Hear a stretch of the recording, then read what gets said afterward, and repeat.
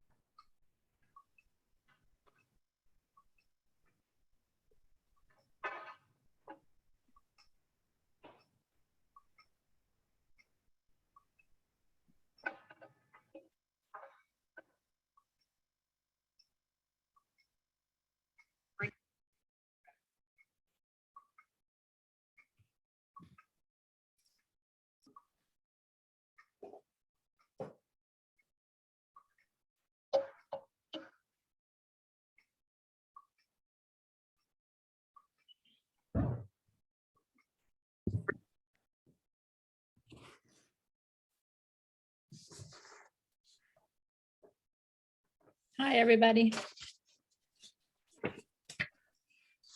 So I guess we should get started. Do we have everybody? We're good to get started when you're ready. Okay, sounds great. Okay. Hi, everybody. This is the May 2nd Ad Hoc Housing Element Committee meeting. Welcome. Thank you for joining. I guess the first thing we'll do is a roll call. Laura? Jeff Alps, Here. Amy Armsby, Here. Sarah Doherty, Yeah. Eric Doyle, Bill Kelly, Here. Ann Koff-Sill, Here. Andrew Pierce, Here. Al Sill, Here. Nicholas Targ, Bob Turcott, Here. Janie Ward, Here. Sarah Warnikoff, Here. Helen Walter, Here. Chair Swisher. I'm here. And just as a note, Eric Doyle shared that his flight was delayed and he'll be joining when he gets available. Okay, and just so everybody knows, at the moment, we have 50 people joining us from our community right now. So welcome to everybody. The first thing we're going to do is oral communications. So persons wishing to address the Ad Hoc Housing Element Committee on any subject not on the agenda may do so now. So I want to emphasize it's topics that are not on the agenda, so nothing having to do with sites or site selection. Please note, however, that the Ad Hoc Housing Element Committee is not able to undertake extended discussion or action tonight on items not on the agenda. Comments will be limited to 2 minutes per person. So I'll turn it now to our community participants. Ellen Vernazza, go ahead. It'll take us just a second to get everything up and running. Okay. Want to get the timer running if we can too.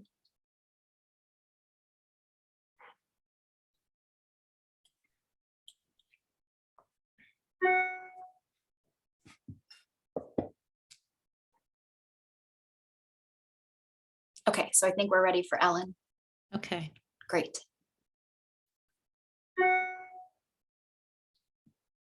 Ellen, are you there? Yeah, the unmute button didn't come on until just then. Yeah, no worries. Go ahead. Yeah, I have a question. I sent in a letter to the town council and the Ad Hoc Housing Committee on April 25th, and it's not on the agenda, and there's ones that were sent in after that fact. And it does concern one of the sites. So shall I wait until the site time to say it, or can I, since my letter was not read by anyone, can I read my letter? Why don't we save that for the site part of the meeting, please? All right. Do you know why my letter may not have been attached? You know, I have no idea how that works. And I don't know what to say. I don't know if Dylan or Laura, you've got any suggestions on that. Ellen, how did you send it in? I sent it on the, the email site. No, I didn't go like put in from Ellen Vernazza. I didn't fill out a form. It was just the regular email site that I always send into. At the email, housing@portolavalley.net, or on Correct. the housing element, there's a form on the website. No, the first one. Okay. Email at housing.net. Okay, I'm sorry if we missed it for some reason. We do have a pretty comprehensive system to catch all of those. So if that was our mistake, we certainly apologize for that. Okay. Okay. Anybody else with comments before we get to our first agenda item? Dana, go ahead.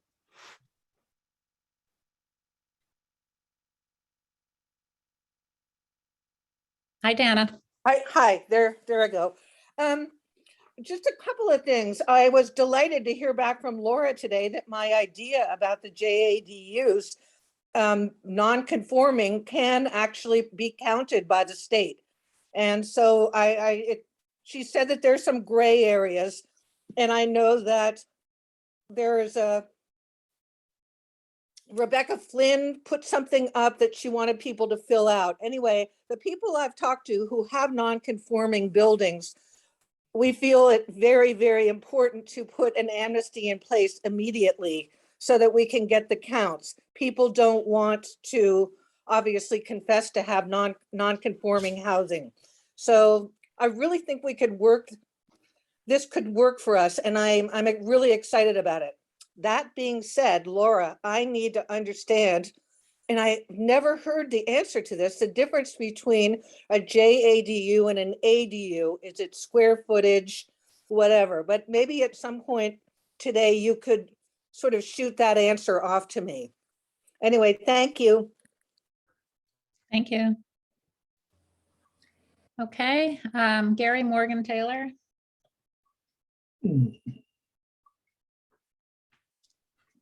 And just as a reminder, we're taking comments now on items that are not on the agenda for this evening. Great. So hello, everyone. I second Dana's comments regarding ADUs and using ADUs as an approach to solve the problem of meeting RENA requirements. The shortfall as calculated by this committee is approximately 86 housing units over the next 8 years, approximately 11 units a year. There are two approaches to solving this problem. The first is to rezone neighborhoods to support construction of high density, low income multifamily dwellings. That approach eliminates single family neighborhoods, reduces the property value of local homeowners, and irretrievably degrades the rural and environmentally friendly character of Portola Valley. With good reason, the homeowners in those neighborhoods are rightfully upset and even angry about being selected for targeting for rezoning. The alternative approach is to build on what has worked for Portola Valley in the past. That is, to meet its previous RENA requirements, Portola Valley loosened building regulations to encourage ADU development.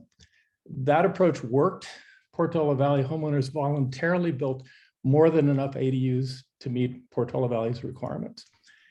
To encourage ADU development does not target individual neighborhoods, destroy property value, rather it increases property value, and it preserves Portola Valley's rural and environmental character. Further, it does not unfairly burden individual neighborhoods, but rather distributes the burden across the entire community. Finally, I want to make three quick points. Portola Valley has 3 levers to encourage the development of more ADUs in the next 8 years. The first is to loosen existing regulatory restrictions that limit ADU size, adjusted maximum floor area, and other restrictions that discourage ADU development. The second is to declare amnesty, as Dana mentioned, for the scores of existing ADUs that were built without construction permits. Announcing an ADU amnesty program for homeowners who register with the town would allow you to qualify those units with RENA for your development count. The third is Portola Valley. The town of Portola Valley has a fund of approximately, I believe, $3.2 million reserved for the development of low-income housing units. These ADUs qualify, and these funds could be allocated for upgrading new ADU units to bring them into compliance with minimal town standards. For example, by this count, 65 units could be upgraded with approximately $50,000 each for implementing construction improvements to bring them into compliance with the existing town building codes. Hey, Gary, I'm so sorry to interrupt you. Yeah. You're over your 2-minute allocation. Last sentence. This approach is equitable to neighborhoods, uncontroversial, and it incentivizes the right result that we're all seeking. Thank you. Thank you for sharing your ideas. I appreciate it. Okay, Karen Askey, got 2 minutes for comments on items not on the agenda. Hi, thank you. I'm obviously in favor of the amnesty program for ADUs, but my question is actually if we could get an update on what the like communities might be doing with their housing element. And I'm thinking of Woodside and Los Altos Hills, Hillsborough, places and actually WUI types of things, because I feel like we're putting our plan together, but we don't know what some of the other communities are doing, and that could be helpful. Thank you. Thank you. As a note, I just want you to know that town staff is in communication with other towns on a regular basis. I think the Almanac's coming out with an article soon about comparing housing element processes in Atherton, Woodside, and Portola Valley. So keep your eyes open for that. Okay, I think maybe we're done with our questions from the community for oral communications. We now have 70 members of the community participating, 69. Okay. I think before we move on to the agenda, I just want to mention that we really do appreciate everybody's involvement from the community and participation in these meetings. Like being part of these regular meetings with the Housing Element Committee is really the best way to have your voice heard. And I want to let people know that tonight we're going to be discussing options on the table that do take into account various themes that have come up in these meetings and discussions. And you know, the main themes are, you know, we've heard that people in town want to have lower density housing as opposed to large masses of housing in one property. There's been an interest in spreading new units across the town. There's been a lot of interest around wildlife safety. Wildfire safety, probably wildlife too, but wildfire safety and access to services for people in the new housing. There's been a lot of support behind the idea of not upzoning private properties in town, but to look at other options, including using town-owned properties, which is something that we'll be talking more about tonight.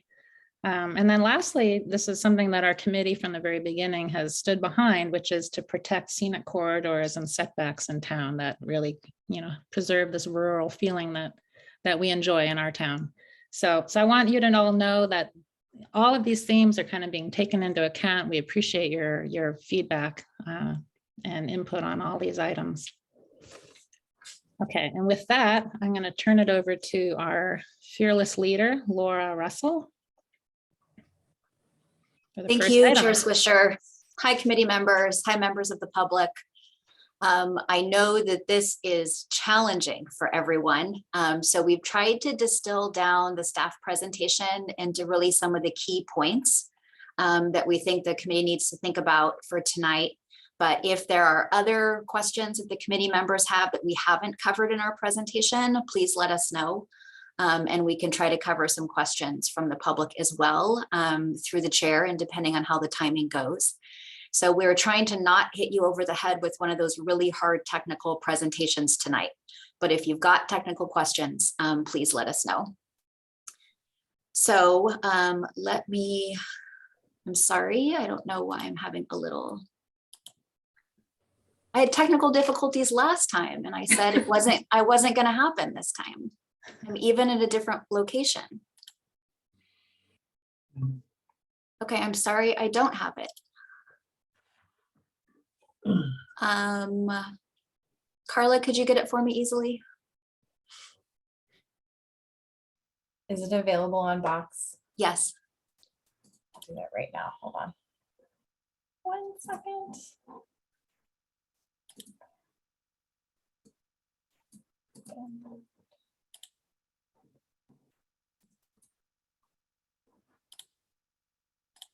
Opening up right now.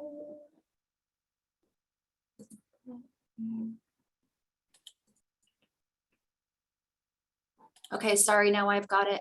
Oh, It was erased. I was just about to say mine's being slow, but it's Okay. great.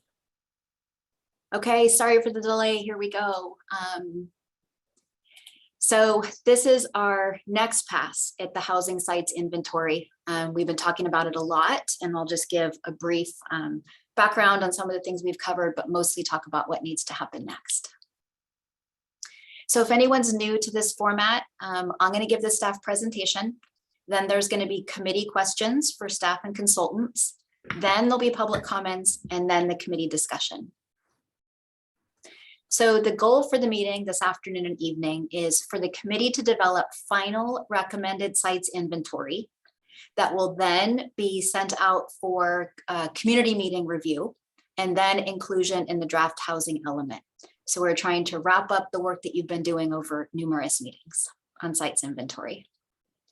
So in terms of the work plan, the committee recommendation tonight, and then there's a community-wide meeting coming up next week, May 9th. Then the staff and the consultant team will incorporate that information into the draft housing element, and the Woodside Fire Protection District will review our sites. And then the Planning Commission and Town Council will ultimately review the draft housing element before we send it off to the state. So recap for anyone that's new to the process, this goes back to October 18th, 2021, where we had an intro to site selection. Then we had a special meeting on January 18th that was just about fire safety. Then February 22nd, we talked about safety constraints. We had new mapping and we looked at potential sites. Then on February 28th, there was a really well-attended meeting, lots of good ideas. It led to a pivot in the approach of the committee and new ideas that we started investigating. So at that 4/18 meeting that was most recent, just another brief recap in regards to single family upzoning, there was really hesitation around moving forward with either voluntary or involuntary single family upzoning. So there was discussion around that. There was discussion around commercial properties, and the general consensus of the committee was that we should retain existing businesses and fit in housing units around those existing businesses where we could. In terms of opportunity sites, the committee wanted us to keep the Stanford Glen Oaks site, Neely and Il Mirador in the mix, and requested that we do further analysis of the Blue Oaks town-owned property. And then we talked about the ADU allocation, and we decided to use the standard allocation is what we're calling it. It's the one that other communities are using. So there was consensus around that, and it spreads the ADUs across those income levels. Then based on the feedback of the committee, we did some additional outreach in the form of 2 different meetings.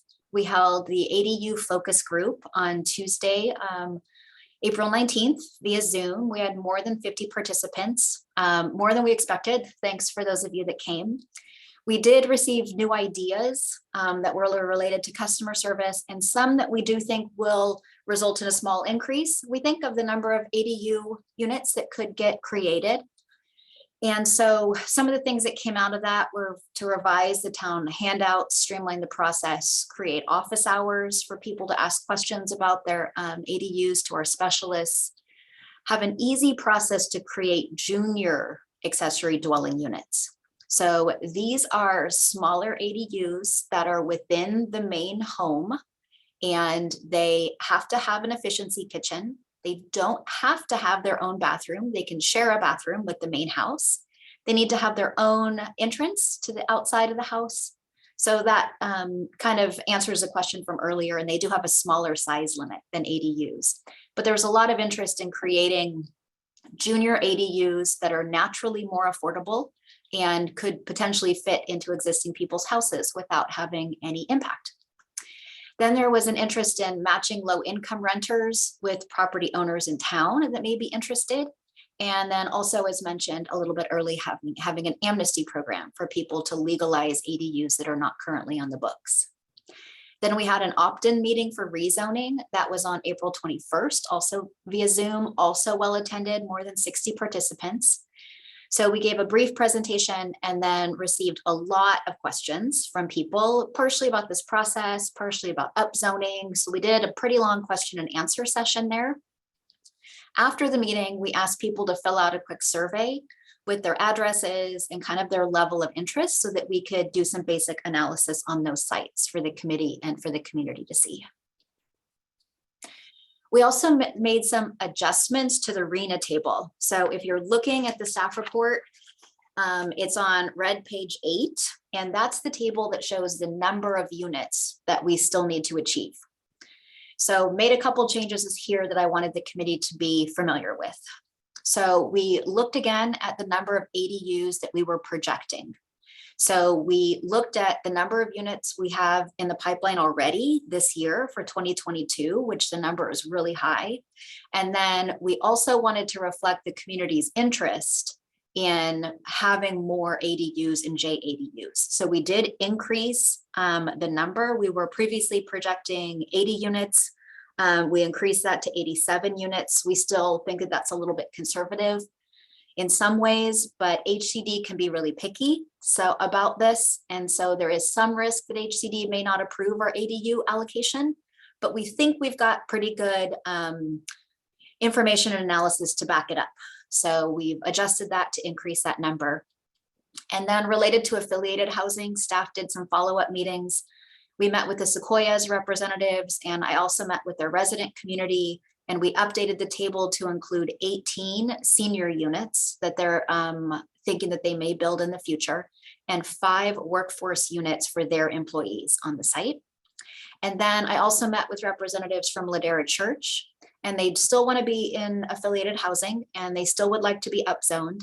But their church community needs a little bit more time to consider their future project. So they didn't want to be in the site's inventory, wanted to be careful that they weren't being counted for something that they weren't sure that they were going to be able to do.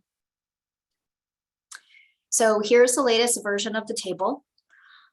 So kind of in the middle in the green and white lines, few things went up, few things went down. We moved a few things around to represent the best information that we have today.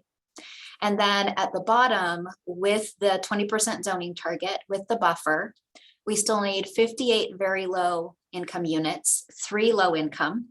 And as a reminder, we group those together when we're talking about density, and we together call those lower income units. And then we need 12 mod and 64 above mod. Those get grouped together the way that we think about them. So we need a total of 137 units at this point. So this is just a reminder how we group them. So 61 units in the lower income category. For that category, we need to be zoning at 20 units per acre. And then 676 units, and that can be zoned at any density as long as we've got enough sites to cover it. So next, turning to some of the work product that we've been working on while the last couple of weeks since the last meeting. So this is a new map with alphabet indicators, IDs for the sites that we're considering. And so there's town-owned sites that are shown in pink. There's opportunity sites that we've been identifying throughout the last few weeks and months. And then there's green parcels that are the opt-in upzoning. So those are the people that responded back to us in time for us to do some analysis and include that for the meeting this afternoon. Then we wanted to talk to you a little bit about Ford Field. So we were pursuing this idea of how do we meet our affordable requirements and how do we make the best use out of town property. So staff and our 2 council subcommittee members met with Alta Housing, and they're a nonprofit affordable housing developer. We talked to them specifically about the Ford Field site. They gave us a lot of good information about affordable housing developments in general, and also some specific to this particular site. So they said, generally speaking, an affordable housing developer needs about 50 units in one development in order to make a project work from both a funding and an operational perspective. So less than that, their model doesn't really work. They also described that they typically have on-site services, and they tailor that to the population that lives there. So if they have family units, then they might have after-school programs. If they have senior units, then they would have classes that are tailored towards the seniors. Most of their developments are going to have support services to make sure people are doing well in the financial and other aspects of their life, and also community events to build community in their developments. We also talked about tax credits, and thank you to Helen Walter, who's been bringing this up as we've been talking about this. Tax credits are a really important source of funding for affordable housing projects, and those factors are largely location dependent.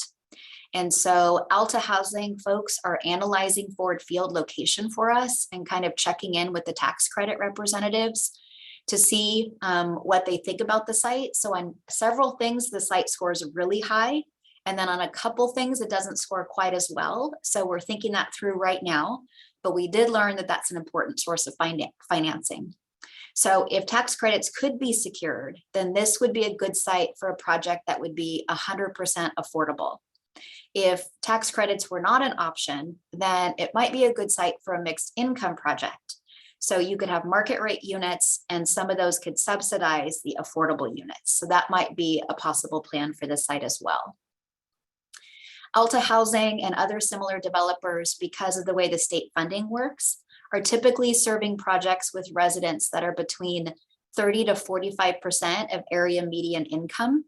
So the way that we've been talking about it in this process, that fits into the very low income category. And as a reminder, that's about $64,000 for a single person and $91,000 for a family of 4. So I wanted to give you a little bit more detail on the Ford Field site concept. So we're referring to this as Site A. That refers to the table that's in your staff report, if that helps in the discussion later on. So we had an architectural and urban design firm do a little bit of work for us to help to analyze what would be possible at some of our sites. So I'm sure that you're all generally familiar. This shows the location. The creek runs along the east side. You're familiar with the baseball field, probably. So it's the skinny portion of the lot that goes up from there. Then this is kind of an overall site plan showing what might be possible here. And so if the project site we estimate that could be used for this would be about 2.48 acres. So this is a larger area than we initially estimated, kind of looking at it again. It makes sense probably here to do 4 apartment buildings. And each of those would be probably partially 2 stories and partially 3 stories. So there would be 3-story components. For this assumption, we assume that the units were going to be about 900 square feet each, and that's based on the feedback that we got from Alta Housing. It has surface parking that's accessed from Alpine. The way that it's drawn right now, the surface parking extends 16 feet into the scenic corridor. So the scenic corridor is 75 feet there, and this parking does encroach a little bit into that in order to be able to provide surface parking for the project. Having surface parking reduces the cost a lot, and I think, could be considered more rural than having structured parking, depending on people's perspective. The site plan also includes a 7,000 square foot community space. So in the site plan, it's shown to the north and like the idea of a little tot lot being there. And that's because a lot of affordable housing developers need this space to be able to do their activities. So this is just zoomed in a little bit more to kind of give you an idea of how that site plan might work. There's the easement that we've shown you in the past that goes through the property. So maybe the community building could be to the north, connect to the trail that goes to the creek behind there. So we think that a project of the size of 50 units to meet that, that goal for an affordable housing project is feasible at this location, and not the whole thing would have to be 3 stories. It would be a combination of 2- and 3-story buildings. Okay, so next I wanted to go to site B on our list, and that's the town substation.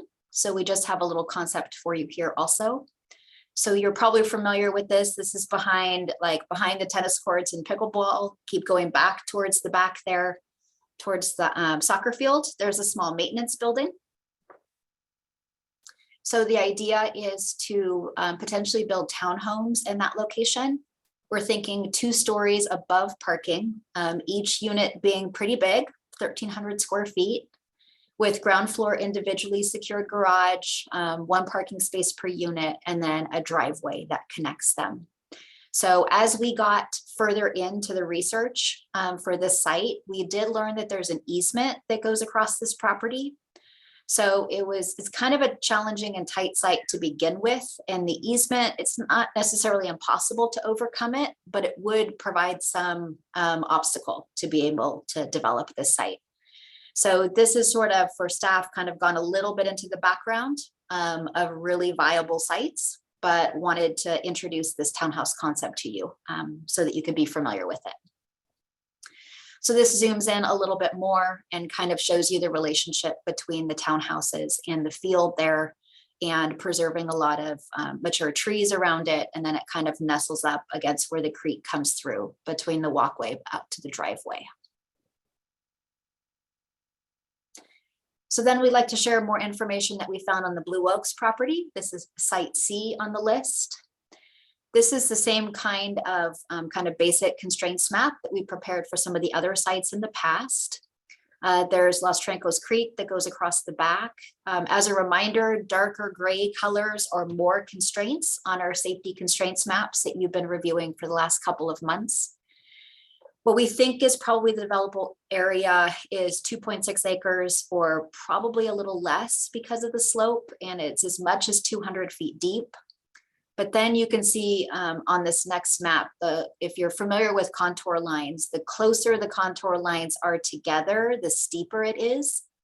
And we went out to the site to look at this, and our fearless town manager went down the hill, and he was not even halfway down the hill and he disappeared from view from the street. So it's really pretty steep. And we also got feedback that there was concern about fire safety at this location in terms of vegetation as well as in terms of access. So we didn't do significant other work on this site. So it continues to be on the list, but we think that there are some pretty significant constraints to this. Definitely constraints as an affordable housing site, maybe less constraints as a market rate site. Then the Glen Oaks property at Stanford. The estimated developable area, we initially said about 4.4 acres. In talking to them, we think it's actually 4 acres or maybe a little bit less than that. We would have to do some more work on it and think some more about it. The Stanford team indicated to me that they had not considered the site in the past for residential because, you know, the town's general plan and zoning had not permitted it in the past. So it's not something that they had considered. It is a successful horse operation that's located there. So they don't typically change big successful horse operations into residential unless that's part of the goal of the community. But they did indicate that they're generally interested in working with the community, the committee, and achieving housing opportunities that are appropriate for the community. We do know based on past projects and what they've expressed in public in the past that their biggest need is really around faculty and staff housing. So it could be certainly a viable site for that, for faculty and staff, perhaps with an inclusionary housing requirement. But I think it would be unlikely that it would be used for 100% affordable housing project. I don't know that that would align with their mission or with their needs as the property owners. So now we're going to look at sites E, F, and G, and these are the sites in the Nathorst area. And before we look at these, I want to explain to everybody that the goal here in looking at these site plans was to think about what would be the development potential at the high end. If any of these sites or a group of these sites were to be developed, what can we anticipate? What might that look like? And how can we evaluate that and whether it would fit into the community? So this is not a proposal. This is not a specific thing that we're recommending. It's an exploration to have some visuals for people to look at. So everyone is generally familiar with the sites in this area. In particular, we were looking at, there's a parking lot behind Roberts that's accessed as a flag lot out from Alpine. There's an empty lot between that and the Willow Commons development that's coming online. And then there's a triangular shaped parcel at Alpine and Nathorst. And unfortunately, the property owner and I have not connected. We've been playing some phone tag, but he indicated that he would be interested in having a conversation about upzoning that property. So kind of a zoomed out view first. So sites F and E, the flag lot behind Roberts, that project site is less than an acre. We considered that for 2-story apartment buildings. Each of those is just over 1,000 square feet with 2 parking spaces per unit and ground floor shared garages. And then for the empty site next door to that, 4394 Alpine, the project site is just over an acre. We're showing some townhouses there. That would be a combination of 2 and 3 stories. So for example, the townhouses that were closer to Alpine could be 2 stories with surface parking. And then the interior townhouses could be 3 stories with their own parking underneath it. So there would be a relationship between the street kind of going up to the larger ones. Each unit is modeled at about 1,000 square feet and 1.5 parking spaces per unit. And the ground floors have their own garages, and there's also some surface parking spaces. Then let's see, next to the corner site, the project site is 1.52 acres. And so this is, we're kind of looking at this as two different pieces. The Nathorst Alpine is bisected by the creek. And so we kind of looked at it as two different project sites on either side.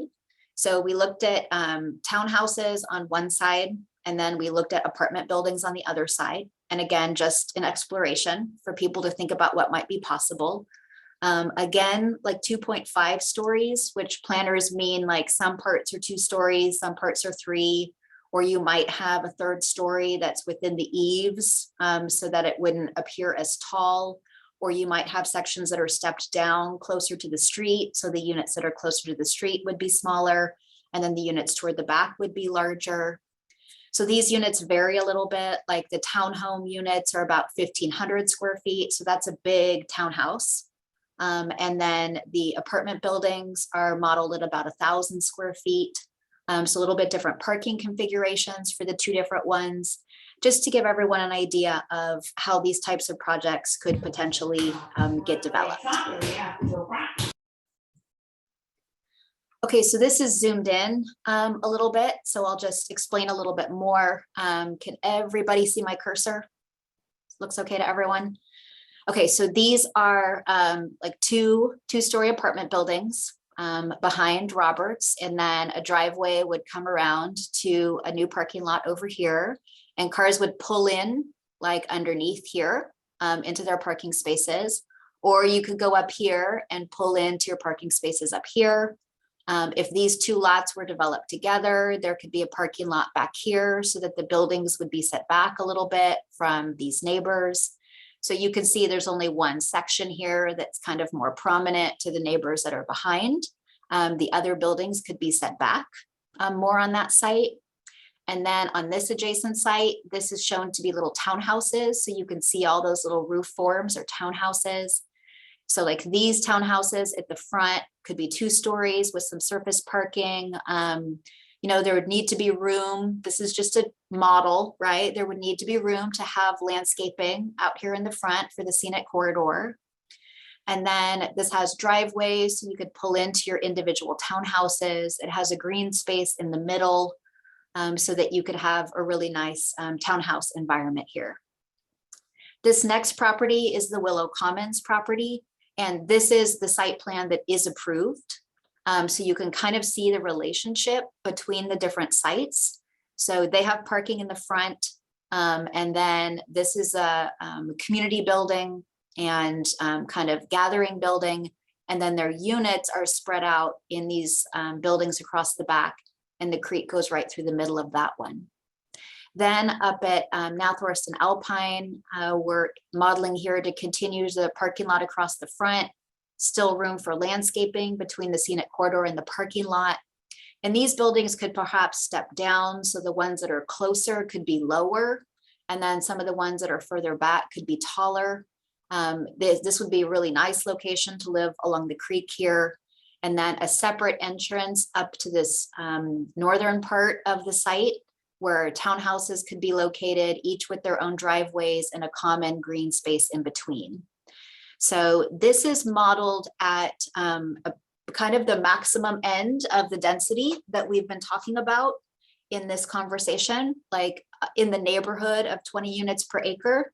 So this shows you if these sites were all developed, this is the type of development that you might see at those types of density levels.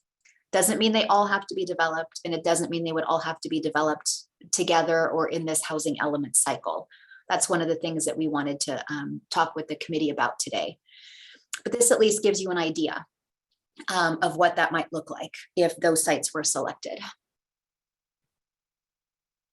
Then moving on to sites H and I, the Neely and El Mirador properties.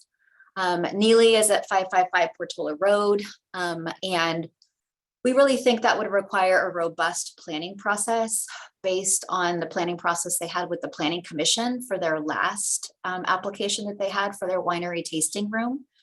We think there'd be really extensive public participation, and we think that would probably take a couple of years to do that. So we think it would be challenging for this type of project to go into construction in the 8-year housing element cycle. It remains on the list, but I think it could be challenging. And then at Il Mirador, which is the property behind us here at Town Center, we think that it's really unlikely to develop during this 8-year cycle based on the latest information that we've gotten about their ownership situation. So then we like to bring it all together. What have we heard? What have we learned? Kind of where are we now? So I think some of the most important takeaways are that we've heard from this committee and the community that they really are interested in actually producing real affordable housing. That this is not just an exercise for the state, but there is a genuine interest in producing units. We've learned and studied that ADUs alone won't be enough to satisfy RHNA and to get certified by the state. We've heard a lot that equity and fair housing are important to the community in terms of what types of units are available and what parts of town they're available in.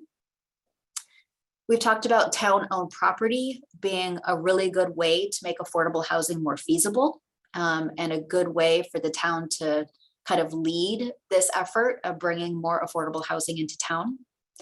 There's discomfort with upzoning single-family homes, and especially if the owners are not interested in doing so. And we've really heard that rural character is important, but we've also heard that sometimes it means different things to different people. So each of the committee members should really think about what you think captures rural character, and how you understand the general plan and the ethos of the town, and bring your thoughts about rural character into all of your decision-making here. So we think these are some of the strong options overall. An affordable housing project at Ford Field would satisfy most of the requirement for lower income units. A rezoning of the Glen Oaks property and working with Stanford on doing that could result in a faculty and staff project with a 15% affordable component. So that seems like a strong option. Next would be some development at Nathorst Triangle area, the amount of development for the committee's consideration. And then another option is to have some development that's spread throughout town where the owners are interested, related to that opt-in program that we were talking about. So we prepared for you just 2 scenarios for your discussion to kind of get the conversation started. This first one, I'll just walk you through it. So on the far column on the left, that's the ID, the alphabetical ID that's in the staff report. If it has a name that we've given it, the address, the developable size in acres, and the density in the units per acre, the total units we think it can supply. And then for some of the opt-in ones and for Blue Oaks that we've flagged them having potential fire safety issues that would need more investigation and analysis. I've also starred for you here. Remember, we've talked about 20 units per acre being an important number with the state being our default density, to show them that we are making true efforts to have affordable housing in town. So scenario 1 is a more dispersed unit where units are spread out more throughout the town. And then Ford Field would have 20 units per acre and result in 50 units. So that meets most of the lower income requirement, but not quite all of it probably. So we do think it would be good to have one other site that's zoned at 20 units per acre in this scenario. So an example would be site E, which is the vacant property on Alpine, could potentially have 20 units per acre. Glen Oaks could have maybe 8 units per acre, which is sort of a small single family or duplex kind of development potential with about 32 units. And then no other units in the Nathorst area under this scenario. No units at Neely, no units at Mirador, but instead having more dispersed units throughout the community If the individual sites can pass the fire safety analysis, then these are the properties that indicated that they would be interested in opting in for upzoning. So if we use 6 units per acre, here is something that we've talked about in the past. The potential units there ranges, you can see from 3 to 18 units for those properties. That total gets us to 161 units in this example scenario.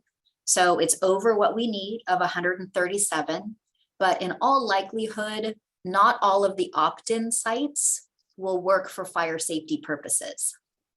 So if the committee was in favor of this kind of scenario where the units were more dispersed, then staff and the consultant team would have to take a look at these sites more closely, do a detailed analysis, and would probably have to consider removing some of these properties. So in our very preliminary analysis, there's of those opt-in sites, there's 2, 3, 4 with the yeses to say that there's potential fire safety issues there. So this is one scenario. It's kind of one way of thinking about it, is to disperse units more throughout the community. And we do think that this package of units in scenario 1 has some technical work that staff and consultants would have to do around how we would structure the opt-in portion of this. So there is a little bit of a hurdle there, but I do think that this would resonate well with HCD in combination with the other things that we're doing, because we still have 2 sites that would be zoned at 20 units per acre in this scenario, which I think would be well received. Contrasting that a little bit with scenario 2, which is a less dispersed approach. And again, this is just for example, but we've still got Ford Field at 20 units per acre. We still have Glen Oaks Stanford at 8 units per acre. We still have the vacant property at Nathorst at 20 units per acre. And then examples would be site F, the site behind Roberts. If that was zoned for 14 units per acre, then you might fit 12 units there. So you can kind of imagine what we just saw in the site plans, but just step down a little bit. So instead of about 20 units per acre, about 14 units per acre. So you can kind of imagine how that building envelope would shrink a little bit, and it would be a little bit less intensive development there. And also here showing on site G, which is the office at Nathorst and Alpine. If that was also 14 units per acre, then get to about 20 units on that site, 21 units. So again, probably the townhouse type development that we saw in the examples, or maybe like one apartment building and some townhouses mixed together. Probably mostly 2 stories. You might need to do a little bit of 3-story components to make the units big enough. So that kind of gives you a sense of how we might still have development that's less dispersed and a little bit more concentrated, but we could still step down the level of development and not have to do 20 units per acre everywhere. And in this scenario, we get to our number of 138 housing units. We need 137. We get to 138, and it would meet our affordable housing density requirements as well. In this scenario, there's no units associated with the opt-in sites. So we've given you these 2 scenarios, not as recommendations, but as a starting point. And we do have this as a live Excel spreadsheet that we can put up onto the screen and be able to kind of click around in and move the units around if that helps the discussion later on when we get to that point. This is just 2 illustrations of how the committee could go about this. Excuse me, Laura, just for 1 second. Sorry to interrupt. I've gotten 2 text messages that Sarah Wernikoff and then somebody else, I don't know who, has lost power. Oh. And internet. So for them to participate in the meeting, they could phone in to a number. Is that right? Yes, they can phone in. The number is on the front page of the agenda. Okay. It looks like Sarah Dorahy is the other person. Okay. All right, let me just suggest that to both of them. Sorry to interrupt. Oh, no problem. That's Okay. important. Yeah, I just want to see who else. Okay. I don't want them to miss your presentation. So it look like everybody else is on. Okay, hold on a second. Let me do this.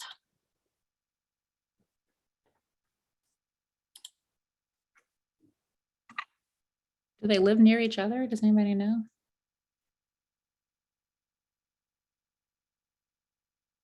Not really. Yeah, that's so strange. Okay, I There's just a want to lot. make sure we still have a quorum too. Are we okay there? Hold on just a second. Okay, yep. And just as an FYI, we now have 54 members from the community who are on. Maybe the other 20 lost power. Oh, we just lost a bunch of people. Yeah, we did. I'm on my phone. I hope it doesn't run out of power. So let's Oh, just see. wow, Sarah, hi. Hi. Such a bummer. And Sarah, you're on too now. Okay, yeah, our attendees just dropped. Yeah, we'd lost like 20 people, I think. Yeah. Because I think we were up. I thought it was quite a bit higher a minute ago. Thought we Dylan, were wasn't it quite a bit higher? We were at like 85 last time I looked, and now we're Oh. at 54. Yeah, so we lost 30 people. I'm gonna use the hotspot on my phone. Yeah, is it, anyway, I'm just a little bit worried about the public's ability to participate too. uh-huh, Yeah. So I would be inclined to give people a few moments to be able to call in.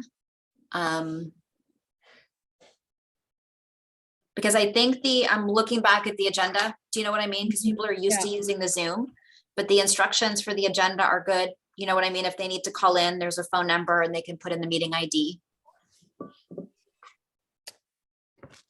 yeah, so I guess, It's Anybody ticking who's- back up. We're back up to 57, but Mm. I'm guessing a lot of people are going to. says total 2 phone call-in listeners. In addition to that, yeah, I mean, if you're on and you have friends who've dropped off, if you could let them know how they could phone in, it's on the first page of the agenda. There's a call-in number.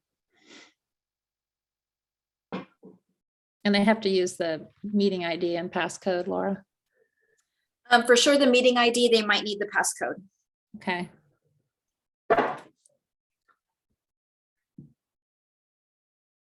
We're at I 59. don't have now. emails from people myself. Sometimes I get, you know what I mean, emails from people if they're having trouble. So, Yeah, okay, we've got committee members.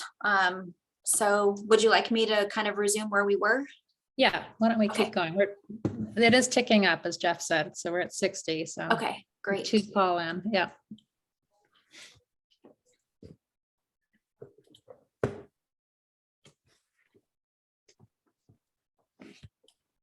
Okay, does that look okay to everybody now? We're fine? Yes. Okay, Yes. I was almost done.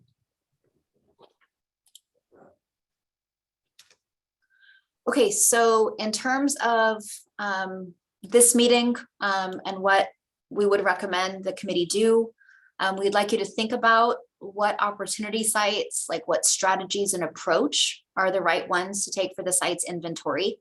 So I think the big questions are Ford Field as an affordable housing site, Glen Oaks as sort of what would be for us kind of an intermediate density, like maybe something like 8 units per acre that they could do there for potentially faculty and staff affordable housing development with an inclusionary requirement. The Nathorst Triangle properties, should some number of those be included, which ones, at what types of densities would people feel comfortable with for those properties? And then the opt-in properties, should they be included? Is 6 units per acre the right number? And we're assuming they'd need to go through fire safety analysis, but we would just want to hear your thoughts or confirmation on that. Then for everyone's kind of looking forward, on Monday, May 9th, there's going to be a community-wide meeting at 7 p.m. via Zoom. We're going to present an update on what this committee's been doing and hear feedback on what this committee decides for sites. And then on Tuesday, May 24th, this committee will meet again at a special meeting time to review the draft housing element. So that is our staff presentation. We do have, like I said, we could have the Excel spreadsheet to help look at different combinations of the numbers when that time comes.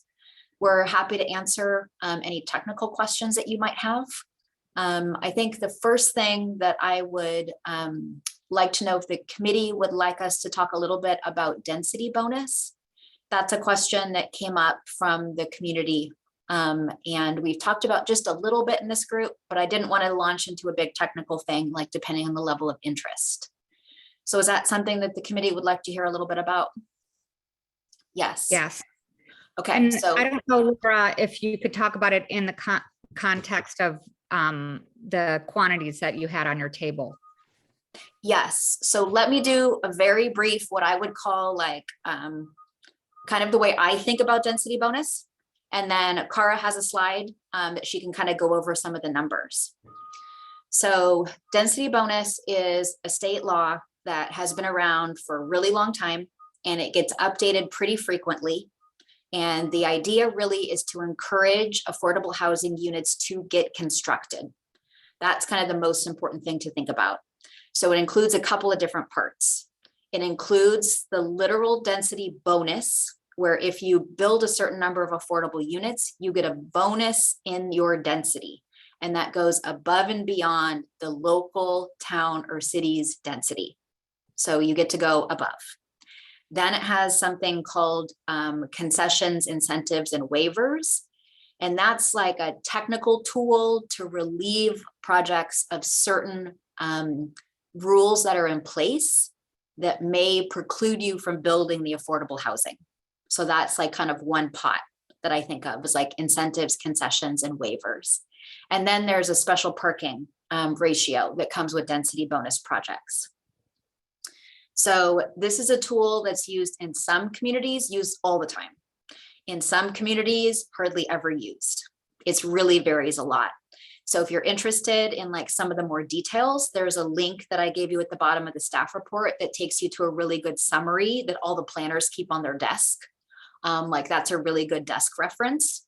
And then for the actual density bonus, let me pull up that portion of the presentation, and Cara can.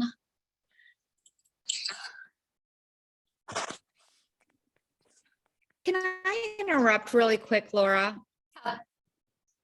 Can you hear me? Yeah. I'm just concerned about people if they're not able to get in. I'm wondering, for people who at least still have Wi-Fi, if we could post something on PV Forum with the agenda and the phone number so that they can follow along on the packet and get the call-in number. I don't know if people have other ideas about how to make sure everybody can fully participate. I can do that right now. Okay, great. That would be You want to do that, great. Janie? Like refer people to the front page of the agenda? Thank you. Yeah, that would be great. So Anne, I'd you're even just back on. I hope you call didn't miss too much. sections. Yes, I'm on my cell phone. We're still working our router plugged in. Yeah, I'm on my cell phone too, and I also just saw that PG&E says it's not going to come back on until 10:45 p.m. Yeah, that's what I have. And my cell phone's at limited power. So good luck, everybody. So I just wondered, do we want to consider postponing this meeting or just keep going forward? Maybe we just plug on until we literally plug off. Yeah. I do think we should just post the phone number on PV Forum, the login credentials with the phone number, so people can Yeah. at least call in. We are back up to 84 attendees. Mhm. Right. So it does make me think, right, that people are finding Well, their there's only way to reconnect. 16 are panelists, but 68 from the public. It says 5 What phone were we calls at from before? listeners. I think we were at 75 before of the public attendees. We were at 85 at one point. That was the highest number I happened to see. Maybe it was 88. I 85 can't The remember. public? Or Okay. still, there's about 20 people that have not come back since then. Yeah. And then Christy Corley just says she's on a hotspot, so that's working for her. Anybody can do that. Okay, so I think we should kind of continue to monitor how people are doing in their connectivity. And then I'm really going to look to the recommendation of the chair and our council members in terms of, do you know what I mean, our level of attendance. In terms of going forward in this process, there is going to be a public meeting, there is going to be planning commission, and there is going to be town council to talk about this. But this discussion, I think, is important step. So. Yeah. I think the quicker we can get to our discussion with everybody here, the better. I don't know how to streamline things, though. Okay, so we'll just do, this is going to be just a quick, maybe Cara, if you could just briefly explain the density bonus percentages, and then we can move on from there. Sure. So this will focus just on the first piece of the density bonus that Laura talked about, the actual increased number of units that a project is entitled to as a result of providing affordable housing. So the amount of density bonus that a project is entitled to is based on a sliding scale set of criteria. And the criteria depends on primarily two factors. One is the percentage of the overall project that is deed restricted to affordable housing. And that can range from 5% all the way up to 100%. And then the other factor is the affordability level. So projects that are deed restricting units to very low income residents receive a higher level of density bonus than projects that are deed restricted for moderate level. There are some other factors that go into this equation as well, but those are the two primary factors.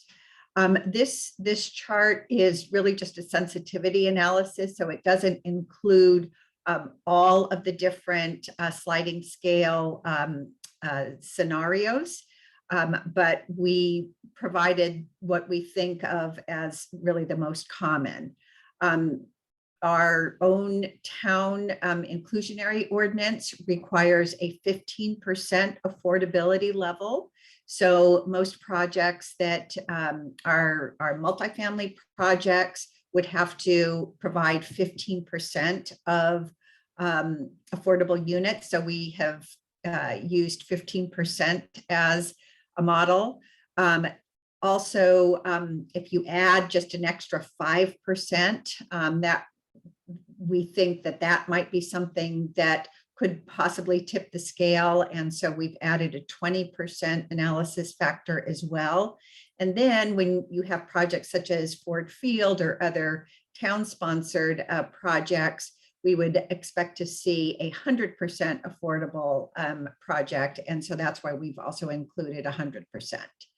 And so the table just shows the distinctions between the different affordability levels, the different percentages, and then looks at the 6-unit project prototype, as well as the 20 units per acre prototype.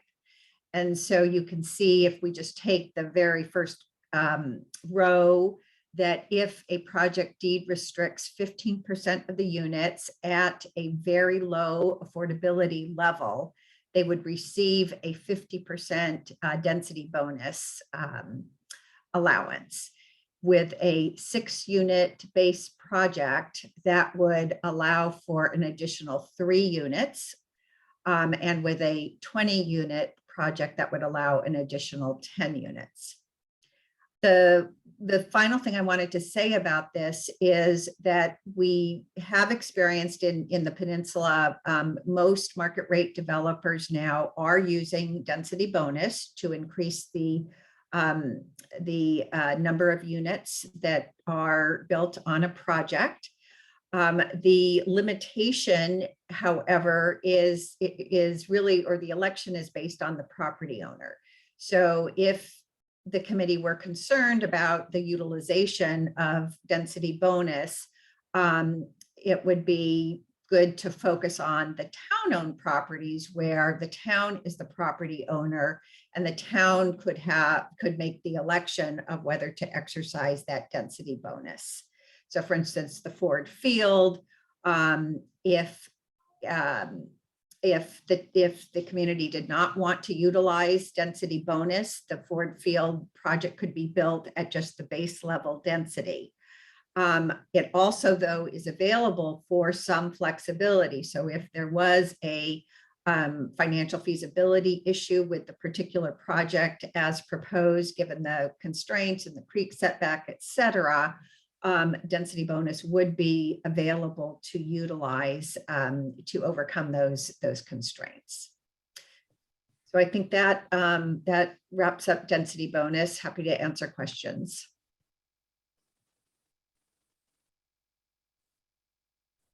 So, well, so now it sounds like Bob Turcotte's having spotty coverage. We're up to 74 public attendees. I'm just wondering if we should postpone until we get everybody on.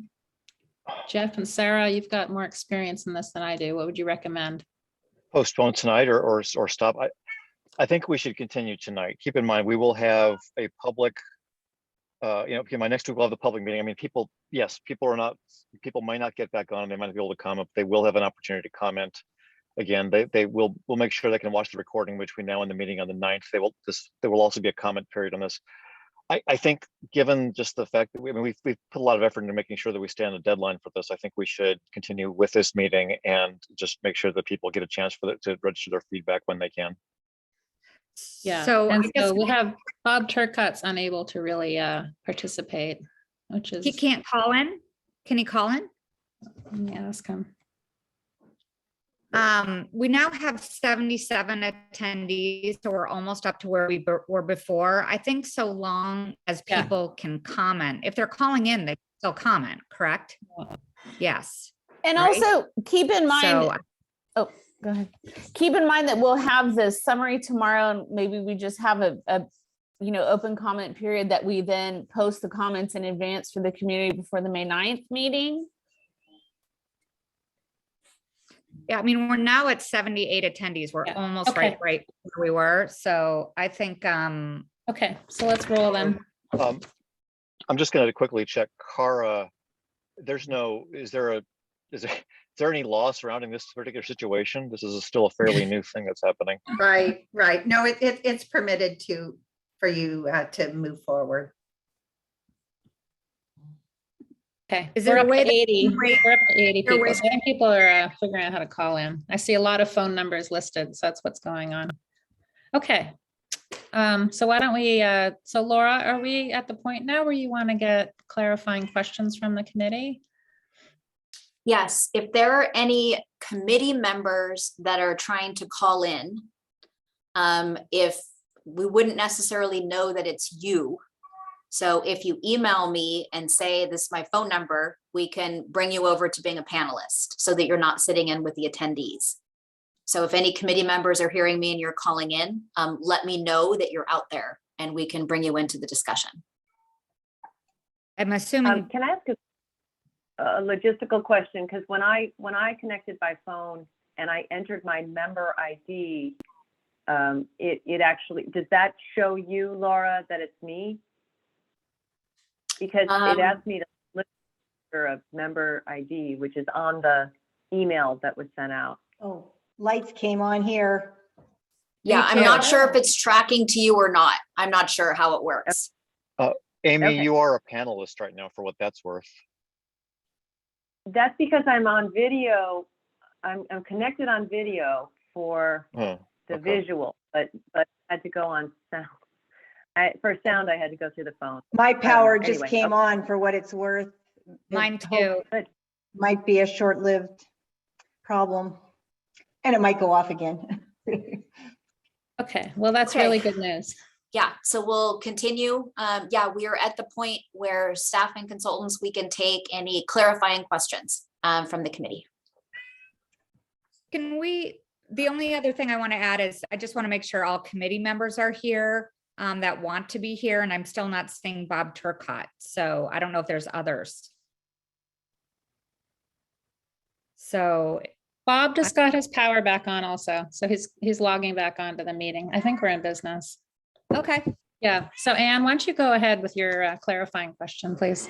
Oh, good. No, Cara, thanks for that density bonus thing. I see from your discussion that the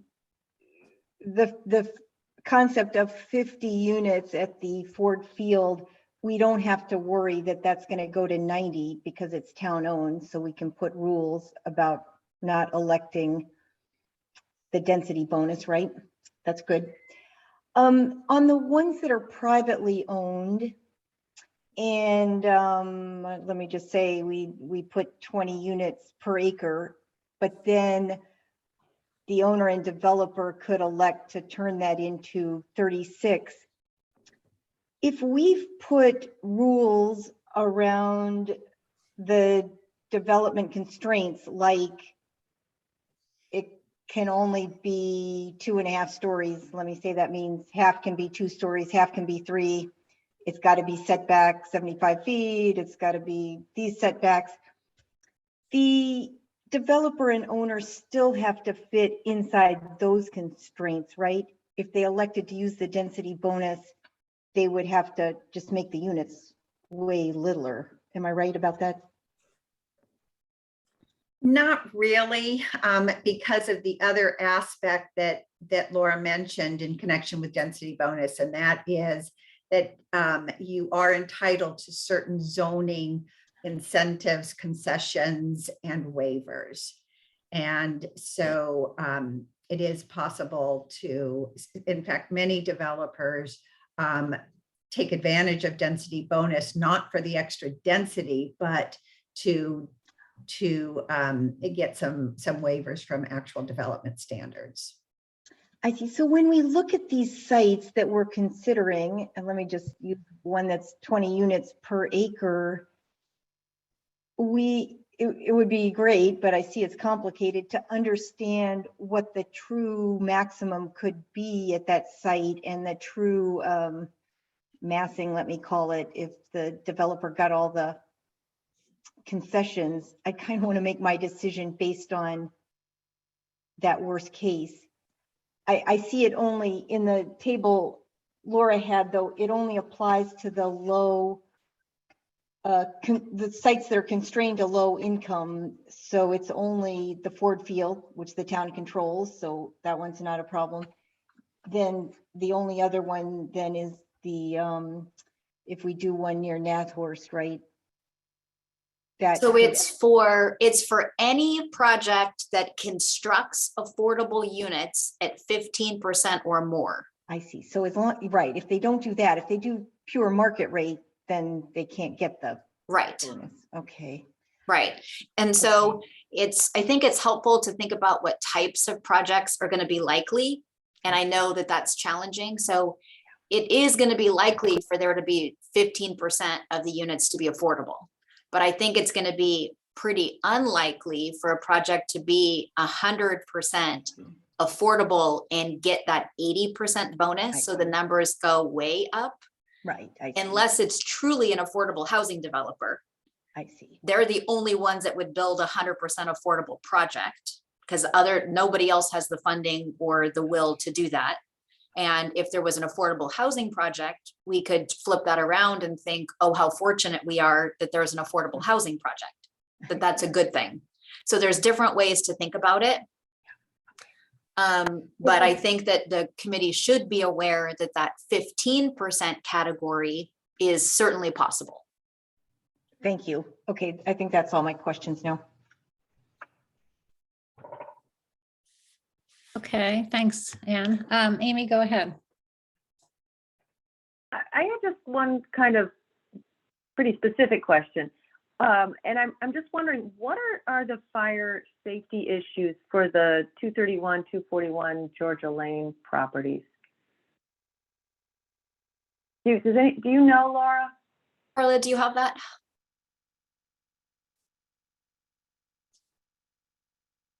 We just asked Zeke Lender to do a brief review for us. So it's not very detailed. We just wanted to flag it as this initial review.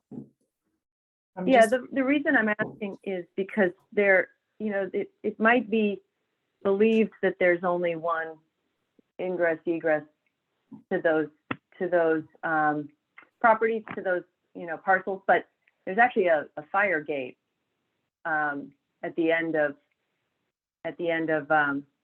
Georgia Lane, where Georgia Lane turns into Iroquois. So I'm just curious. I mean, I think there are two ways in and out.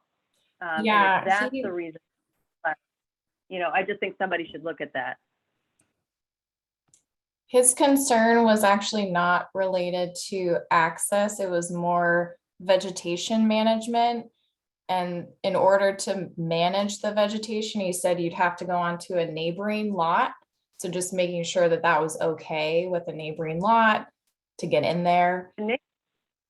I think the neighboring lot is Woodside Priory, isn't it? I mean, that's possible. I don't think he knew that off the bat, so he just was kind of flagging it. Got it. Thanks. Sure. That's the only clarifying question I had, actually. But I do appreciate the scenarios as they've been laid out. Those were really helpful. Great.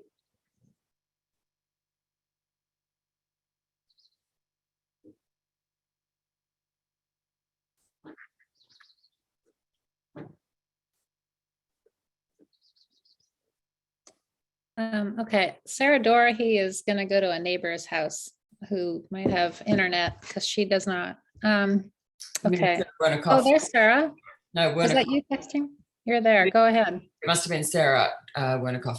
I don't know who it was. I'm back online, and apologies if my question's already been asked because I missed a chunk just now. So my big thing is the 3 stories. I think that if we are going to keep with our rural character and listen to the voices of our residents, 3 stories is not palatable. So my question would be, how can we, like, for example, at Ford Field, I mean, I'm excited about that. It's scary thinking of 50 units there.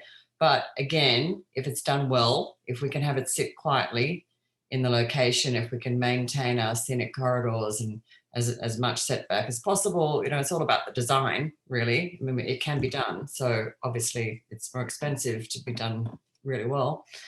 So I guess my question is the 3 stories. Like, if, what can we do? Have some undergrounding with, like daylight basements, that type of thing. Plenty of big cities, people live underground pleasantly. And I'm not talking about not having daylight. I'm talking about having nice, open areas below ground, or maybe the community part of it is below ground.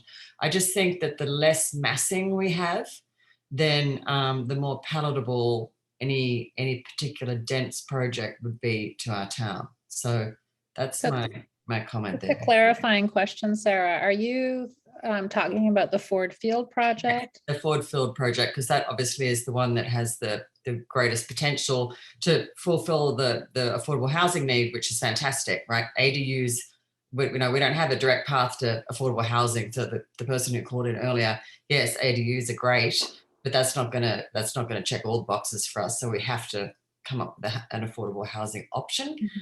And the Ford Field one, at initial first glance looks good, but again, it's the 3 stories. I think it's been pretty loud and clear from the residents in town that that's not palatable. I mean, there are a lot of big houses in Portola Valley that are definitely look more like 3 stories, but that, I guess that doesn't count when we're building for other people.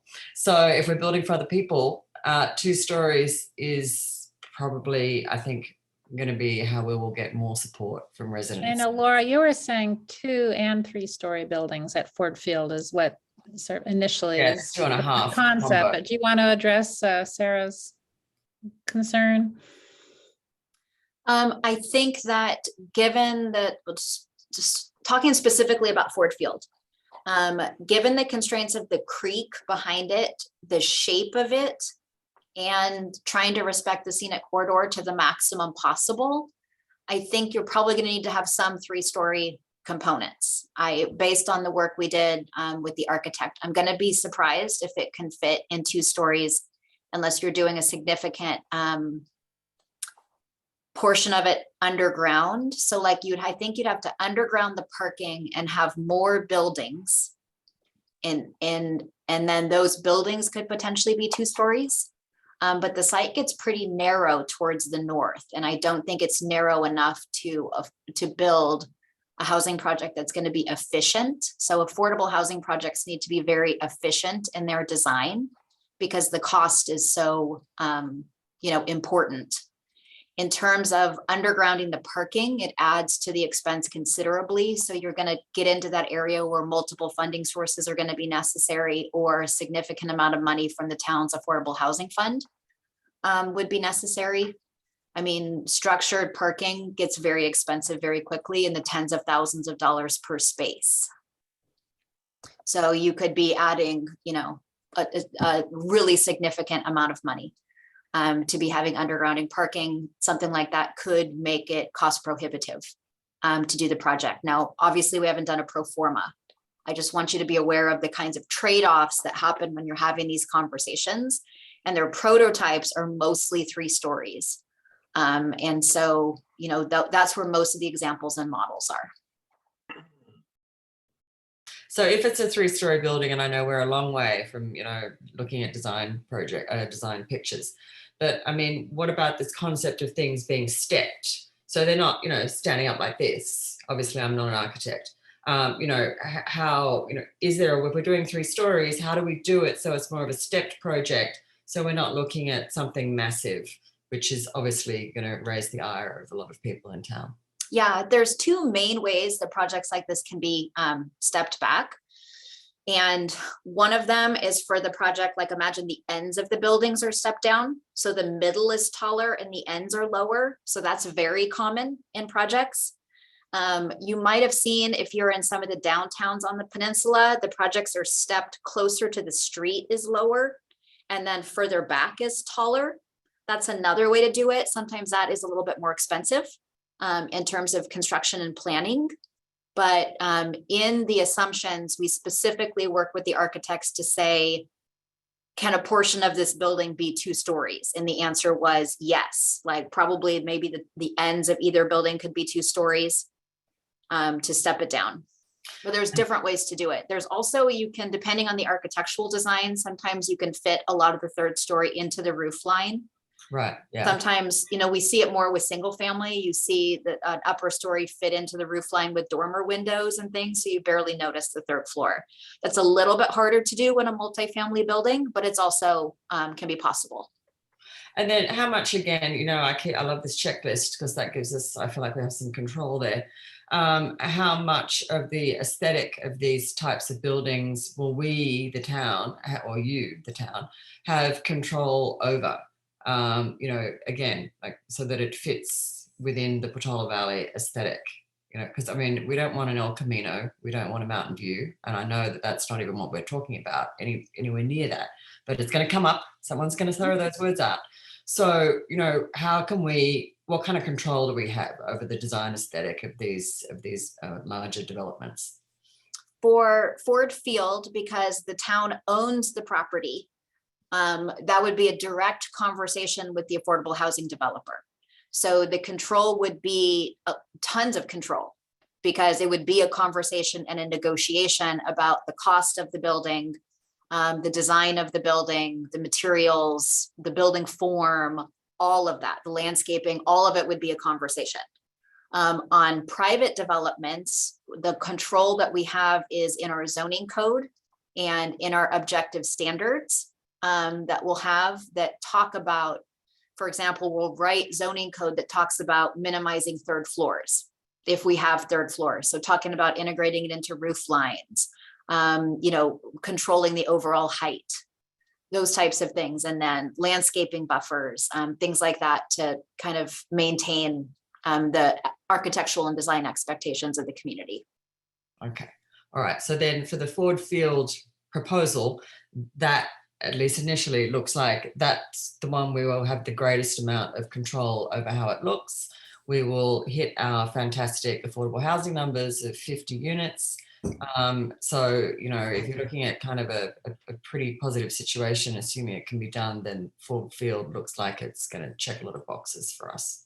Yeah, and even if it was a combination of an affordable housing development and a market rate, even if that was necessary, because it's the town's property, we could still exert a lot of control over the design. Okay, cool. All right, thanks. Hands down from me. Thanks. Thanks, Sarah. Okay, Al, go ahead. I'm sorry. Well, go ahead, Al, and we'll go to Andrew. I saw your presentation of scenario 1, Laura, and I thought it was great. And then I lost power. And did you present a scenario 2 or a scenario 3?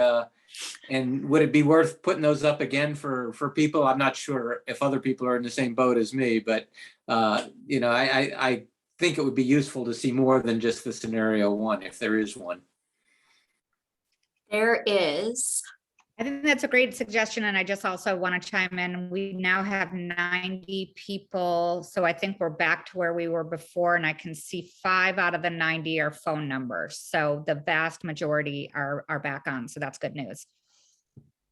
Great. Do you want me to just pull up those 2 scenarios real quick for everyone? Just make sure everyone got it. Yeah. That's great from my point of view. Yeah, Christy Corley said they all missed about 10 or 15 minutes of the presentation. I just, one point, I get on the Ford Field property, I guess that was up front. So probably most people heard about that. And why we're talking about 50 units is simply a matter of economics, right? The 50 units is a matter of economics. Yes. Yeah. Sorry, this got a little messy on me here.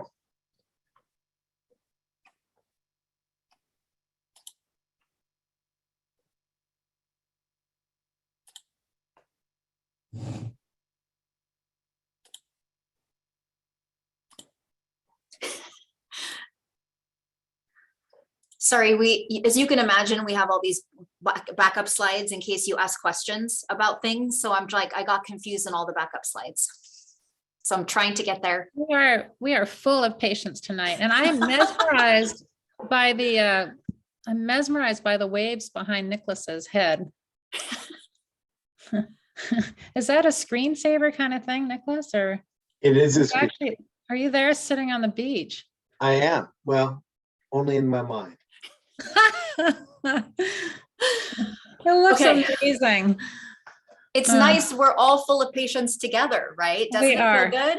Okay. Let's focus on the waves and we'll get through this. Okay. So I'm going to repeat a little bit because this seems to be the part that maybe people missed.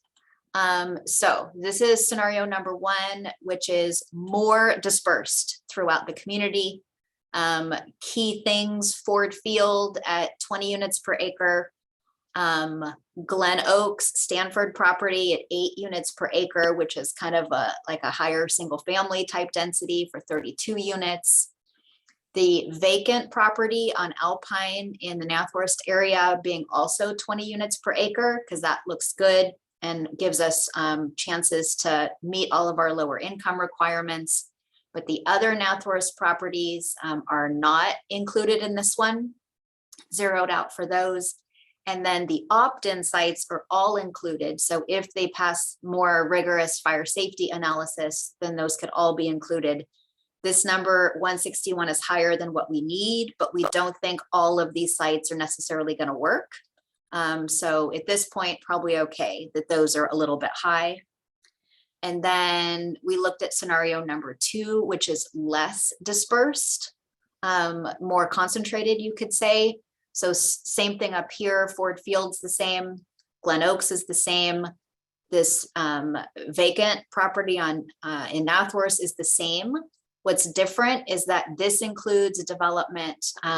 If you can see my cursor, site number F, the parking lot behind Roberts at 14 units per acre.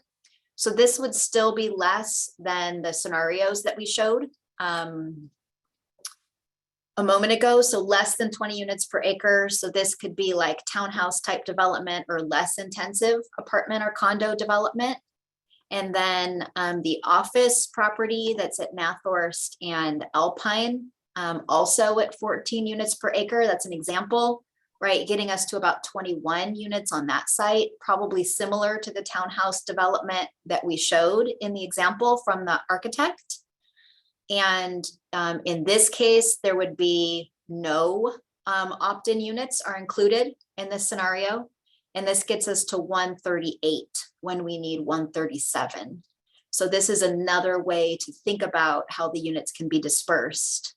And then I also said, you, the committee, can pick and choose between these where you think are the appropriate sites. If you want to combine these two scenarios together, or if you want to go with one of these two scenarios of being more dispersed or less dispersed.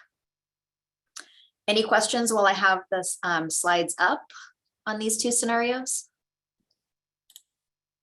Sure, Laura. Yeah. If we were not going to develop Ford Field, what would we do? If we were not going to, we would probably have to, and we could do this in Excel lifetime later, but we'd probably have to do all the Nathorst ones that we have included here. We would probably need to do opt-in sites, or we would need to do Blue Oaks and or Neely. So if we were going to do Neely, what would that look like? I think And that if would this look, isn't the right time to have this conversation, Yeah. the chair Swisher think- could tell me I'd that- love to put this to the side for now, if that's okay. I mean, I think the main point that Laura made was that it's not clear we could have anything developed on the Neely property in time to meet this housing cycle. Well, that's actually the question they want to go to. And that is, if we were to, could we do something like a floating zone and get credit for it within the cycle, recognizing that it was going to be, it would land someplace on their property, in a couple years.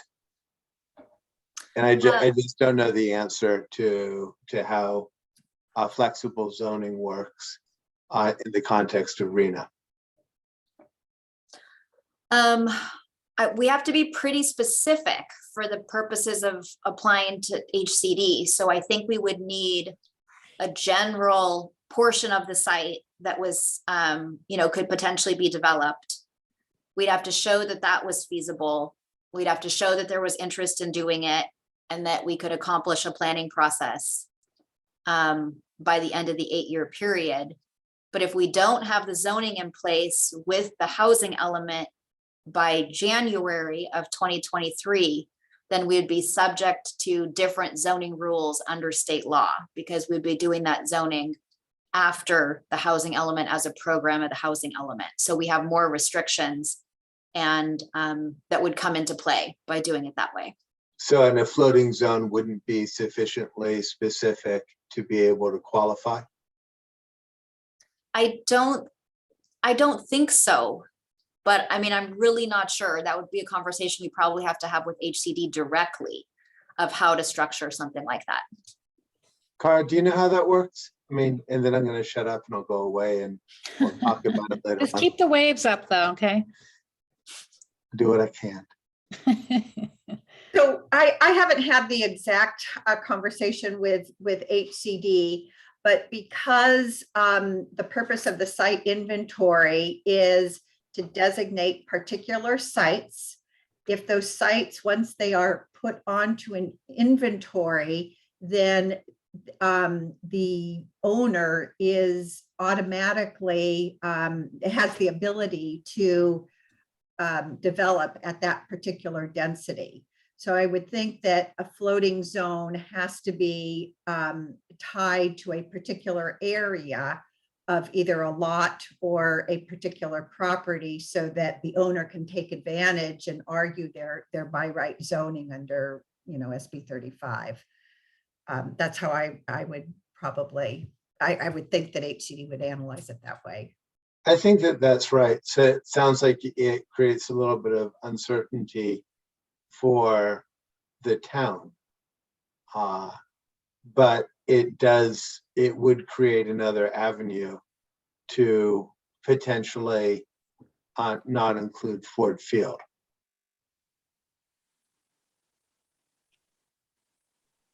Okay, are people comfortable taking the slide down at this point and going back to clarifying questions? I am, yeah, thanks. That was helpful for me. Yeah, no, that was a good idea. I'm glad that we did that. Okay, Andrew, go ahead.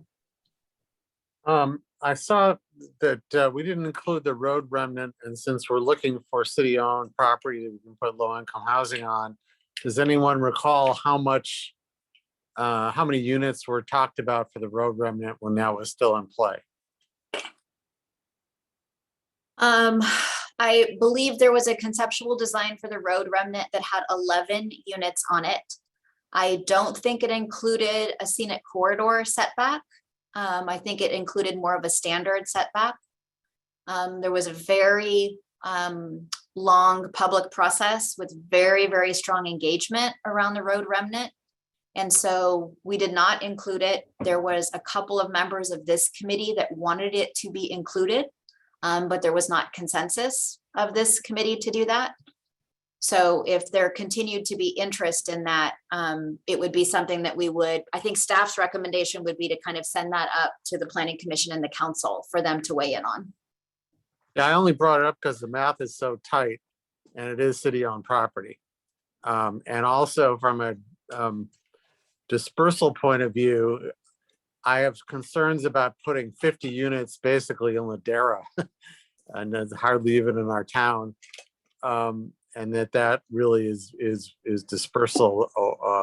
But that was my question. Thank you.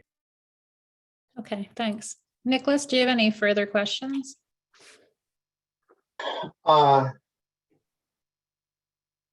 do they say? Not at this time. Thank you. Okay. Can always raise that little yellow hand again. Helen, go ahead. Hi, thanks for the great discussion. I appreciate Nicholas. I appreciate bringing up what happens if we don't do Ford Field. I would echo Andrew's concerns over furthering fair housing by putting all of our extremely low down almost out of town. I am concerned about that location. So again, I would look at the road remnant again.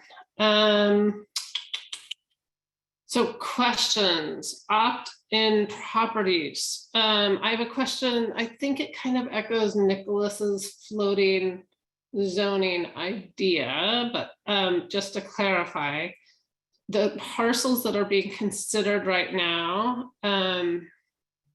what happens if additional people wanted to opt in, say in 4 years? And at that point, then I guess HCD, you need to know today if they're willing to opt in. Is that accurate? Or can I just get clarification on that?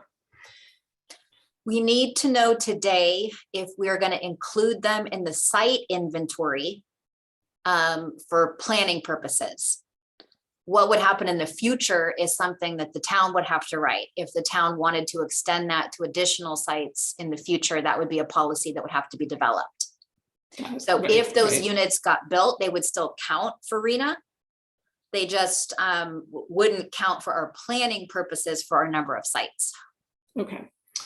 I also, thank you, Laura. I also will speak to, I think it was Anne's comment on the Georgia, or Sarah's comment, I can't remember who asked, on the Georgia Lane. It actually, I don't think those parcels are not, there is a parcel that's not adjacent to Woodside Priory on Georgia Lane. And there are a lot of significant oaks on those parcels. So that's an interesting, they're great. I mean, so, but it's got the fire road in between that and Priory. So I'm curious why that site is on the fire list as well. The bonus, density bonus, the Willows Common was came in with the density bonus, as I recall. Is that, yes? Correct. And how many extra units did Willow's Commons have? That project is different because it's a supportive housing project. So it was under a different section of the law, and it was a different interpretation of our zoning code. So that's not like a apples to apples comparison. Got it. Okay. Is that why why is that project exempt from CEQA? Because the supportive housing law. Got it. Is affordable housing units exempt from CEQA? 100%. Sometimes it depends on the situation. So there's different state laws that come into play at different times. And then for this initiative, for the housing element, we'll have a mitigated negative declaration that will give quite a bit of CEQA clearance to future projects. So it's not guaranteed for full CEQA clearance for future projects. We still have to look at them and see if there's anything unusual about that site or anything that wasn't covered. But the hope is to have a good amount of coverage so those projects won't have to do full CEQA analysis. Okay, thank you. And just to, I'm assuming that even with the density bonus, they still are not a ministerial approval process, and they still would have to go through the standard approval process. Is that accurate, or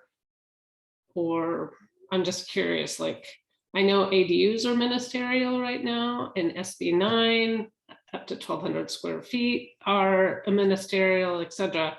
But I'm just double checking, like the stat, what is ministerial for affordable housing units, and what is a standard approval process? Okay, so Cara, hop in if I'm not getting this right, but in general, as long as we do what we're planning to do, adopt a housing element, adopt a zoning code at the same time, then most projects could still like have an ASCC process, like a design review process. It could still be discretionary for most projects, but under state law, we don't have the ability to reduce the density or deny a project based on density. So we can work through our process to improve projects, but we don't really have authority to deny them through our process. Right. Okay. Thank you for clarifying that. The other thing I wanted to know is for the amnesty program on ADU units. Again, my assumption would be that the formula that we've decided to move forward with, I think 30-30-30-10, would that be applied to the amnesty units as well? Okay, so this is where it gets a little bit, like Dana said, it gets a little bit gray area. Okay, so our interpretation of this right now is if we created a program where we say to people, hey, do you have one more step to make that area of your home or your accessory building a junior ADU or an ADU? Like, is there something easy you can do? Put in a kitchen, put in a bathroom, add doors and windows, add a dividing wall, those types of things. If there was something like that, then we feel confident that those would count. There'd be a building permit, they'd get on the books, they would count as ADUs or junior ADUs. If it's, and we could create a town program to give people some amnesty with that. We could say, we're not going to come after you. Our job is to work with you to get this legalized, right? So they're not a penalty for people going through that program. But if there's a completely built ADU and it didn't need any work on it, didn't need any permits, we don't think that that counts to get onto our books because it's an existing housing unit already.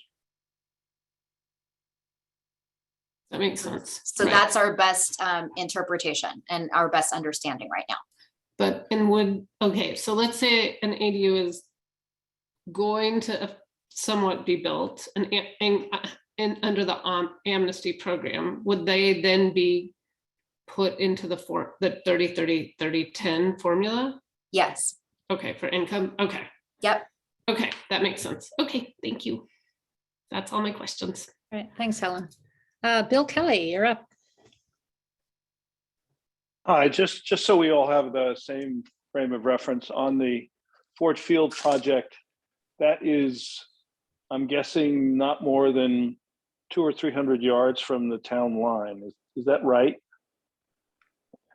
Yeah, it goes right up to the town limits at the edge. I think the north and the east edge of it are on the town limits, I believe. Okay, and so the concepts that we have of scenic corridors and so forth, those don't apply outside the town, right? They don't apply outside the town, right? We just are So- controlling what's so- inside the town. Right, so of the things that one could do, it sounds like the Ford Field issues are going to have the minimum impact as a practical matter, since in any case, you're 200 yards away from a place where the scenic corridor doesn't apply anyway, right? The reason that we're looking at that spot, Laura, right, is that there was a lot of interest in looking at town-owned land. Mhm. And Yeah. is this really the only feasible town-owned piece of property? It's the only feasible one for a significant size project. I think we can definitely say that. Yeah. In terms of the scenic corridor for that property, it really is a matter of judgment. So some people have judged that it's very important as you enter the town for the corridor to be scenic. Other people have judged that it's okay as you're coming into town, it becomes more scenic. So some people have said, let's let it be closer at first and then increase the setback as you come further into town. Some people have said it doesn't matter. It's on the edge of town. You can take away the scenic corridor. Other people have said the scenic corridor is very important at that location. So I think it is important, you know, if there's consensus around using this site, if the committee feels like that's a really important issue, we'd like to hear that feedback from committee members. Got it. Okay, but in any event, we're all understanding that this is effectively right on the town border. So that was really my only question. Thanks. If I could just add one more piece of historic information on Ford Field.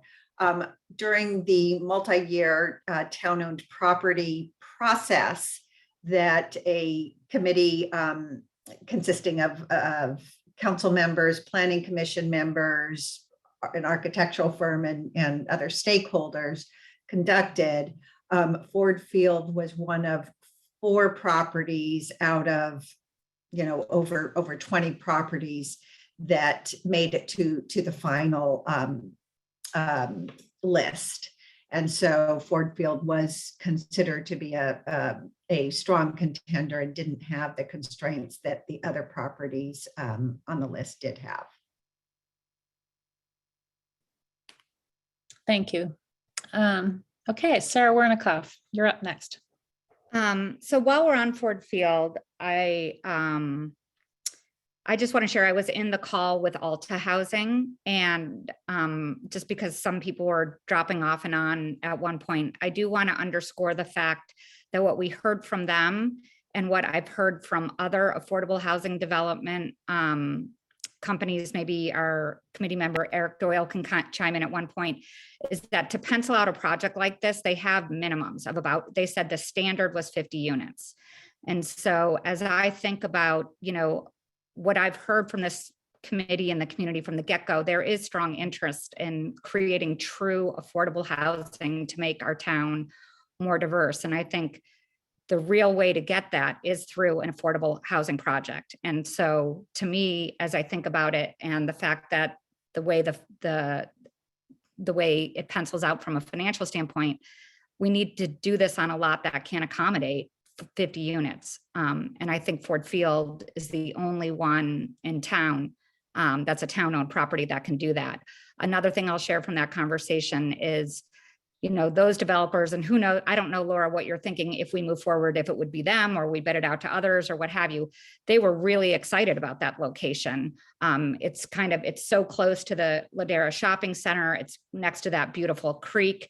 Their perception was it wasn't on an edge of town type thing at all. Quite the contrary. They thought it was beautiful and accessible and what have you. So I just wanted to share that, you know, for people to hear. my concern about, looking at the road remnant for affordable housing, aside from all the other background about how it's already been really vetted with a lot of community input, is that you'll never be able to put 50 units there. So we won't get an affordable housing developer at that spot. And so to me, I guess when I think about Ford Field, if we get that project in there, I think the rest of it loosens up. It's not so tight. I know there was a comment earlier that we're so tight, but when, I look at my spreadsheets rolling this up, if we can hit the low and very low with Ford Field and some inclusionary projects, we really have a lot of flexibility across the other areas, which brings me to my question. Sorry for the big preamble, which is I too am concerned about third, 3 stories. And I'm concerned about too much density at Nat Horse, as I mentioned at the last meeting. And so what I'm curious to know, and this is probably hard to do on the fly, but if we assume Ford Field and we assumed we get to the other affordable ones through these inclusionary ratios, what's the minimum that we could do at like Nat Horst to assure we only have 2 stories in that area, including density bonus? So that's my complicated math question. And then making up for the rest through disbursement throughout the other areas of town. And I'm not expecting you to be able to have the numbers on the fly there, Laura, to answer that. But as I think about it, that would be my goal. I think the other thing I'd like to mention in terms of the trade-offs as you're thinking about this is also setbacks related to fire separation. And so this is one of the trade-offs we're going to talk about as you're going down to 2 stories from 3 stories. Like what are the setbacks and what are the distances between buildings? And so that should be part of people's consideration too. This is a challenge that we're in, right? Because the fire district is working on the fire code now and we won't have that for a while. But I just bring that up as something for people to also be thinking about. I think that's a really important point. I guess the way that I'm running the numbers, at least in my little spreadsheet here on the side, is we could potentially have, if we do this density and meet the numbers at Ford, we get a lot of flexibility to spread things out a little bit more. That's just my hypothesis based on what I'm looking at here. My second question had to do with ADUs, and it's just a clarifying question. I know there's a lot of interest in town in amping up ADUs and JADUs. And I know, looking back at your most recent RENA allocation, Laura, you have 87 in there. I want to clarify that 87 includes feedback from the ADU, like includes the enthusiasm for getting more for the amnesty for the additional people that might be interested in building ADUs. That's all kind of baked into that number already. Is that correct?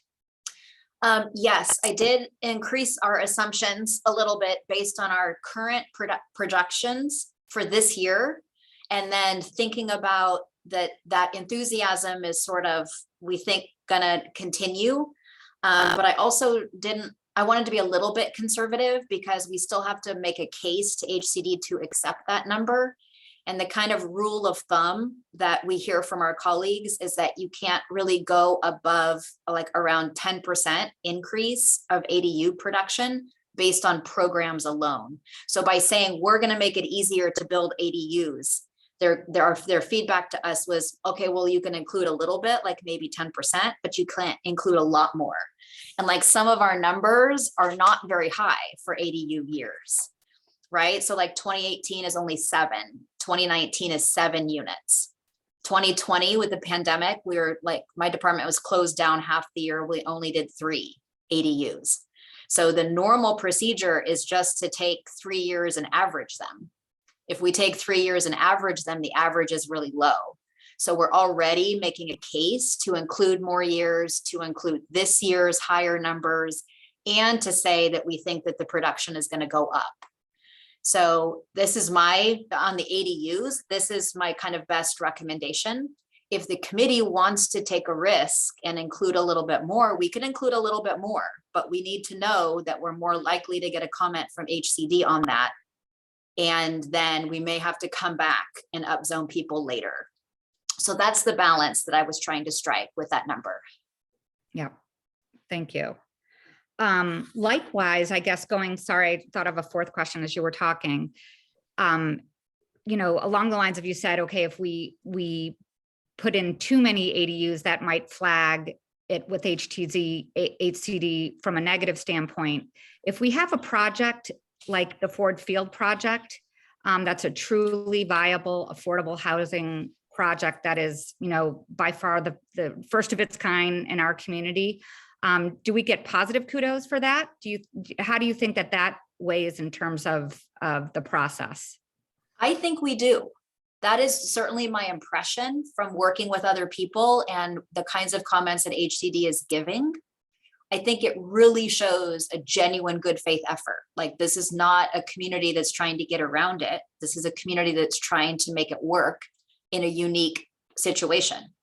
So I think it really helps a lot. And that's one of the reasons I felt comfortable increasing the ADU numbers, is because I think the package of all these things together holds up, with ADUs, affiliated housing, and a real housing site, and a few more locations. I think the whole package is good.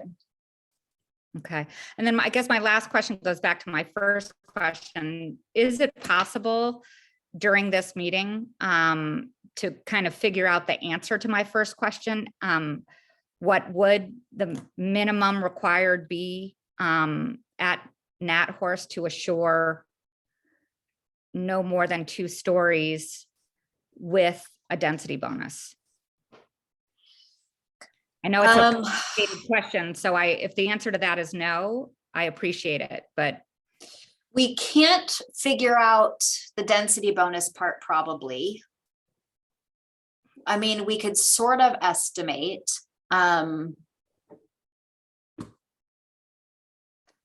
We could, because you want to, let me see if I understand the intent. It's sort of like, what's the minimum that we would have to, so assuming 2 stories, how much would we have to rezone to get the numbers like just enough? Right? Including the disbursement ones, you know, the opt-ins, what have you. That's the puzzle piece that I'd almost like to work backwards into that number. I think if we looked at the Excel spreadsheet together live later in the meeting, Carla and I met with the architecture firm. So, I mean, it wouldn't be exactly right, but we could probably give some guidance on about how many units we think would fit on those sites at 2 stories. I think we could kind of guess that and then kind of work it, do you know what I mean? Both ways in Excel. Yep. If others aren't interested, we don't need to, but that would just be my thought. I think it's a good idea to help guide us. And when we get to the spreadsheet work, I like that. Sorry, that's it. Bill Kelly, you could put your hand down, and Sarah and Bob Turcott, you're up. I have a number of questions in a very random order, and I missed part of the meeting during the power outage, so I apologize if you've already covered this ground. One thing I wanted to ask, in the report and in your presentation, you noted that we're seeing a lot more ADUs this year than in the past. How many more have we seen, and why do you think that is? Question for Laura. I think we've got, okay, right now, year to date for 2022, we have 7 ADUs that are actively under review. Okay. And then I asked my team, how many ADUs, like how many people do you think are serious about applying for an ADU that we think will actually like get approved this year? And the number that they gave me, like, you know, there's a little bit of a range, but I got like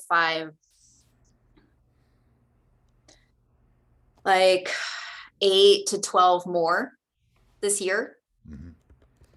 So that's a significantly higher number. 2021 was only 11 permitted ADUs. I think part of the reason we're seeing them right now is because there's like a little surge after the pandemic. So in 2020, we only had 3. So I think the numbers were pushed down in 2020 and now they're coming back around. So the state law changed to make more ADUs ministerial. So the vast majority of ADUs now just go through building permits, very quick, approved in 60 days process. So I think it's a little bit of the backlog. So I think it is actually increasing, and I think it's backlog from the pandemic.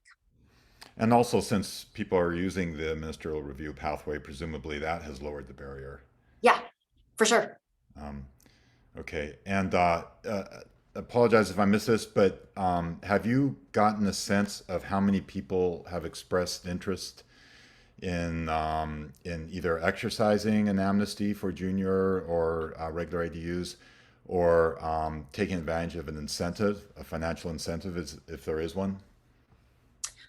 No, we haven't asked that number specifically.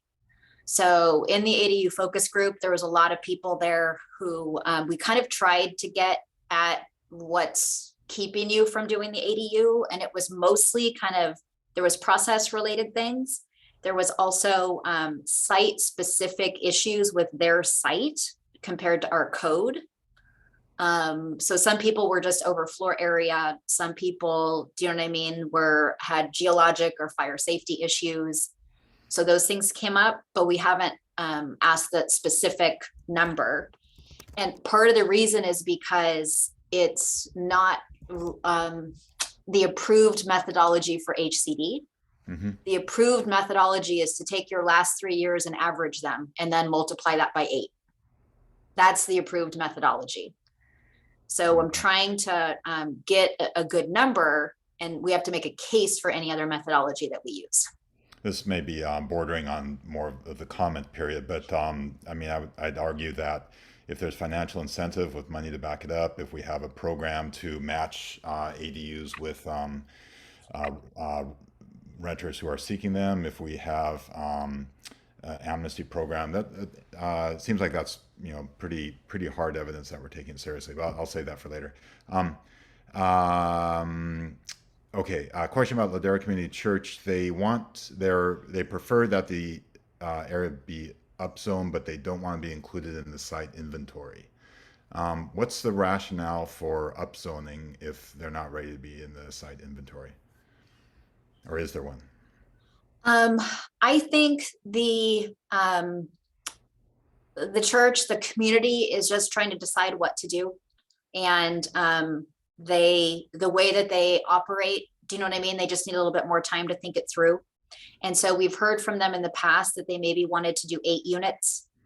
But I think I am proposing now that a good way to go about it would be to include them in the upzoning at whatever level. If we upzone individual properties, at whatever level we're upzoning other people to. So that would build some rights into their property. But they're not ready to put forward that they want to commit to building 8 units during the 8-year cycle. So they would like to be upzoned so they have more options, but they didn't want to make a commitment to this committee, to the town, of building 8 units and then fall short of those 8 units. So that's why I was just, in my spreadsheet, I was just including 3 units for them, which would just be the upzoning to 6 units per acre. Okay. I was also wondering, I thought Town Center was being looked at as a potential site, but I didn't see it included in the analysis other than that substation area. The substation is the only area that's been analyzed. So that's the only part that was part of the town-owned property process. So that's the only thing that we analyzed. So the area where the actual, where the library is and the other structures and surrounding that is not a candidate, not in consideration? No, to my knowledge, that's never been under consideration. So we did have a conversation about active recreation uses. And I understood the feedback of the committee to not investigate like the field where we have active recreation uses. So we've not investigated any other parts of the town center complex. Okay.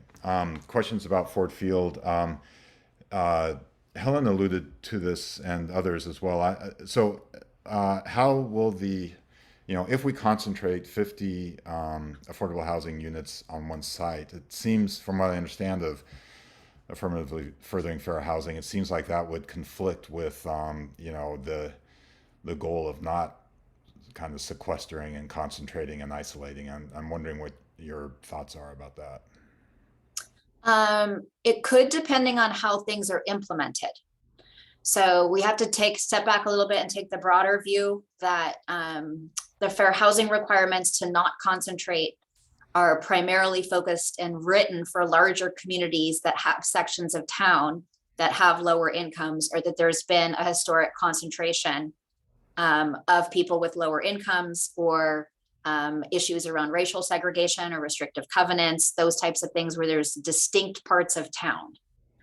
I would suggest that in Portola Valley, we don't have that same dynamic, and that it would be nearly impossible to distribute affordable housing throughout town, except as inclusionary housing. Because affordable housing developers, they're telling us, need a 50-unit project to build a project. So we don't, you know what I mean? There's not multiple parts of town where we could do a 50-unit affordable housing project to be able to spread it out. So I think it's kind of a matter of perspective on the fair housing parts of it. I was at that meeting with the state representatives that you had coming from the housing. I don't know where they're from, the housing department. Yeah, they're from HCD. HCD. And I remember discussing this exact point, and one of the members there was saying that there's really no sort of part of town that would be undesirable for people to live. And they understand our fire constraints, and that they would have more sort of leniency in looking at what we did if we were to cluster. Okay. And the regional planning bodies have categories in terms of resources, and we're the highest resource. So that's schools, amenities, the whole town is highest resource. Mm-hmm. So they mostly don't want you to concentrate units in areas that are low resource and have all your affordable units in low resource. Okay, thank you. Continuing with Fort Field. So if I understand correctly, the town will continue to own the land. Is that right? That would be negotiated sometimes for affordable housing developments. You would like sell it for $1, or there would be a partnership arrangement or agreement, legal arrangement. There's also cases where you could do a 100-year or 99-year lease on the property, which is acceptable for financing purposes for affordable housing. And the analysis that indicated 50 units would be feasible assumes that there's no land cost. Is that correct? Yes, and it was not a full analysis by the affordable housing developer. Do you know what I mean? It was just using their best practices and knowledge of other sites. Mm-hmm. Okay. I'm sorry, I missed this. How much parking is there per unit? I would have to go back and look at it. I think it's 1.5 spaces per unit. And is that sort of standard, or is it, how's that number? It's pretty standard. It's a little bit high for an affordable housing project, but we talked about it with them, and they said that at this location, it needs to be on the higher end of what they'd normally see for affordable housing. Okay. I'm almost done. Okay. In the table 3, the opt-in upzoning, there's a column about potential fire safety issues. What are the criteria there? Is it simply that they're off the corridors, or is there some other criteria that indicated potential fire safety issues? Carla, do you want to go ahead? Yeah, Zeke was looking at it mostly from a vegetation management perspective and access. Okay. So those were kind of the two pieces of feedback that he gave me when looking at each one of those. Okay. A resident at our last meeting wrote in, I forgot the person's name, but they asked a question, what about staged and contingent implementation of progressively more disruptive zoning? So, we get 100 letters of intent from different homeowners saying, I'm committed to making an affordable junior ADU unit within my home. We predict we're going to make, we'll hit our numbers with that. 2 years go by and we're hitting our numbers great. If we don't hit our numbers, then that triggers the implementation of an upzoning. Laura, what are your thoughts about a sort of staged approach like that, especially if there's evidence that supports we might be able to make a significant dent with ADUs and junior ADUs? I think this is a really good question. I think that there are communities that are going to try to do that. To say that we're gonna, if we don't make our numbers with ADUs, then additional zoning will kick in. Mm-hmm. I don't know I haven't heard what feedback HCD has given to communities in other regions that have tried to do that. So I don't know if it's been accepted or not. So I think there's risk associated with it. And administratively, I think it would be really challenging for us, for such a small community to take something like that on, in terms of like the monitoring, and then when would the zoning kick in, and then how does it kick in? And then by doing the zoning after the housing element, we would be subject to the more strict standards for zoning. So we would have more by right zoning, we would have larger projects, I think, 16 units per site, and we would be at 20 units per acre minimum if we came back and did the zoning after the fact.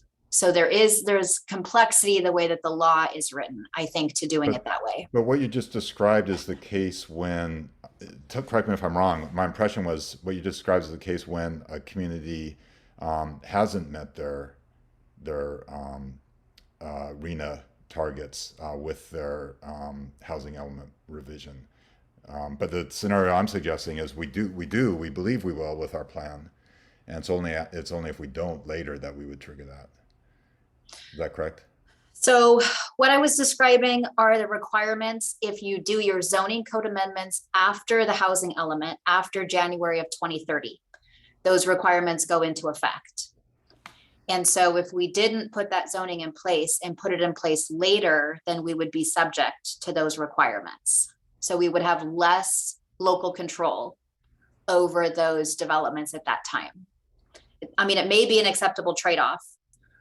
When we went to town council to get their feedback on different elements of this, when we had the big pivot at the end of February and into March, we talked to council about, did they think it was important for us to do the zoning code amendments with the housing element?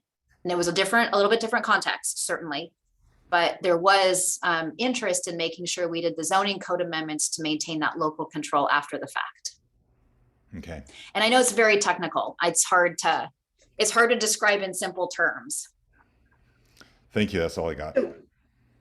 Bob, if I could just also add on to that, I think if you're talking about relying almost 100% on ADU production and JADU production for the first 2 years, HCD will be scrutinizing our ADU ordinance, obviously, and right now there are several layers of protection built into the ADU ordinance, including a very protective fire and geologic safety exemption.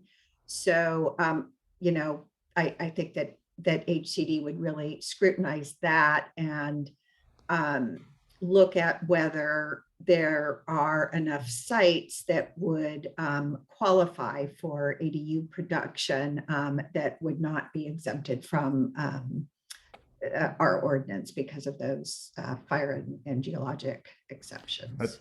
I wasn't assuming we rely 100% on ADUs and junior ADUs, but your point's taken. Thanks. Okay, go ahead, Anne. Before I just forget, I just want to mention Eric Doyle's on. And Eric, I hope you can stay on for the discussion portion because it'd be great to draw on your experience as an affordable housing developer. Yeah, I'm happy to do it. Can you hear me? I had trouble with this. So right now we're doing committee questions. Then we go to the public for some comments, and then we're coming back for discussion to make decisions. And that's where it'd be great to have you weighing in with your knowledge and experience. Sure. I'm happy to do it. Just real quickly though, in terms of this whole discussion about the 50 units, Yeah. just to clarify that, it is kind of an industry standard that it's just hard to have a project under 50 units. It's difficult to manage. Construction costs get very expensive on a per unit basis. But if it's the right, I think what you would want to do is get this out in an RFP to all the major developers of affordable housing.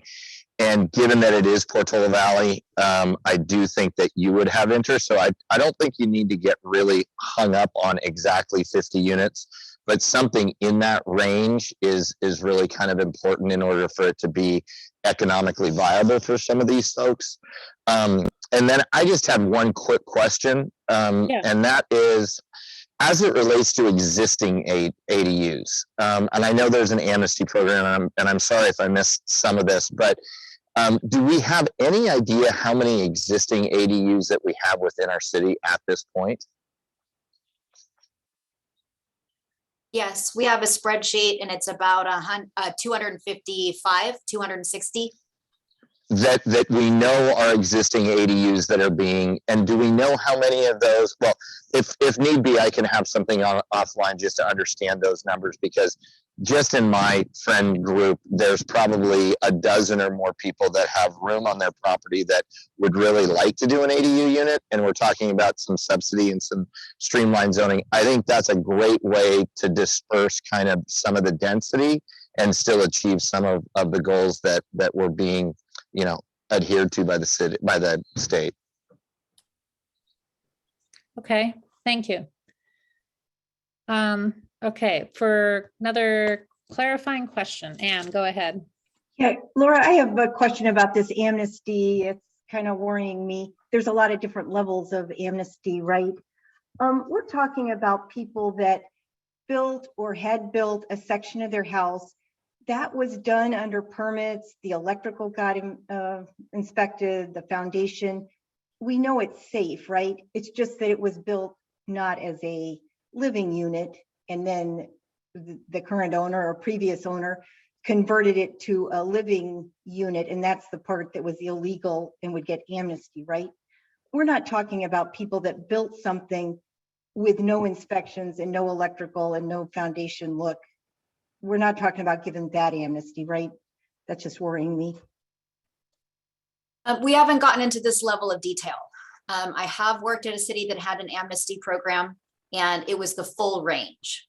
I mean, we had accessory buildings and backyards that had never been permitted. And so we had to go in and have those people bring it up to a basic safety standard. So usually that's bringing it up to reasonable electrical standards. And then I've had ones where they just did some tiny little thing. Do you know what I mean? And basically everything was permitted, and then they added an electric cooking top, and then that was an ADU, right? Yeah. So I've seen the full range in an amnesty program. They just have to be well constructed to make sure that everything is safe. But Right. it is challenging, to tell you the truth. They're challenging to implement. Right, and I feel very uncomfortable about something that didn't get inspected. I mean, if you didn't get to see the electrical when it got put in the walls and the foundation when it got built, it's hard to go back and make sure that was safe. Yeah, it's a real challenge. It's a real challenge. I had to work with the building official really closely in that other city. It can be hard. Thank you. Thanks, Anne. I'm gonna go to Janie because you haven't gone yet, and we'll go back to Helen. Hey, that kid in grade school, I was always last. I'm patient. So going back to clarifying questions, when we're talking about the Ford Field project, which seems most promising to me for hitting our numbers, is, in terms of construction, do we have the ability to say we want 10 5-unit complexes within that area with, say, a central park, or have some way to develop that and I know construction costs, it's much cheaper to build in mass, but just for perspective, at Priory, we had a 6-unit with I think it was 2 3-bedrooms, 2 2-bedrooms, whatnot, 6 units was $6 million, for example. So could we then allocate these in stages where we've zoned that area, but we're going to allow to build 1 10-unit at a time over time with some, like I said, communal space? That's one question. And then the second question, for a clarifying question, the Frog Pond remnant, I know there were over 700 people that commented they wanted to protect that. And it is really important to the general plan and the community to have that ecological space. So how many kind of minimalist developments could be at that Frog Pond that could still, provide housing, but not disturb the riparian open space? So those are my 2 questions just to start. Okay, the first one about affordable housing being developed over time, I think that is not practical. I think there's not an affordable housing developer that would do that. I don't think it would be cost effective for them to do that. In terms of designing it so that it has a community feel and community space to it, I think, yes, I think that's probably possible. What Eric Doyle was just mentioning is exactly what I think the town would do. We would go out to different housing developers, we would find the right one, we would set expectations for what the community wanted to see, and then negotiate some of those. It has to be within reason because it's very expensive, right? But there are certain things in terms of design that would be important to the community that we could carry forward. But it would almost certainly have to be built at once. Otherwise, it would not be feasible. And then in terms of the Frog Pond and the road remnant, I think it was the opinion of a lot of residents and the town's committees that really no residential use could be built on the remnant without having some effect on the Frog Pond open space. And so that was certainly the opinion of many people. I happened to be at that council meeting, and it was many, many hours of very informed testimony. So I think that that was the opinion of a lot of people. I don't know, I mean, there was not biological studies to back that up, but it's a very oddly shaped property with a lot of constraints on development. And so I think that combination of factors led the council to their decision to have it be open space. Thank you for clarifying that because it's come up so many times. Thank you. I have a question. If we did a Ford Field project with around 50 units, does that allow us to kind of back off of having to have this 20% buffer in place? If we actually deliver those units? I would love to be able to say yes, but I don't really think so. I mean, this is like a lot of my answers, unfortunately, like we can try with HCD, but I think it's going to be a hard fight to win with them. Yeah, but in any case, it's the 253 we have to hit in their view, right? Yeah. Yeah. So if we get a lot of progress in, the first part of the cycle, we may be able to kind of feel less pressure. Yeah, so they tend to sort of segment things, right, in different ways, because they're telling us we have to plan for 253 units, but then we have to plan for uncertainty, right? That's what the 20% buffer is, planning for uncertainty. But the rules are written, do you know what I mean, for larger cities with more units and more sites. So that's true. But then they review our housing elements by a checklist. And so if we don't, do you know what I mean, kind of get all the checks on the list, then we're going to get feedback on that. Yeah. So there'd have to be a strong narrative that went along with that if we wanted to consider less than the buffer. Mm-hmm. Okay, Helen, you've been waiting. Go ahead. Thanks. I just have a quick question. Obviously, there's been a lot of discussion about ADUs and JADUs. Lots of discussion about publicly owned land, some privately owned land, and speaking for myself, absolutely. I always forget to say this. I'm not speaking for my employer. There's been no discussion of SB9.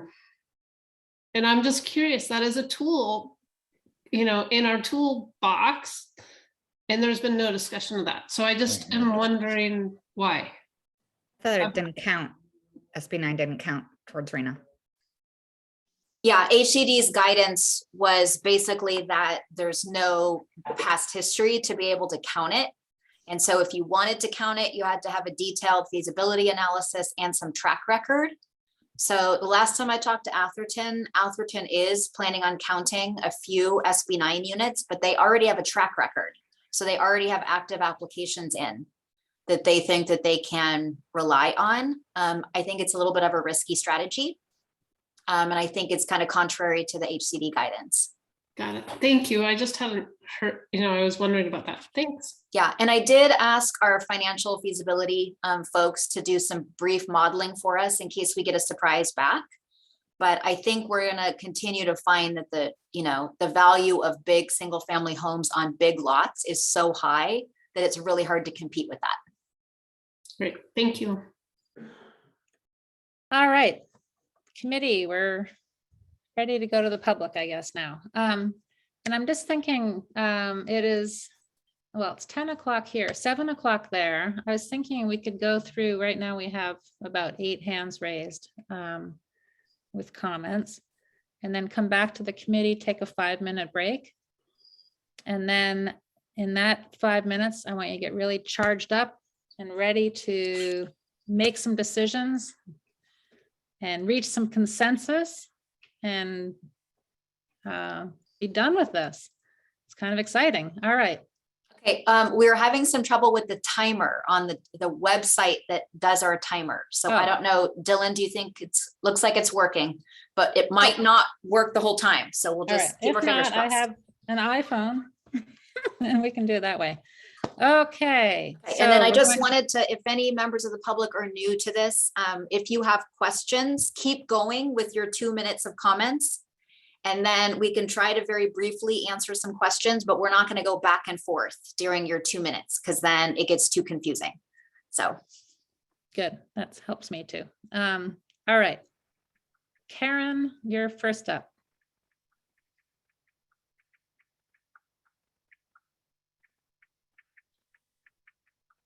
Dylan, you bringing Karen in?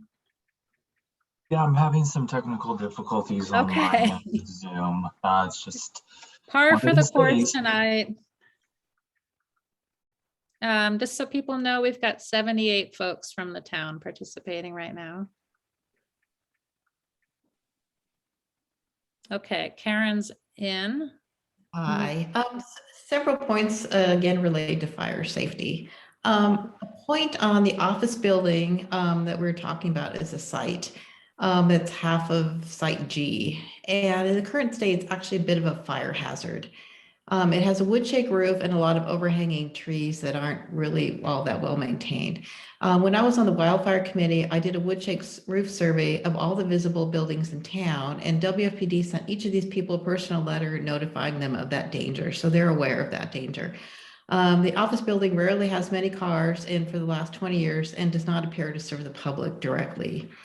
So I think that removing the fire hazard on Site G between the creek and Alpine is a much better option than, say, the empty Site E for a dispersed kind of option where we're not putting everything on Nathorst. So that would be my preference.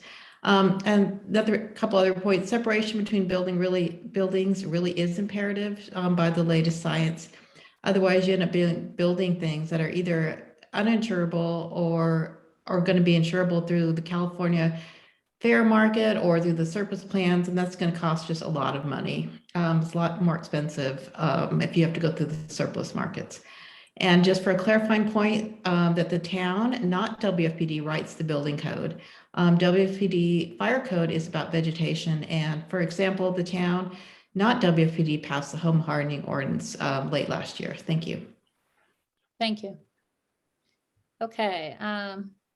Bill Russell, you're up next.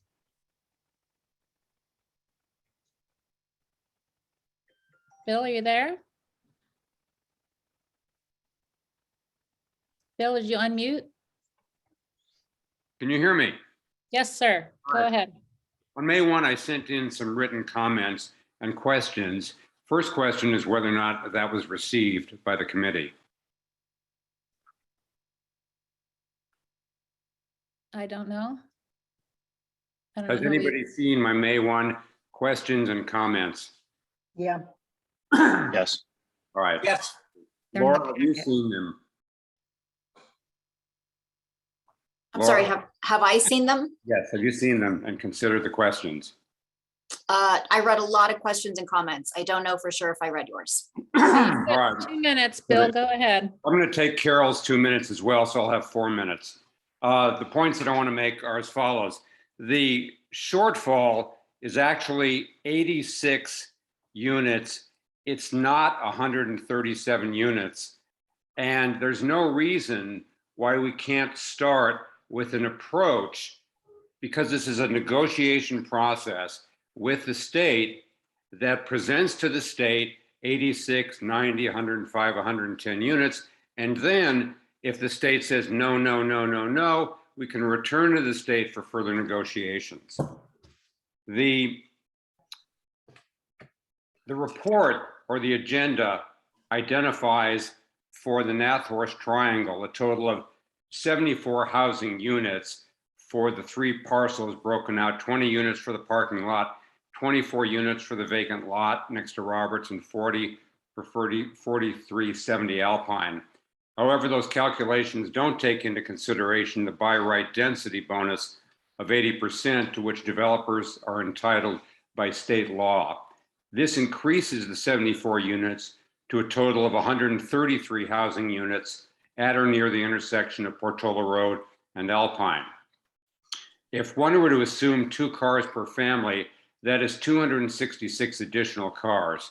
In a rational world, we would be able to say as a town to a developer, you've just gotten a huge privilege to increase the density. And so the cost that we're going to impose on you is greater parking, less interference with the scenic corridor.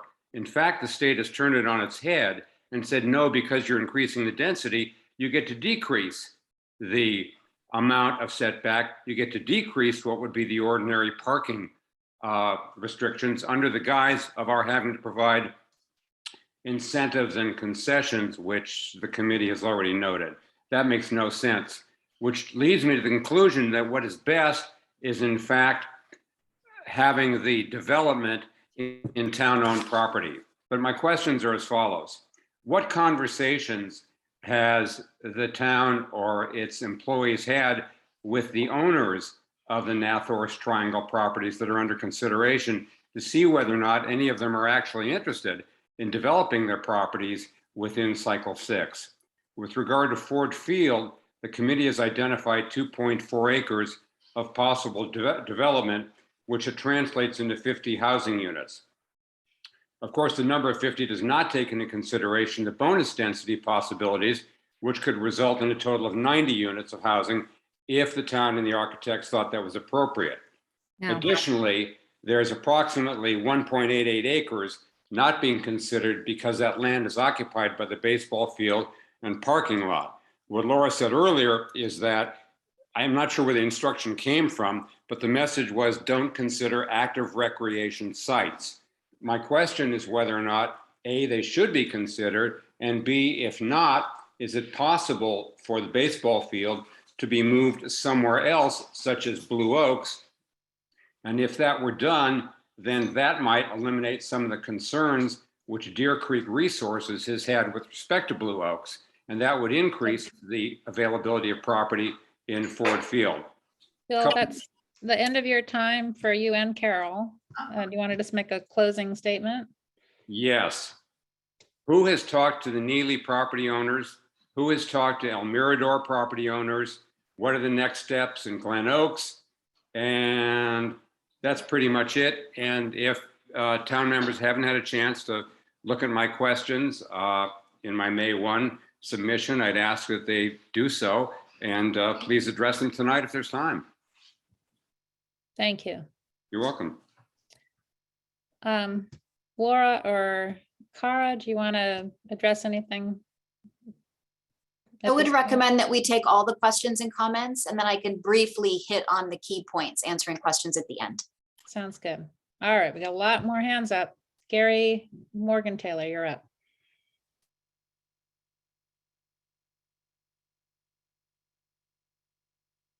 Go ahead, Gary. Sorry, Jocelyn, I had to unmute. Yeah, no worries. You're good. Thanks so much.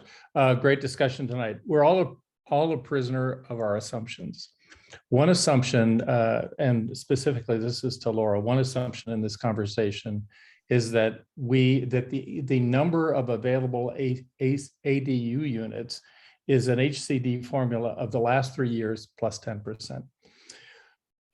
If we're agreed that relaxed regulatory restrictions on the development of ADUs, an amnesty program for ADUs and JADUs, and indeed an incentive program and subsidy program for the upgrade to bring into compliance ADUs and JADUs, what is to keep the town of Portola Valley to announce these programs now and to solicit community feedback from which individuals and homeowners would be interested in upgrading their properties with ADUs or JADUs to take advantage of these programs, and then take data back to HCD to say, we have polled our community, we have these facts, we have these names, we know these properties and developers, and here is data, not assumptions. Why are we dealing with assumptions? Thank you. Thank you. Betsy.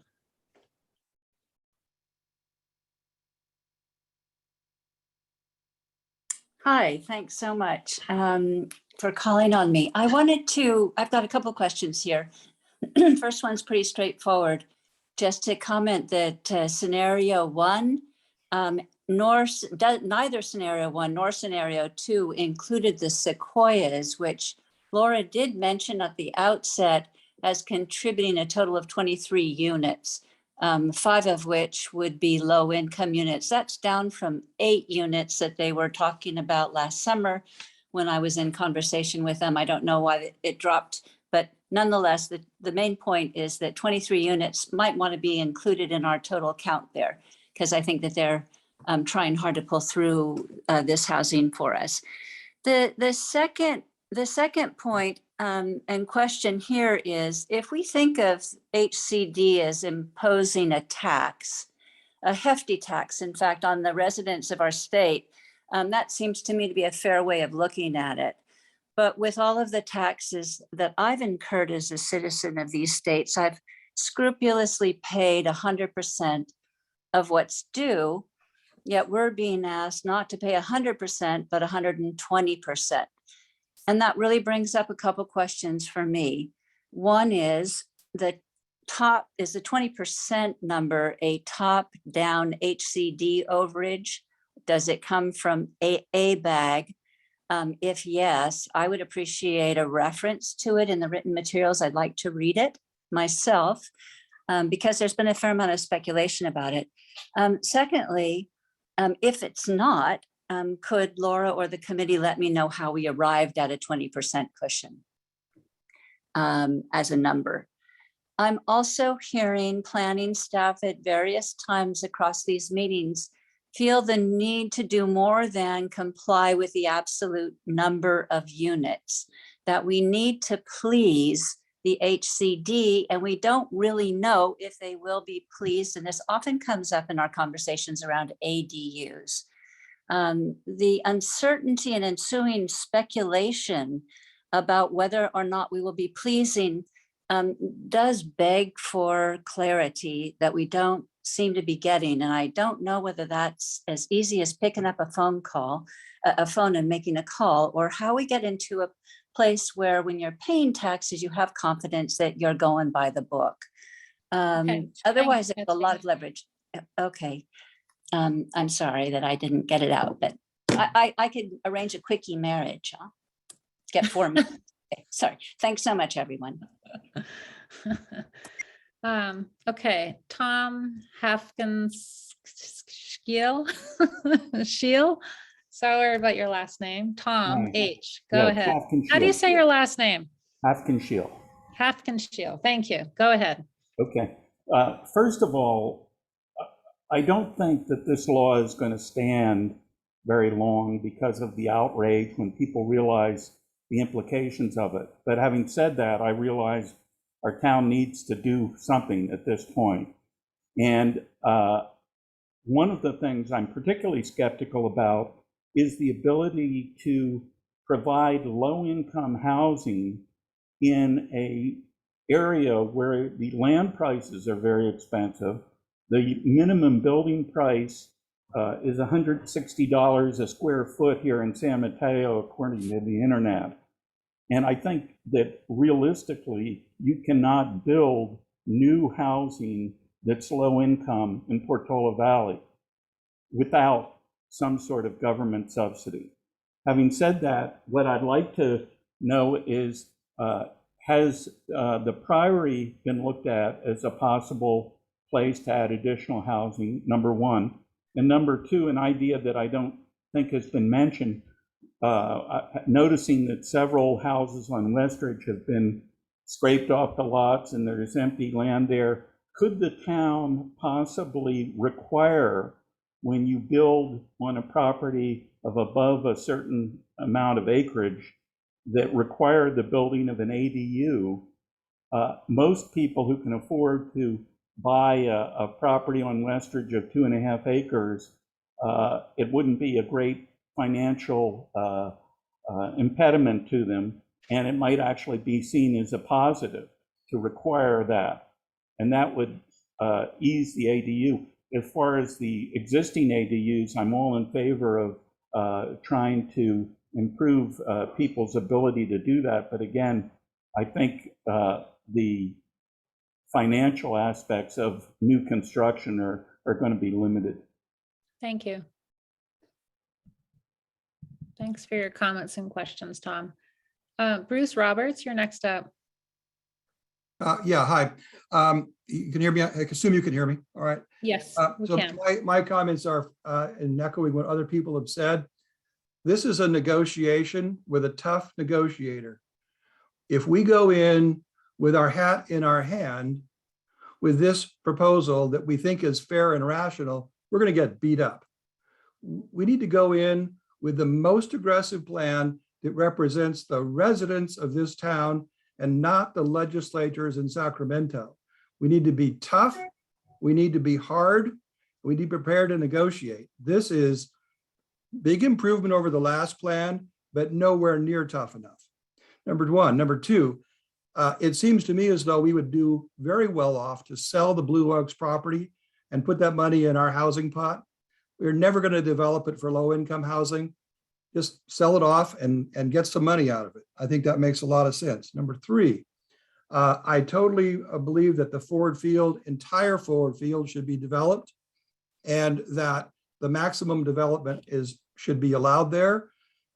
It's, as we all know, it abuts the tennis courts and it abuts the river and has the least amount of impact on the most amount of people's daily lives. One of the questions I had was whether or not the 75-foot setback goes from the center of the road or from the edge of the road.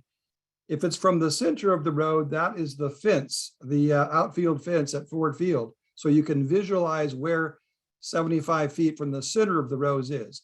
If it's 75 feet from the edge of the road, then we could greatly reduce that to give a lot more space.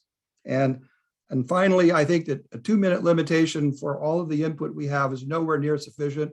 Again, I would urge you to have longer input from us. Thank you. Thank you. Right on the 2-minute mark. All right, Allison Illich, go ahead. This is Ellen Fernazza. You had me on mute. Okay, why don't you go, Ellen, and then we'll go to Allison. Okay. Allison is unmuted. Oh, I'm sorry. Go ahead, Allison, then. Okay, I'm going to go fast. All right. First of all, Laura, really good job on those 2 scenarios and the due diligence you guys did. This has been really good information. Thank you so much. I agree a lot with what Sarah Wernickoff said about Ford Field. I'm actually feeling really encouraged about this option. And I just think it's a really good solution. I know you guys worked hard in talking to Alta. Love the feedback from the developer. I think that's really key.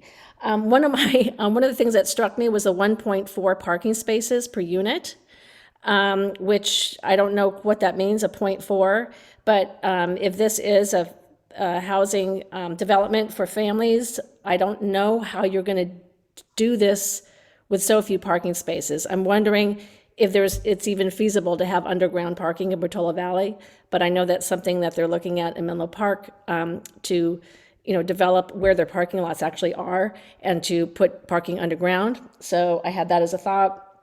I also had the same question Bob Turcott did about the town center, fields, library, meeting rooms and all.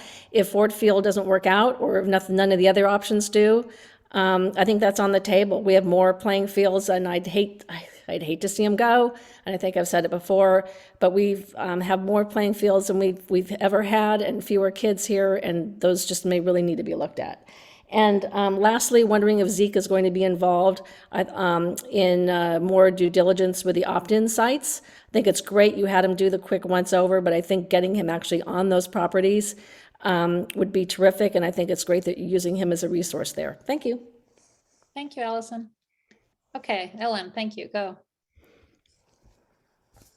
Okay, yeah, I wanted to talk about not considering the country offices to be rezoned for these reasons. For one, we cannot afford to lose the very limited office space that is available in town. And this office space is there to serve the residents of Portola Valley, from doctors to business owners. And should this office site be rezoned and developed, town residents would need to drive many miles to obtain services now offered here in town. Also, residents who work in these offices would need to drive much farther to get to wherever their businesses would have to be relocated. And if we're adding 500 more residents in Portola Valley, we will need local office space more than ever. Once these office spaces are gone, there is no other site in Portola Valley able to provide office space available to local businesses.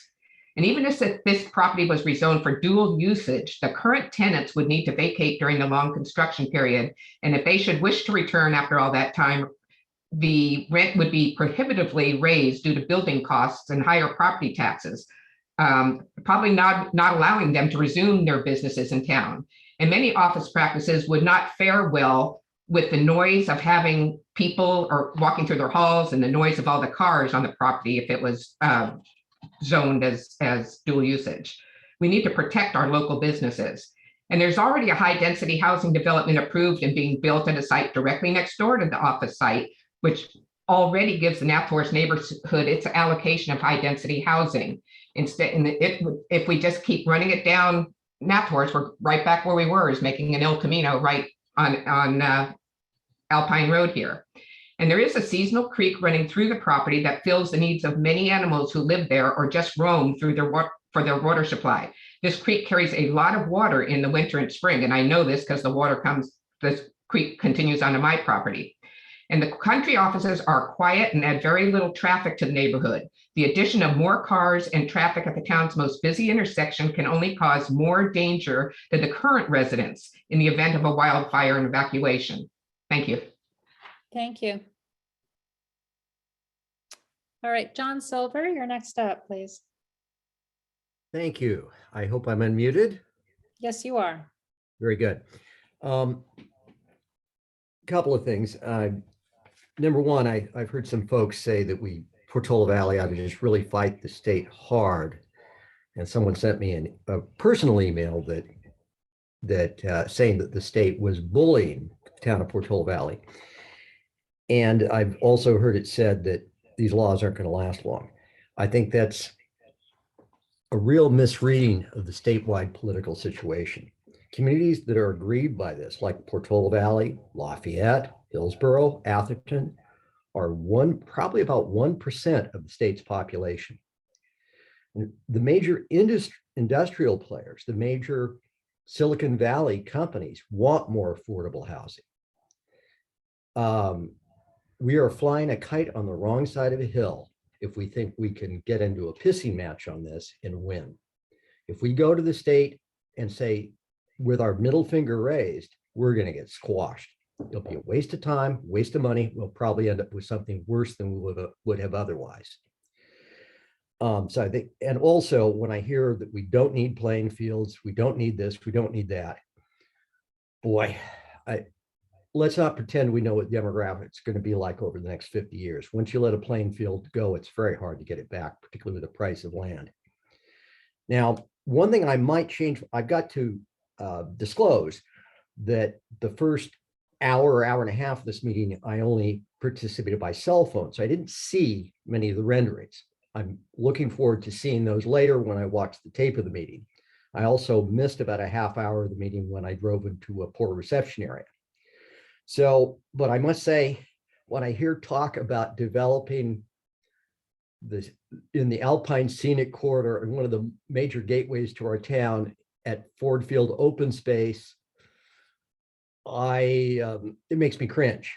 Now, there may be a good way to do it, and I will look at that with an open mind. Thank you, John. Thank you. Appreciate your open mind. And your comments. George Zadasiak, you're up.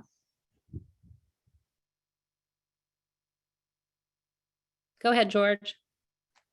Here we go. Can you hear me right now? Yes, sir. Yeah. Okay, great. Okay, good. So I just wanted to follow up on some of the comments that I've heard. I definitely agree with what Robert says, and I take a different opinion than John Silver's comment, basically saying I think we need to fight the state. We got to go in there hard, and I think they have a certain number of units that they require. Why are we putting all this extra in there? Why? We're not required to. So why are we doing this? I don't think it's necessary. I think we ought to take a hard line with them. Right now in Sacramento, I get the impression that we have kind of a Robin Hood mentality going on where the politicians just want to take from people who have worked hard to earn their properties and carve them up and give them away to whoever can't afford a property. And I think we're going to have a backlash from this. It just doesn't make sense. There's many properties around the Bay Area that could well be developed for lower cost housing. There are many shopping centers that are sitting around being underdeveloped and having weeds growing in their parking lots and things like that. So anyway, that's one comment I'd like to make. The other ones, I support the idea of ADUs with a big house remodel. I think that's an excellent idea. And so I think we should continue with that. And I also, what's so sacred about baseball fields? I think the entire Ford Field ought to be developed. I don't get this at all, you know? We have a lot of fields as it is. We're not getting rid of all of them. We're getting rid of one of them. Maybe we can relocate it. And then finally, I really detest the effort to go and stick a whole bunch of stuff in an Athorst triangle. You're just lowering the property values of people who sit there, who live there, and people who, have the enjoyment of a quiet property that they've worked hard to earn. And then now you guys are just saying, well, too bad, we're going to shove it in there. I definitely am violently in disagreement with that. Thank you very much. So I think, George, if you can stay on for the committee discussion, we're going to be looking at kind of what Sarah was saying earlier, like what's the minimum we can do in Athorst if we go ahead and do something like Ford Field. So I think the stuff that was in the packet that you got was, and what Laura presented initially is just what does it look like if it's all fully built out, which is not where we're going to end up at the end of this discussion. Okay, Rita Gomez, you're up next. Thank you for taking my comment. Tonight's an example of the vulnerability of our infrastructure in this town. And here we are making plans of bringing all these homes into the town. And also, we do not have an evacuation plan, but here we are planning on all of these units. And then with a center and everything else that increases with the 50 homes there, and with more people utilizing that center, another question on evacuation route, even if it's not a high fire spot, it's our way out for this town, for probably 80% of this town. And I have a question. Have we looked into some of the large homes that have been on the market for years? And some might be retrofitted for multi-housing and give the owners long-term tax benefits. If they agree to the donation, if it works out with their estate planning, there are a couple of properties in our town that might meet that. I don't know if those people have been approached, but for the prices that have their houses and the amount of land that's there would be parking, there would be, I'm thinking of a few, I won't mention them out loud, but you can probably look them up. There would be parking, there would be recreation, there would be surface parking, there would be all kinds of things. I think that's something that the town should pursue before these books and a vote or decisions or suggestions are closed. Thank you. Thank you, Rita. Ron Eastman, you're up next. Go ahead, Ron. Yes, hi, thank you. Hi. In regard to talking to commercial developers about the affordability of low-income housing, I really think you ought to bring in someone from Habitat for Humanity to talk about how to really build low-cost housing, not a commercial developer. And so that's that. And also, that's my comment. And I actually have two comments. My other comment was both of my sons went through Little League, and very few games were played in Portola Valley because there was so little field access. Most of our games were either Woodside or in San Mateo or at the county park. Menlo Park. Menlo Park. Yeah, they're all in Menlo Park. So, and a previous caller, brought up the point, once these athletic facilities are gone, they're gone forever. Land prices are only going to increase. If you take this away from future generations, they're going to be gone forever. So that's my comment. All right, thank you. Thank you very much. Neil, you're up next. Unmute. Hi. Does this mean you can hear me? Hey, Is good evening. First, true. wanted to recognize and thank the committee for, well, what is pretty intricate work. And I understand that, a large part of what this discussion about is addressing some pressing regulatory filing issues. So with that said, I wanted to bring up, what sounds like maybe some things to consider in parallel. And first, excuse me, one observation is that, I hear that we're clearly pushing all types of boundaries and corners trying to fit the current numbers. And what strikes me about that is, it's very likely that the state will come back for more, say 8 years from now. So as we look at this, I think that's an important consideration, that this is not going to be the first dip into the pond here. And which then brings up the second point. And I've heard a few comments about it. And it seems to me, it sounds like stuff is happening in real time because not all the data is out there. And that is, in particular, since the last meeting, what came out, I think literally just hours after it, was a report by the auditor that the numbers that were used, well, I think one person described it as fraudulent, but basically the auditor of California said the numbers weren't valid. And this apparently has blown open a large area of interest.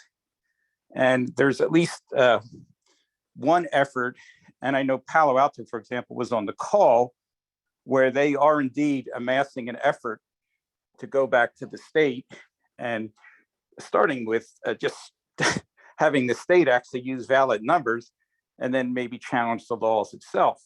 Neil, your time is up. Do you want to just wrap up your comments? Well, and I'm just connecting the two. So we're really trying to already use up much of our reserves when there'll be more needed in the future. So frankly, I guess the question really is whether this committee is going to consider, you know, the being part of this other initiatives to address the state law, or whether we need another committee to consider it. Thanks. Thank you. Thank you. Julie Fouquet, you're up.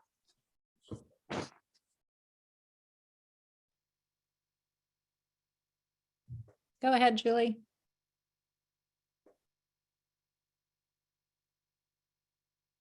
Are you unmuted, Julie?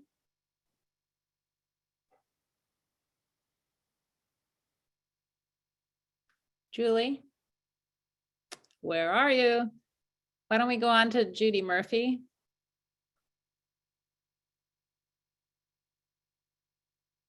Hi there. Thank you very much. Hi, Judy.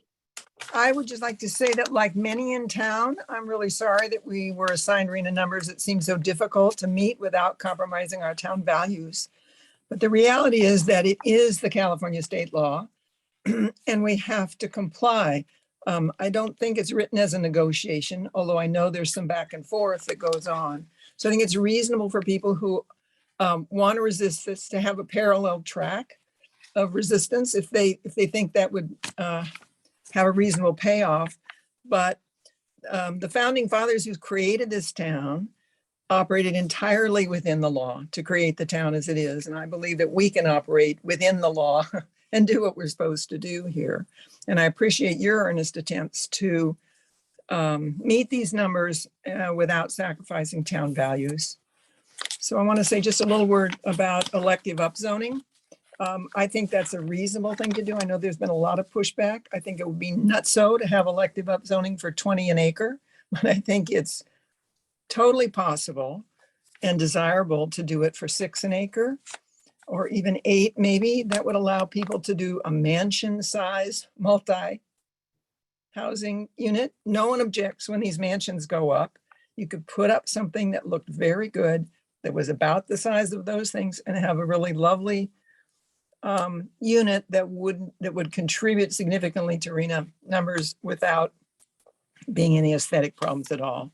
We should think about things like cottage clusters that could happen in these upzoning areas, or co-housing, which there might really be a use for. And the only other thing I want to say is I believe our parks and open spaces should be protected at all costs. As the population goes up, you need them more and more, not less and less. And it's foolish to lose them because you never get them back. Thank you very much. Thank you, Bingo. Judy. 3 seconds. Yeah, good job. Julie, are you there now? Can you hear me? Yes, go ahead. Yay, finally. Okay. So I wanted to say first that I appreciate that the current plans discussed today are a lot more pleasant than putting all the development right at the intersection of Alpine and Portola, which I think would be very destructive to the neighborhood and also a huge fire danger. But I guess I'm wondering, in the spirit of don't give everything when you start a negotiation, why build 20 very low income units on an acre there when you've got a need for only 8 more in the count that you're doing? And that could even be changed with some of the developments we're hearing about. If we can get 50 on Ford Field, then can't we try and get the 8 in developing, 6 units on an existing acre at some of the various locations we were discussing, without having to destroy that 1 acre with the 20 units. I think it's fine to put houses on Ford Field. My sons did play Little League, and in fact, one of them played the inaugural game on the new town center field, or when the town center was built. And I think that putting the housing near a transportation corridor and services is a really good thing. And from a fire danger standpoint, they're closer to 280, all those extra people. So the chances of them trapping people up on Upper Alpine or in Portola Valley Ranch are a lot lower. So I think that it is a good location.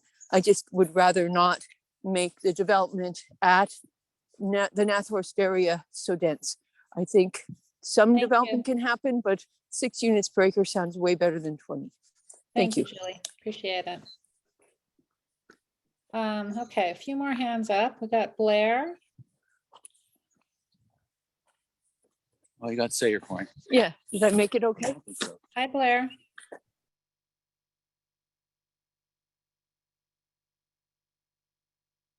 Go ahead.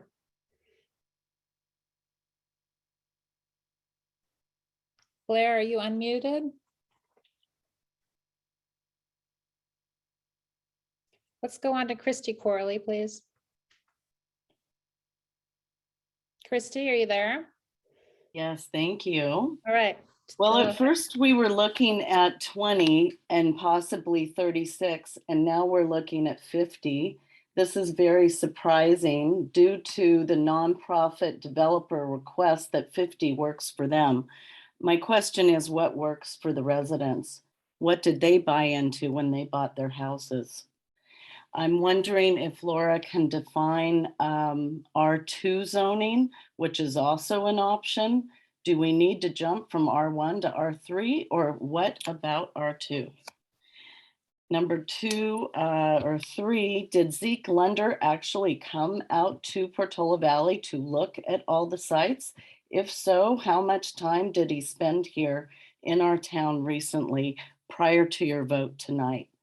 I ask that in a very serious way. He is our fire advisor, supposedly, and I think he needs to come here to see what you're voting on. We need to please HCD, and we need to please our residents as well. Have we forgotten to put the residents first? When I look back, SCAG is the Southern California ABAG and HCD. Their housing elements were due last October in the middle of the month. Middle of April, 7 cities have been approved. Is there a need for this rush when it looks like the Southern California cities are going back and forth, revising? So I'm not sure what the emergency is to get it all right away, because obviously Southern California is still working on theirs. So the city and the county zoning ordinances are required to be consistent with the general plan. Please keep that in mind when you vote. Thank you, Christy. I am for underground parking and not putting parking lots on the scenic corridor. We can increase our buses and our bus system. And if 50 goes up, that means that we even need less parking. Thank you, Christy. Your time is up. Appreciate your participation. Okay, Blair, are you on now? No. Okay. There's a person, phone number 776. Through the chair, I think we got Blair unmuted. Blair, are you there? I'm pushing unmute. Okay, I can hear you now. Okay. It worked. Sorry, I came late to the meeting today and I just have a few things. I want to make sure that although people have mentioned the density bonus, I want to make sure that everybody understands exactly the implications of what it means for a developer. We went through this at the nursery school with Al's nursery, and people did not understand exactly what the density bonus could mean. 2, if we build as dense as we can, do we know that the fire department could get into interior houses with 4 foot between them and put out any kind of fire? Do people understand that if we do upzone according to the rules now, the upzoning cannot be undone? It cannot go back to what it was previously. Talking about new areas, I sent an email in about 2 weeks ago. It may be unfeasible, but there is a 3.4 acre open land in Westridge. And if one puts affordable housing on it, then the covenants no longer hold. And mentioned earlier, There is indeed some issue about the numbers that Sacramento has sent out. They were done accordingly to the 2010 census, which no longer holds. We've lost people to California to the extent we've actually lost a congressional seat. So there also are suits that have been sent to Sacramento out of Southern California. Gilroy is sending in a suit, and there are other towns in Northern California that are looking to send in suits against this whole situation. Nobody is against affordable housing, but there is a much better way to do it than California wants to push down our throats. Thank you. Thank you, Blair. Okay, now we've got 776. Go ahead. Hi, can you hear me? Yes. Can you identify Hi, it's yourself, Karen. please? Yes, it's Karen Askey. Hi, Karen. And I was sitting here in the dark. Hello, I'd just gotten a flashlight and our power just went back on. Oh, that's great. Good. So anyway, I missed part of the meeting due to the power outage and I couldn't see the second scenario. I think this has been a fabulous discussion and I think there's been a tremendous amount of progress made and I echo much of what has been said. I do feel that we need to disperse the housing across town. So I am not in favor of, putting everything at Alpine and Nathorst. And I do have a question.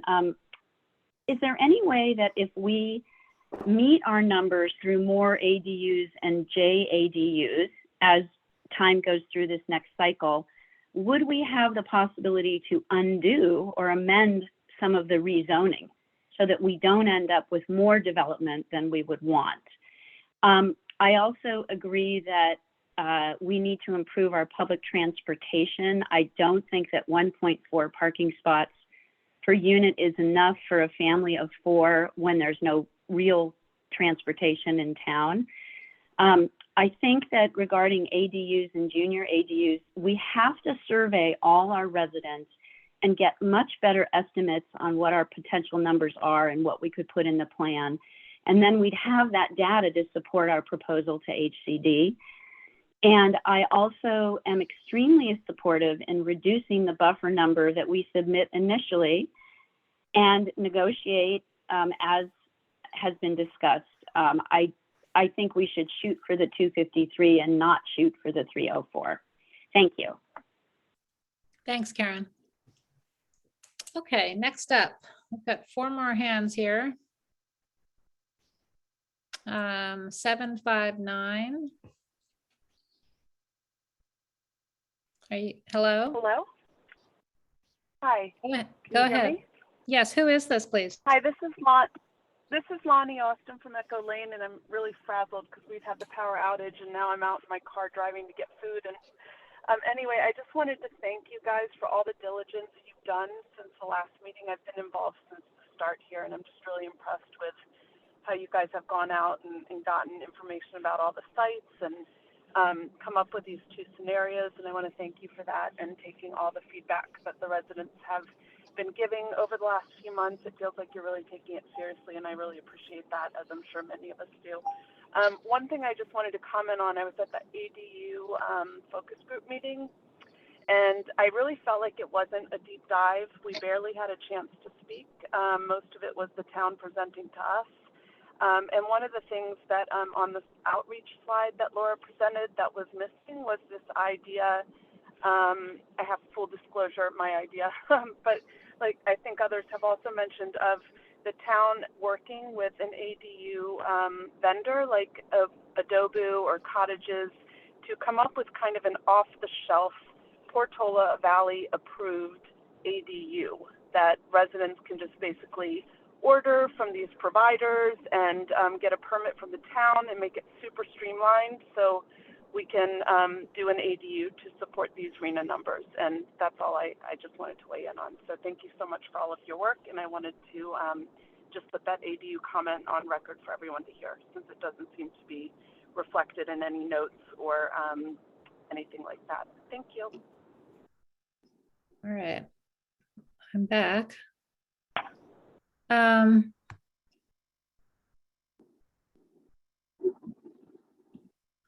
Okay, Sue Chapu, you're up.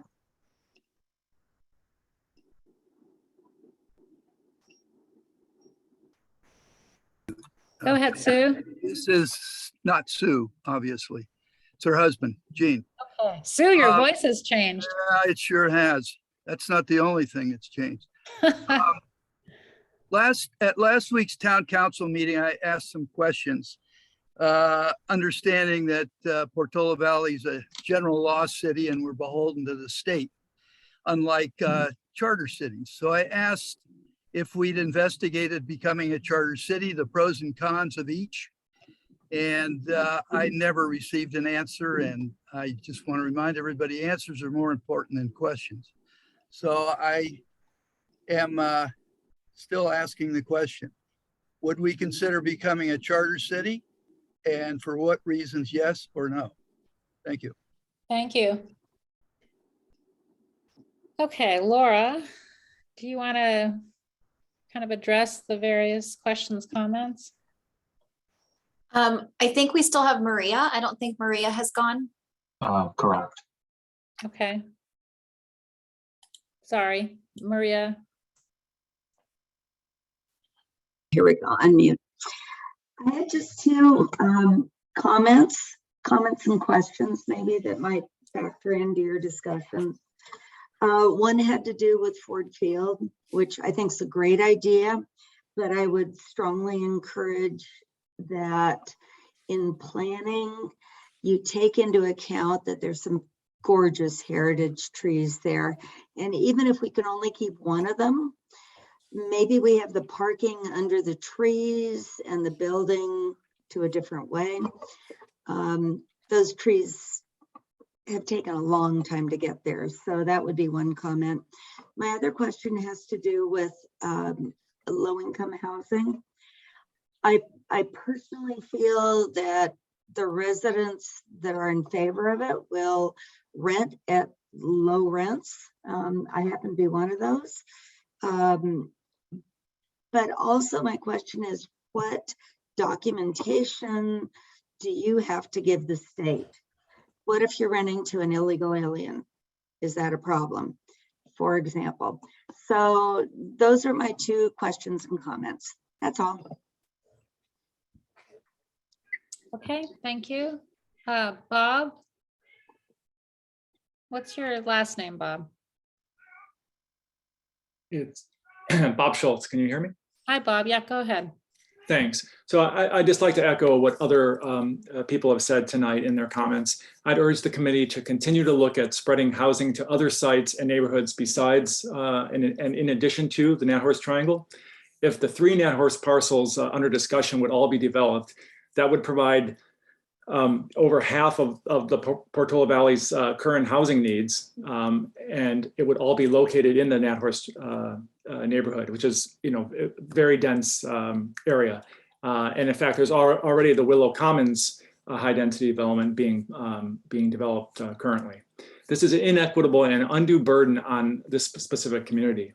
It would create a significant new fuel load for the nearby residents, and it would have grave impacts to traffic, parking, and emergency evacuation aspects for the surrounding neighborhoods.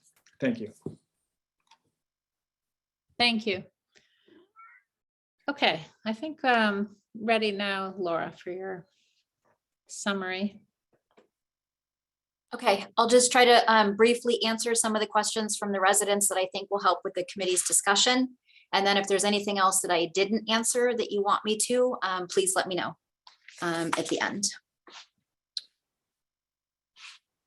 Okay, there was a question about building code and fire code and who adopts what. The town adopts the building code and the Woodside Fire Protection District adopts the fire code. The fire district is in the process of updating the fire code by the end of this calendar year, and they are considering a building separation requirement as part of that update. Next, there was a question about who talked to Neely and Il Mirador representatives. The answer to that is Jeremy Dennis, the town manager, talked to Neely representatives. And I don't know specifically who talked to Il Mirador representatives, but I got the information through him that we didn't expect it to be a viable site for this housing cycle because of the ownership situation there. There's a question about what happens next with Stanford. Next with them, we would let them know what the committee is interested in doing. And then we would start a conversation with them about if it's going to be in this housing element cycle, what that might include, and get some basic language to include in the draft housing element itself. We're doing that with our affiliated housing partners. So we would do something similar with them. So we would have some shared expectations for the community and Stanford of what would actually be in the housing element.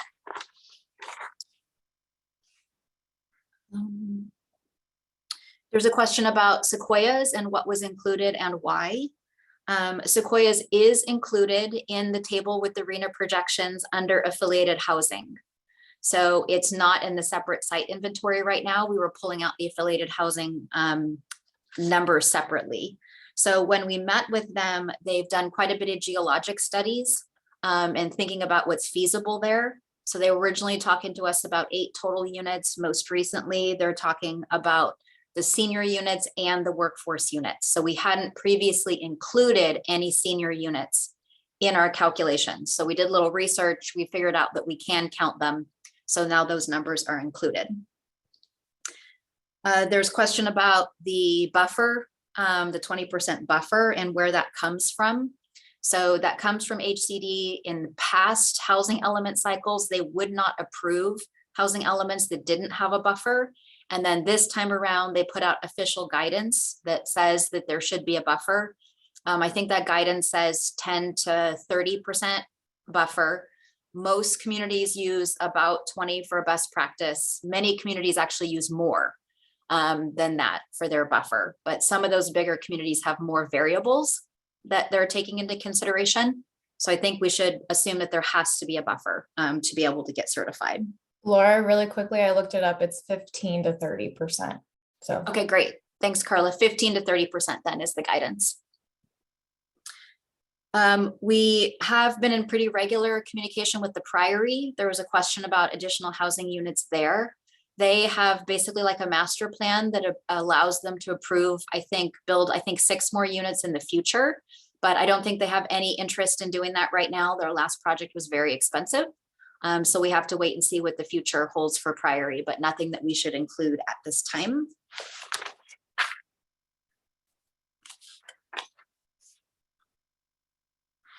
There was a comment about talking to commercial developers, and I just wanted to make sure people understood that we talked to Alta Housing, which is a nonprofit affordable housing developer.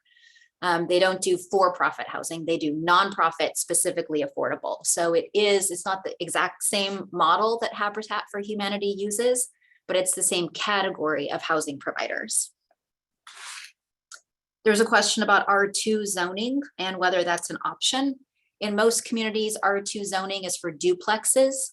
That certainly is an option if the committee wanted to take that up. We haven't talked about it much. SB 9 basically already does that. So I don't know why we would want to do anything different unless the committee was interested in doing that. All it would do was produce a sprinkling of additional market rate units. And then there's a question about whether Zeke came to town for this most recent analysis. The answer to that is no. When he was in town last time, he drove all the roads. He has a whole setup where he takes all the pictures and geocodes all the pictures to the maps. So he has all the maps and all the pictures, and I'm assuming he was relying on those for his most recent analysis. And there's a question about what kind of documentation do we provide to the state for lower income residents that live in units. If people have rent out ADUs to lower income residents on their own, just as a private property matter, there's no documentation. If there was an affordable housing project that went through official channels, then there's a whole system for that of income verification and how all of that works. So I can't speak to the details of that. But for ADUs, there's no kind of verification, so there wouldn't be a problem if people were undocumented in that situation. And that's what I've got off the top of my head. Sorry, I just want to ask a clarifying question. Generally, I understood it was building permits that is the token that gets counted for RENA.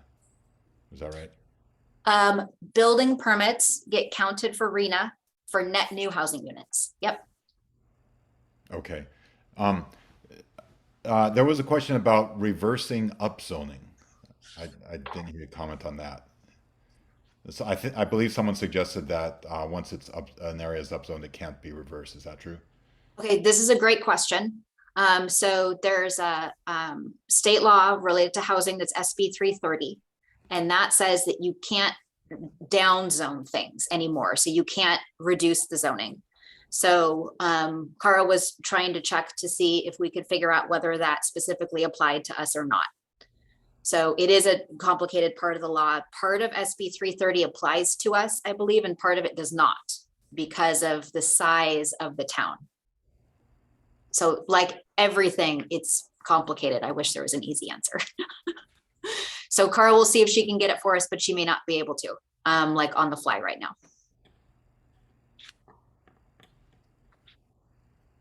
Okay, thank you, Laura. So we're going to take a 5-minute break here. Why don't we 7 minutes, resume at, if you're in Boston, 11:05, 8:05 California. And we're going to delve into making our recommendation. Okay. Thank you, everybody. Is we sort of decide which of these two scenarios is closer to our preferred outcome, and that we work from that scenario with such adjustments as the committee thinks we ought to be making. My own view would be scenario one is closer to what I would prefer, and from my hearing of the discussion tonight might be more broadly acceptable. But in any event, let's start from one and then make adjustments, because I think if we're dealing with two in parallel, we're apt to get confused. So, and I would second Bill's recommendation. I totally agree with you, Bill. So I'll be. So just to remind people, scenario one was a more dispersed model where it assumes Glen Oaks, 24 units. It assumes Ford Field with approximately 50 units. And then what else, Laura? Do you want it on the screen? Yeah. Why don't we do that? Yeah. Okay, That'd be so great. we have an Excel spreadsheet that we can work live time. So it's a little bit hard to do it, but Dylan can share a screen and we can look at the scenario and we can adjust the numbers. It won't be perfect, but it should be pretty good. And my light keeps going out because we have sensors that try to go out. So if I keep going into the dark and I'm making strange arm movements, I'm trying to keep my lights on. So sorry about that. I forgot about this last time at 8 o'clock. I think the sensors get more, they try to turn off the lights in the office. It's good to have to move when we have 6-hour meetings. Yeah, that part is good. Yeah. You're Just also free to put your hand. No. Just when it's something we all like, we can just do a little whoop whoop. Or just put your hands in the air like you just don't care. Yeah. That's fine too. Yeah. What do you think, Dylan?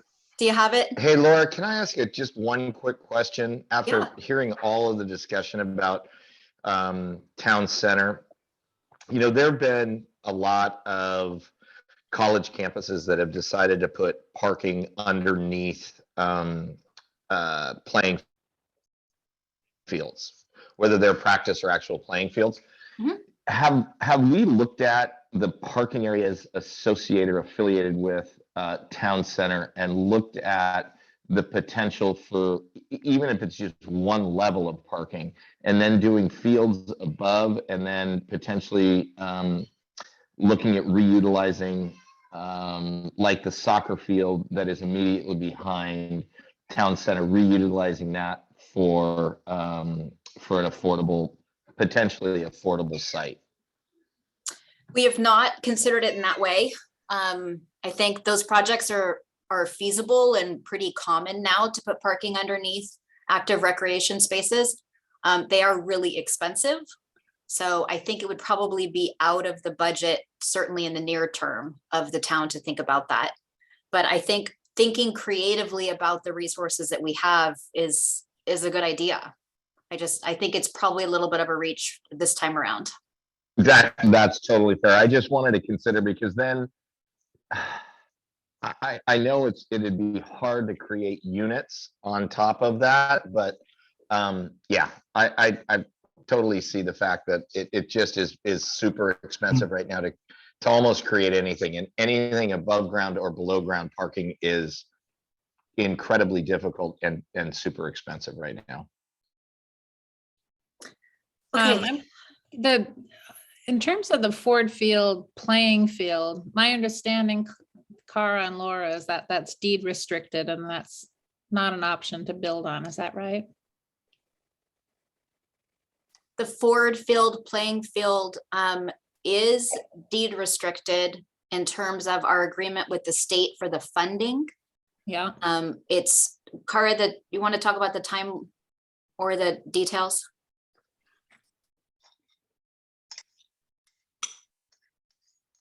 Yes, I believe the deed restriction ends in 2033. I don't have the date at the top of my head right now, but it only applies, the deed restriction only applies to the actual playing fields.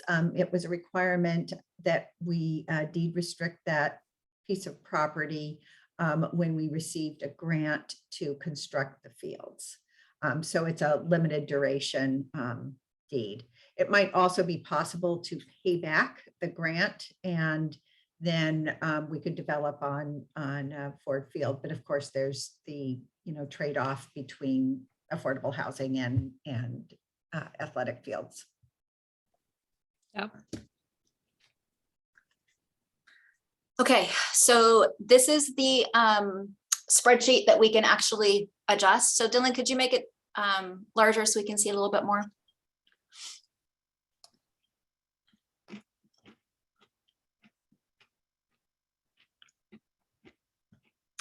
Could you go down into the corner, right-hand corner, make it a little less than 200, try to fit it all on the screen and see if people can see it? Laura, while he's doing that, can I ask a clarifying question? Yeah. Did I hear correctly that the range for buffer is 15 to 30%? Yes. And we're currently targeted 20%. And I guess a question for consideration is, if we feel like we put a really good package together very earnestly, including an excellent, affordable housing site, could we plan for 15%? It's not a huge, but Sarah, I think that's exactly a good question to start with, because to me, I've heard comments about how we need to be tough with the state and how we need to be hardball negotiators. I think that mostly ignores the fact that we have zero leverage in that discussion. And so for us to take a hardball position is almost certainly going to be a detriment to us. But if the state has given us a 15 to 30 range, I wouldn't feel bad being at 10%, at least, and going in and saying, look, we have this terrific site that we really credibly believe is going to be low income. And we're so confident about that we think we can get to 10. I don't think that would be insulting. I think it's a reasonable place to have the discussion, and it makes our targets more achievable. But in any event, I think if 15 is the bottom of the range, that's where we should be. yeah, 15, I was doing the math, puts us at a target of 124 instead of 137. Yep. Laura, isn't it, as long as we're talking about the state requirements, aren't the state requirements though the floor, not the ceiling? Yes. For clarification. Yes. Thank you. I think that this is something that does rest with this committee. So when we talked about the 20% buffer, we didn't have in mind that we had Ford Field, which had the potential of being a really significant site with 50 of our units, which is a big chunk of units. From my perspective, I think, we don't have full information about whether we think it's a really competitive tax credit site yet. If it was a really competitive tax credit site, then I, as your planning director, would feel more comfortable going down from 20 to 15. But if this committee wants to recommend 15 based on what we've talked about, we can certainly go with that number to planning commission and to council. Do you know what I mean? Through that process. The decision really rests with council about taking, it's a little bit more risky, but if it's a good, complete package, then, I think that there's, certainly worth a try. I wouldn't say don't do it. I think that there's just a little bit more risk involved. But if we know that we might have to make harder changes when we get our first round comments back, that's going to be really the challenge. Is that if we get first round comments back that are really significant, then we have a very short time period to make revisions. So we'd really, if we get tough comments back, we'd have to really get back to work and go back into the same information, but we've got it prepared now and really pull out the more sites and get them added in so that we can turn that around and get it back reviewed and get it back into HCD. So you're saying have a recommendation from our committee for an extra site, say, in case we needed to add in. Yeah, maybe prioritize them. You wouldn't have to make a final decision, but kind of prioritize them now. So that if we have to come back, we could make very fast work of turning it over. Yeah, because I mean, when you look at the pipeline projects, that's a pretty solid number, right? Yeah. And then ADUs is unclear, but a good guess. Good guess, yeah. Affiliated housing sites, is that a pretty solid number? I think it's a good guess. Yeah, I think it's pretty solid. And so that's set 167 of pretty solid numbers. Yeah. So it seems like. Yeah, I mean, the way the whole package is coming together, I think we can make a case for it. I would kind of go to Carla and Cara. Do either of you have anything to add to that?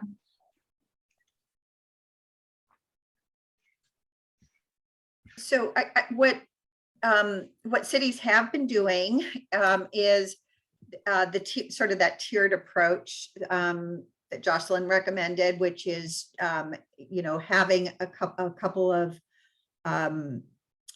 sites in your pocket, so to speak, and so that we can quickly, if HCD does not accept the buffer, we can very quickly pivot and add an additional site or two onto the inventory. Mm-hmm. Because one of the clever things you would not do in these kind of negotiations is have a public record of what was in your back pocket. That's actually impossible to do in yes, it is, public setting. Yeah, so I would suggest we absolutely do not have a back pocket. So I think we should go in with a number. Be prepared to revisit it if we have to, of course. But why would we be showing our cards in a discussion like this? It didn't make sense to me. So, and I just would also say that I am very concerned about the Ford Field qualifying for tax credits at the 9% level. I haven't looked at the 4% level, but I am very concerned that it qualifies because of the location. Hold on, you're concerned about the Ford Field site qualifying for credits because of location. Help me understand that. Right, because it's not in close enough proximity to get all of the ranking points that the office of the controller's office wants to see when you apply for tax credits. So it's not, for instance, within half a mile of a middle school. It is within close enough proximity to a grocery store, but it's not close enough to a school.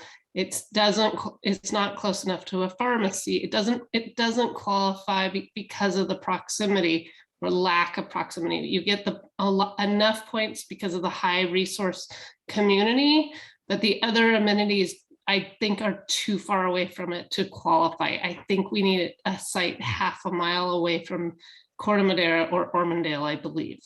That or the library. Alta Housing didn't express that concern, just as a heads up in their meeting. That'd be great. I would So love for it to call. I had follow-up conversations with them and their concerns were around the pharmacy and the transit. And they were gonna check in Transit to was- see if there were alternative ways to think about that. So it's not a sure thing. It's not. No one has a But phone.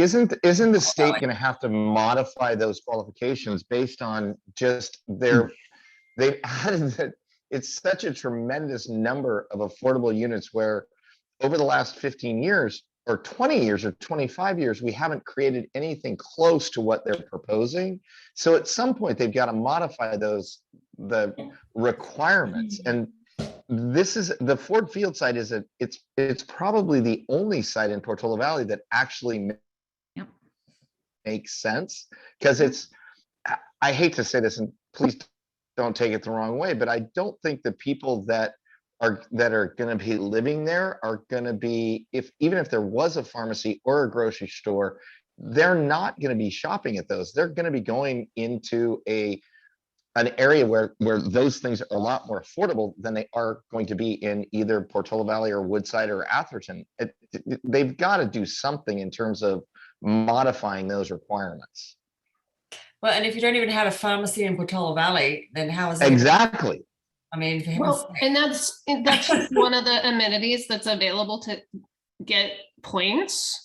Grocery store, because they don't want people to put affordable housing far away. They want to rank how they rank them, and it's good feedback. I mean, the Bay Area, let's be honest, the Bay Area loses a lot of funding possibilities because of the cost associated with the land, and so many that oftentimes we get funding to Southern California or other places. So that's just what we're up against. Can I just jump in? I would love to just ask the committee, is there anybody on the committee that is not comfortable with the Ford Field and the Glen Oaks kind of components of a proposal?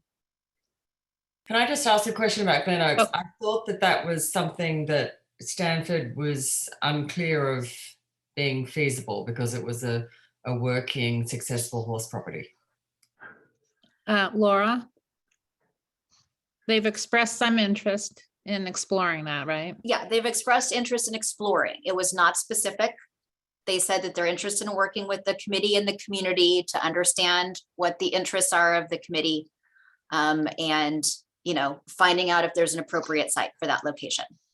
And then I was just surmising based on my experience working with them and what they've expressed in other communities, that their ongoing need is for staff and faculty housing. Yeah. So And Laura, that part was my assumption. And Laura, are you working with Stanford Land and Management, or who is overseeing that site? Well, that site, we're working on the Stanford project right now that's under review, right? So I was just working through those contacts. And then my email was with Jean Snyder, and she's the vice president of development. Yep. So you're working with Stanford Land and Management. Just from experience, I think that they would be very workable if we can figure out kind of an alternative for them. They want something in return for us potentially getting that piece. And how that piece is how big? I can't remember. 4.4 acres. Right, between Ford Field and that, if you did 20 units to the acre, that gets us significantly kind of the way there. Well, that's why we got to look at the spreadsheet Laura has here. You can Yeah. see. But I just want to ready for I wanted to ask the committee if anybody is not supportive of the Ford Field or Glen Oaks. Like Bob Turcott, you raised your hand. Did anybody else raise their hand to that question? Okay, Bob, you want to speak about your concerns? Yeah, can I elaborate? Yeah, I feel very uncomfortable. I understand we're on a tight schedule, and there's a desire to reach a decision and consensus. I feel very uncomfortable because there's important data that's missing. Now we can form a consensus, we can make recommendations, and it can go down the path to the Planning Commission and the Town Council. I actually think the biggest risk to us getting a plan done by the deadline is not whether this committee makes a decision this week or next week or the week after. I think the biggest risk is we make a decision that's not fully vetted, that doesn't have enough data so it can be an informed one, and then the blowback goes to the town council, and the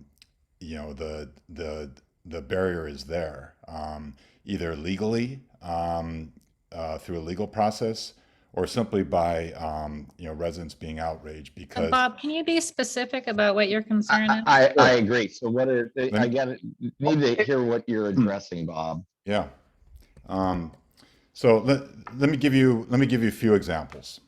One is the primary visit corridor has been mentioned by one person in our meetings. That's me. We haven't heard from the staff what the significance of that is. About the what? I'm sorry. I didn't hear that either. The Primary Vista Corridor. I mean, we've talked about the corridor and rural You've talked character about- many times. You've talked about the scenic corridor. Scenic corridor. And so the Primary Vista Corridor is different. If you're okay with me sharing my screen, I'll show you what the difference is in 20 seconds. Otherwise, I'll just go on with my larger point. Can you just describe it in words and then kind of continue, please? I'm not going to do that, Jocelyn. I can show you a map in 15 seconds and you can see it. All right, show your map. Go ahead.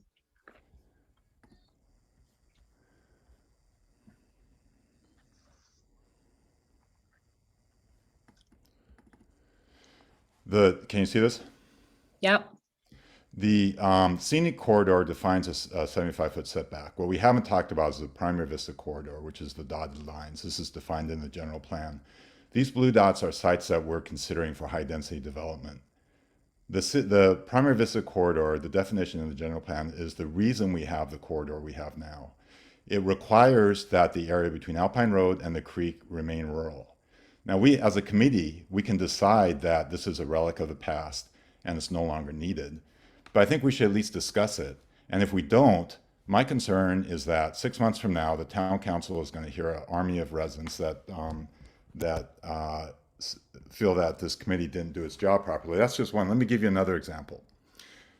We don't know what our evacuation time is. Are we really going to put high density housing at the corner of Alpine and Portola Road? Are we going to consider doing it without having any idea how long it'll take to evacuate? Another example.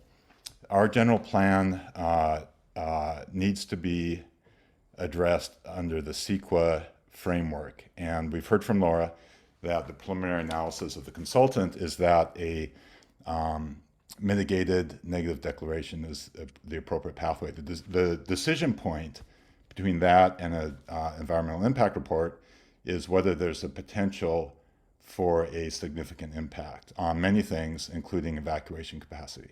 It would seem to me that a 14% increase in population would constitute, on the face of it, a potential impact that's significant. Will we be vulnerable? Will the town be vulnerable to legal interventions by residents who feel that this has been given short shrift? In my opinion, we should hear, as a committee, we should hear what the argument is for going down that CEQA pathway before we make these decisions. And finally, we heard about the potential for upzoning not being reversible. There's a lot of interest in going the ADU route. Portola Valley is not Atherton. We've got unique challenges. We should be able to address it with a unique solution that's tailored for what we need. We should know how many residents would be willing to submit a letter of intent for developing a junior ADU. And we should use that data, if it's reasonable, to support more reliance on junior ADUs and ADUs than the default HCD approach. So those are a couple of examples. Those are my concerns. Thanks. Okay. Does anybody else share these concerns or want to address that? This is Bill. Yeah. Bill. Go ahead, Sarah. I'll be fast. I was just checking the Primary Vista corridor, and it says it's not practical to prohibit all building within this corridor, but in the development of individual properties, building, construction, and planning should be designed to be compatible with and retain the natural and rural appearance of the area. I mean, it's not practical to prohibit building there. I mean, of course, if we could never touch a tree, if we could never touch a blade of grass, you know, I'd put my hand up. But you know, we've got a task to do here, and you know, something, you know, stuff has to move. It's the way it's going to be, and we just have to make sure we do it in the best possible way. So just to follow up on that, I think one of the inherent limitations of the process that we're operating under is this is not really a decision-making body. This is a recommendation-making body. Ultimately, this is up to the town council, planning commission, whoever else. The idea that if we only had more process here, if we only heard from more experts, that we would be able to reach a decision that everybody would agree with and that wouldn't be an issue going forward, that's fanciful to me. I think we should understand that regardless of what conclusion we reach tonight, it will be challenged. There will be yelling at the town council meeting, and I'll be delighted not to be at those meetings. That's why I'm not on the town council. Honestly, I think we are at the stage where, having had as much discussion as we've had, we are actually at a point to make a recommendation, understanding that that recommendation could be challenged, but saying, hey, we did our best in the constraints that we were operating under, and hand it over to the next body that ultimately does have to make the decision. Thank you, Bill. Andrew, you've had your hand up for a while. Thank you for your patience. Do you want to say anything? Well, I actually want to answer the question that was asked. Yes. I think Ford Field, the way it is now, is one of the town's jewels, including the empty portion of it. It's gorgeous. The idea that we have to throw that away for housing is appalling. It's the nicest part of the scenic corridor. It's not some extension of the scenic corridor. It's not a tree tunnel like the rest of it. So if we could make our numbers without using Ford Field, I would be in favor of that. I don't see how we can make our numbers without using Ford Field, though. That's the problem. So you asked, are people thrilled about using Ford Field? The answer is no, in my case. In terms of Glen Oaks, and this relates to the other question about how much of a reserve we should have. If I was on HCD, I would not be patting myself on the back, and I wouldn't be telling the town you should pat yourself on the back because this is such a great plan. You're talking about 50 units, which is less than a quarter of the number needed. You don't have a developer for those. Glen Oaks is completely speculative. Stanford has not said yes to anything, or that they're even interested. And we're going to go in with ADU numbers that are so far in excess of what we've ever actually produced, despite the fact that ADUs laws were loosened up 3 or 4 years ago, that it's all going to be iffy. So this idea that we can get by with a minimum reserve, I think, is overly optimistic. So those are my thoughts. I'm sure I'll have more later when we get to more detailed questions. Okay. So it sounds like you can get behind Ford Field if it's the way to get to our numbers. I think it's the only way to get to the numbers, but I'm not happy about it. Yeah. Yeah. All right. I would second that. I agree with that. I agree with Andrew too. I'm not thrilled with that situation, but I wish there were other sites where we could do something else. Yeah. I mean, it just seems like we've gone through this exhaustive process, right? And we've really turned over most stones that we could find. So why don't we go back to the spreadsheet? If that's okay, Laura.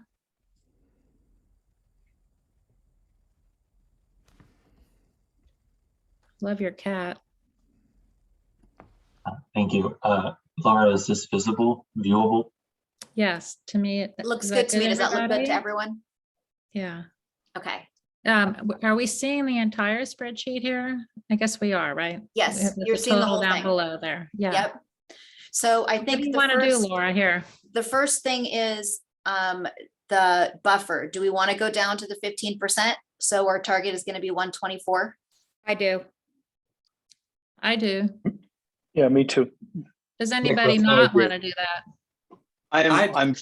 I'm fine with going down to that, but I would like us to I'd like this group to at least talk about what the 20% buffer looks like. So we talked about prioritizing things. So if we go down to 15%, it'd be nice to know if something comes up between now and when the council is actually discussing it, so that we feel like we need to go back to 20%. Just, I want input on where to go if we go back to 20%, but I'm Okay. fine with starting at 15%, as long as That's we fair. have that contingency Laura, plan. I agree. If I'm wrong, I think if we do that, it's 124 versus 137. So we're talking about, what is that? 13 units? But I agree with Jeff keeping the, extra credit work that we've already done. Okay. I'd feel better keeping it at 20 until we're sure that Ford Field is really gonna look as good as we're hoping it's gonna look. So I think it's premature to go down to 15. Well, I think if we don't get Ford Field, we have to rethink everything. So it completely puts a huge bomb in the whole plan. If we don't get Ford Field, it's going to be very hard to find a low or very low income developer because we don't have a site big enough. Well, we do have sites, but we won't like their location to do 50 units. It would be like 2 of the Nathorst properties together. Well, you're doing it binary, that if we don't get Ford Field, we don't get it at all. I mean, we need to hear, maybe somebody comes back and says, well, it's good for 30 market rate units and 20, low cost units or something, right? There's a lot of different possibilities. So I think until we get some more information, it's just prudent to work towards a higher number. And we're going to have other things fall out along the line. And so if we have to go down from 20 to 15, if we can go down from 20 to 15 later on, that'd be great. But I don't think that we're at the point now where we know enough to be declaring victory. And are you saying later on, meaning before we turn in the final proposal? Yeah, I mean, Zeke's going to take another look at the opt-in sites, right? And there's 4 properties there that have a yes on them, right? And hopefully he'll be able to, we'll be able to mitigate some of those, but we probably won't be able to mitigate all of them. So, I'd say we've got a good plan here now. I don't think we should be changing the buffer yet. Okay. Laura, you comfortable with that? Sarah, I think either way you want to go, the committee wants to go is fine. I think there's value in keeping the buffer in for this discussion and see if we can get there right now, because maybe we're close, maybe the committee is close. And then we can have a conversation about what we would, if there's something we're going to take out. Okay.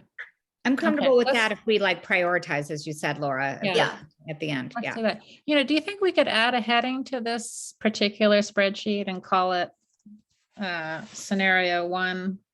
The tab at the bottom is scenario 1. Okay, this is hard to see. Okay, so this is scenario 1. This is what we're talking about in this spreadsheet here is a more dispersed model. Amy Armsby had to leave at 8 for a meeting, but she wanted to express support for the more dispersed model. Just so you have that for the record. Okay, and so then what are things that are? So let me kind of start at the beginning and explain, and then you can kind of go from there. So the site number or ID A is Ford Field. So we think the developable size is 2.48. We assigned it 20 units per acre, and that gets us, it's like 20.02 or something, but that gets us to 50 units there. So based on this conversation, I think we've got it. We leave it as it is. And our best assumption right now is that it would be very low income, and that we'll wait for the tax credit information to come back from the folks that are looking it up for us. And then if it doesn't work out, we would have to, make an adjustment in the future. But I think this row is good to go. Then B is the town substation.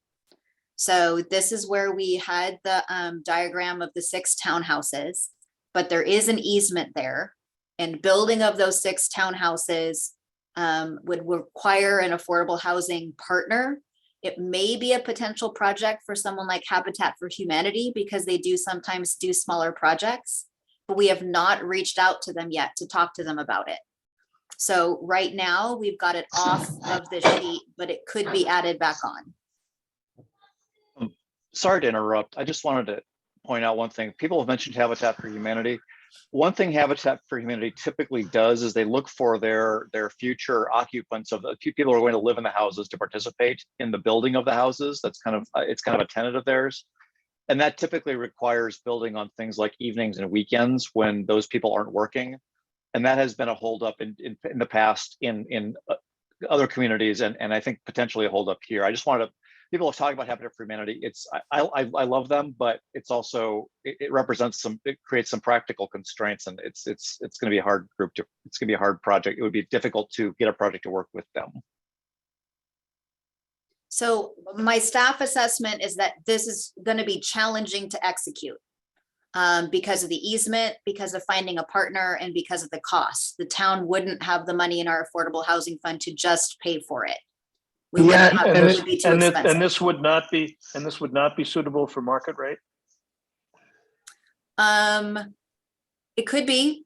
I mean, I don't think the town has ever had a conversation about building market rate housing on our own property. It's always been a conversation about affordable housing, to my knowledge. And what is the easement? Can the planning commission and the town council change that? What's the nature of it?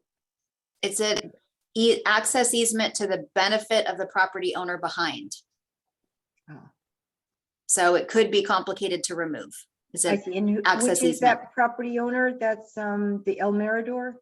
Yes, and it's multiple property owners and multiple properties, so there's complexity to it. Okay. Right. So that's why we left it out as 0. So that would be our recommendation, and only come back to it if we really had to. Next is C is Blue Oaks. So we think the developable area is about 2.6. Fire safety concerns for sure. Potentially a site for market rate development, but it would really need a detailed planning process to really think through how that could be done safely. So I just term this like a medium length planning process. So definitely fire safety issues here.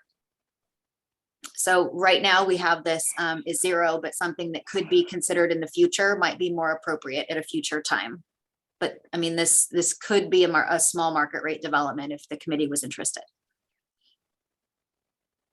Then next is D is Glen Oaks. So the developable area, we originally had about 4.4. I understand from the Stanford representatives, it's probably less than that, probably less than we estimated. So this might be a little bit less than 4 acres or more in that neighborhood. But this we thought was a good starting point for this discussion. I put in here 8 units per acre because 8 units per acre is a like a common number for like smaller detached houses or duplexes or that type of development, which would probably align with faculty and staff type of housing that they're looking for. And then there'd also be a 15% affordable housing inclusionary requirement. So, and this would be subject to density bonus. So we were talking about that increase. So the 8 units per acre would go up with density bonus. And Laura, does the horse property maintain business? Yes, the horse property is, my understanding from them is it's a successful horse operation. It is a successful business. I'm sorry, in the scenario that a development would happen there, would that happen? It would houses or horses? Yes. So 15% exclusionary would be 5 units of affordable, is that right? It would be, they'd probably do 15% of 32. Yeah, so 5 affordable out of the 32. And then I don't understand what the it would go on top. I don't know if Yeah, Cara that's the could thing, give it that goes number on to us real top. quick. That's the question I have, because when you do the density bonus and you it's incremental. So that would make 32 would go to 37. So I'm just wondering how we think about the density bonus from that standpoint, as we go through this, do we keep track that that really is 37? It's not 32. So it doesn't count for RENA, but it counts for us in real life. It doesn't count for RENA planning purposes. Yeah, I almost This is one of those things where the state law doesn't align. Right. I almost wonder if we go through this, because the density bonus will start to matter in all these other properties. We can control it on the town-owned properties, but we can't control it in all the other ones. I almost wonder if we need a RENA column and an in real life column. Okay, so yeah, Dylan, can you add a column between F and G? Good.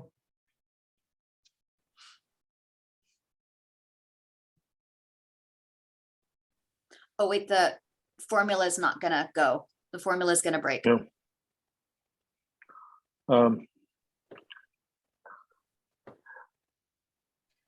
Just Yeah, from a lot okay. of painful history, editing a spreadsheet with a group of people on the phone is one of the least productive things you could ever do.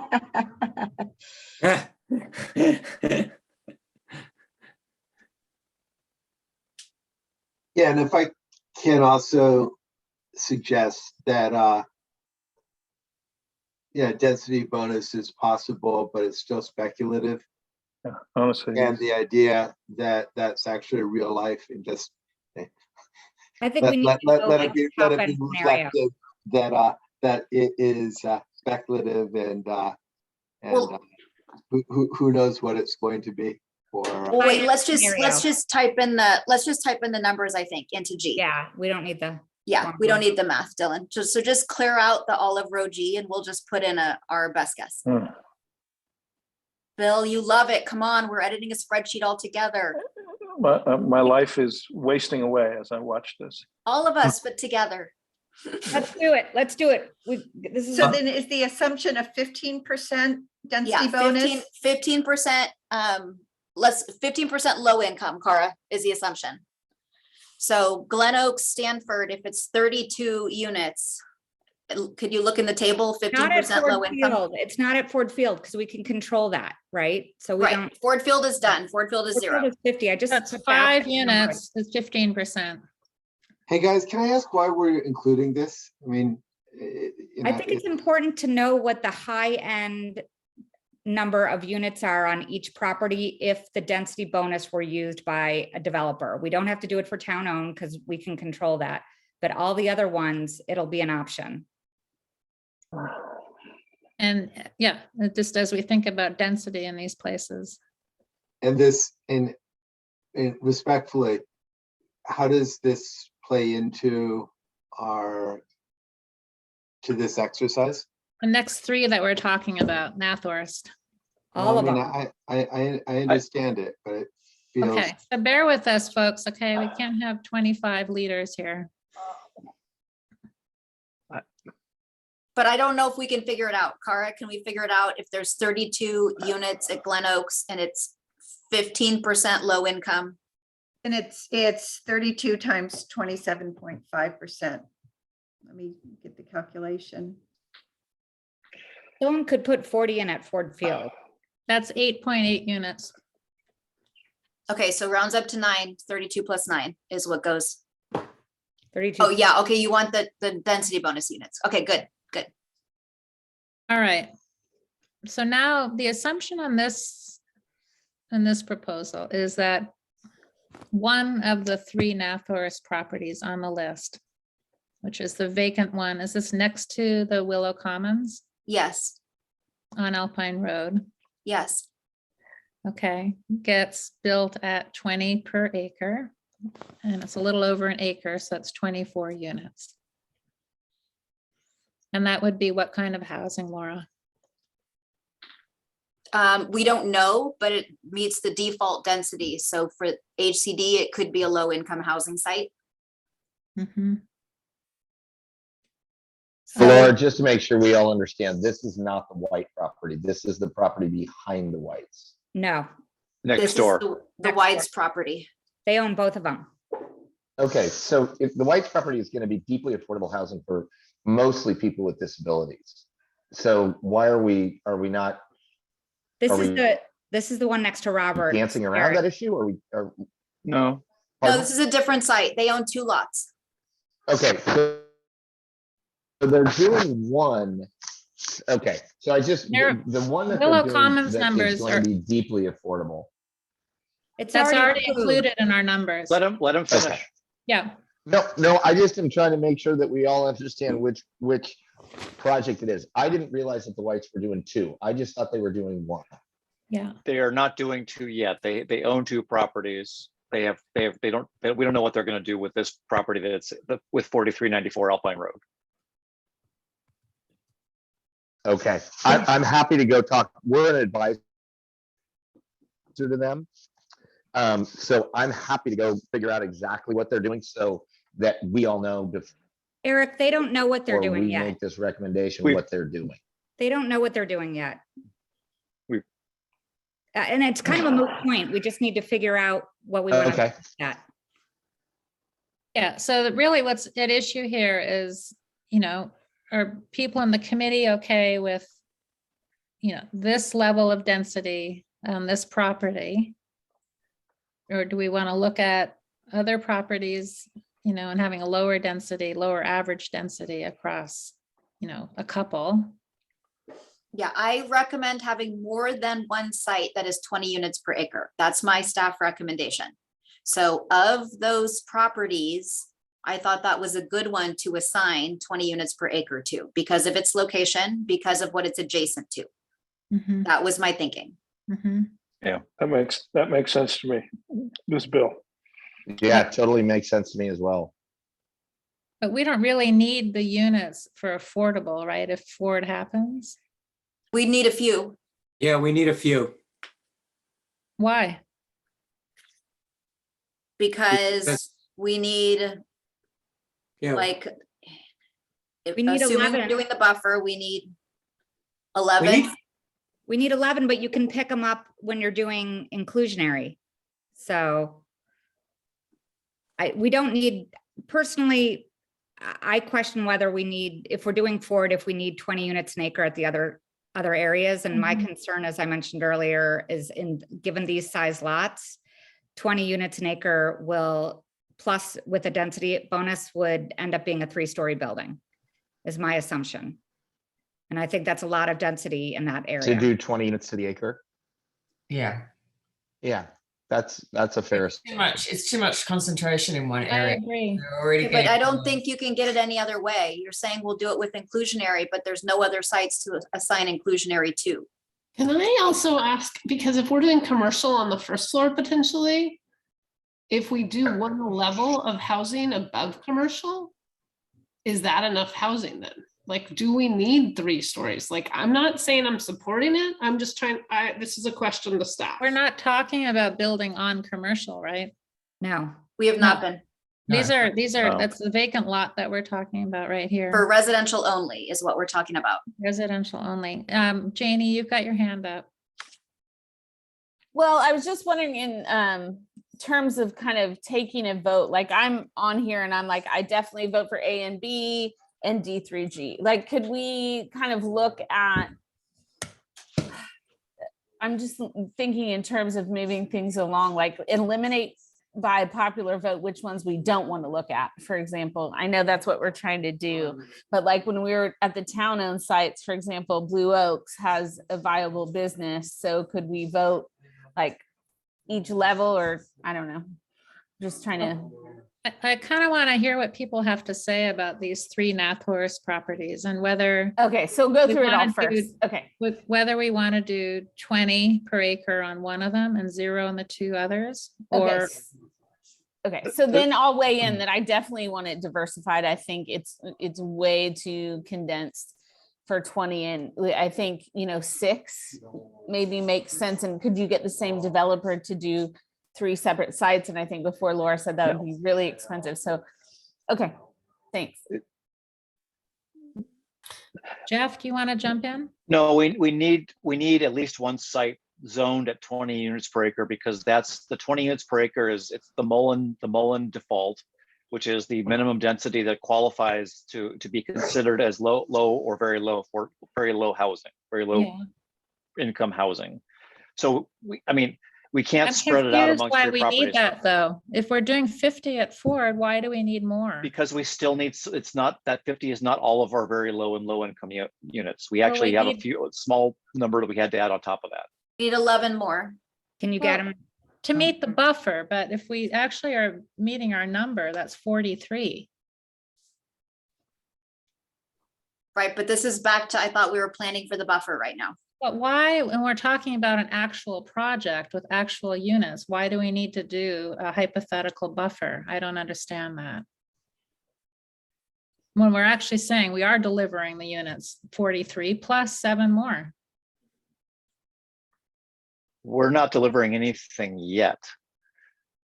We, These if are- Ford these are all- happens, which is very, you know, If Ford it's a very happens, we plausible don't know that. scenario. Yeah, HCD doesn't view it that way. They think, you know, unless you have all of your funding committed and a developer in process and you've issued permits, then it will take the project as a done deal. But the project, even Ford Field, is pretty speculative at this point. I do think that HCD would require some buffer. I don't know what the percentage would be, but it's going to So require what if we something. did, you know, 8 or 10 per acre on a Nathorst property and call that? That density not gonna- doesn't qualify as affordable because only 20 qualifies as affordable to HCD. What if we, just another thought is if we put it forward with the 50 at Ford backing it up and not do that at Nathorst, but then come back to it if we have to. Can I just mention really quick, going back to the guidance, the specific 15 to 30% buffer, they especially want for lower income. So out of all the categories, this is the one that they care the most about. So I just would hesitate not having any. And so the property that's where the office is, that's 1.5 acres. So that's more land. And there's sort of like it fronts on Alpine, but then the land also goes behind on is it Nathorst? Yeah, it's cut into 2 pieces with the creek down the middle. Yeah. So could we do, I mean, could that be a mixed use zoning there at that office at G to a mixed use so that it would be zoned for the other units that are needed? Yes, as long as we're getting to enough unit production. I mean, when but that's what the architectural consultant was looking at. Remember back hours ago when we showed those diagrams, there's not a lot of room between the creek, the scenic corridor, and the setbacks to really have much mixed use if you're not 3 stories. And so if it were zoned at 20 an acre, that could be 30 units, right?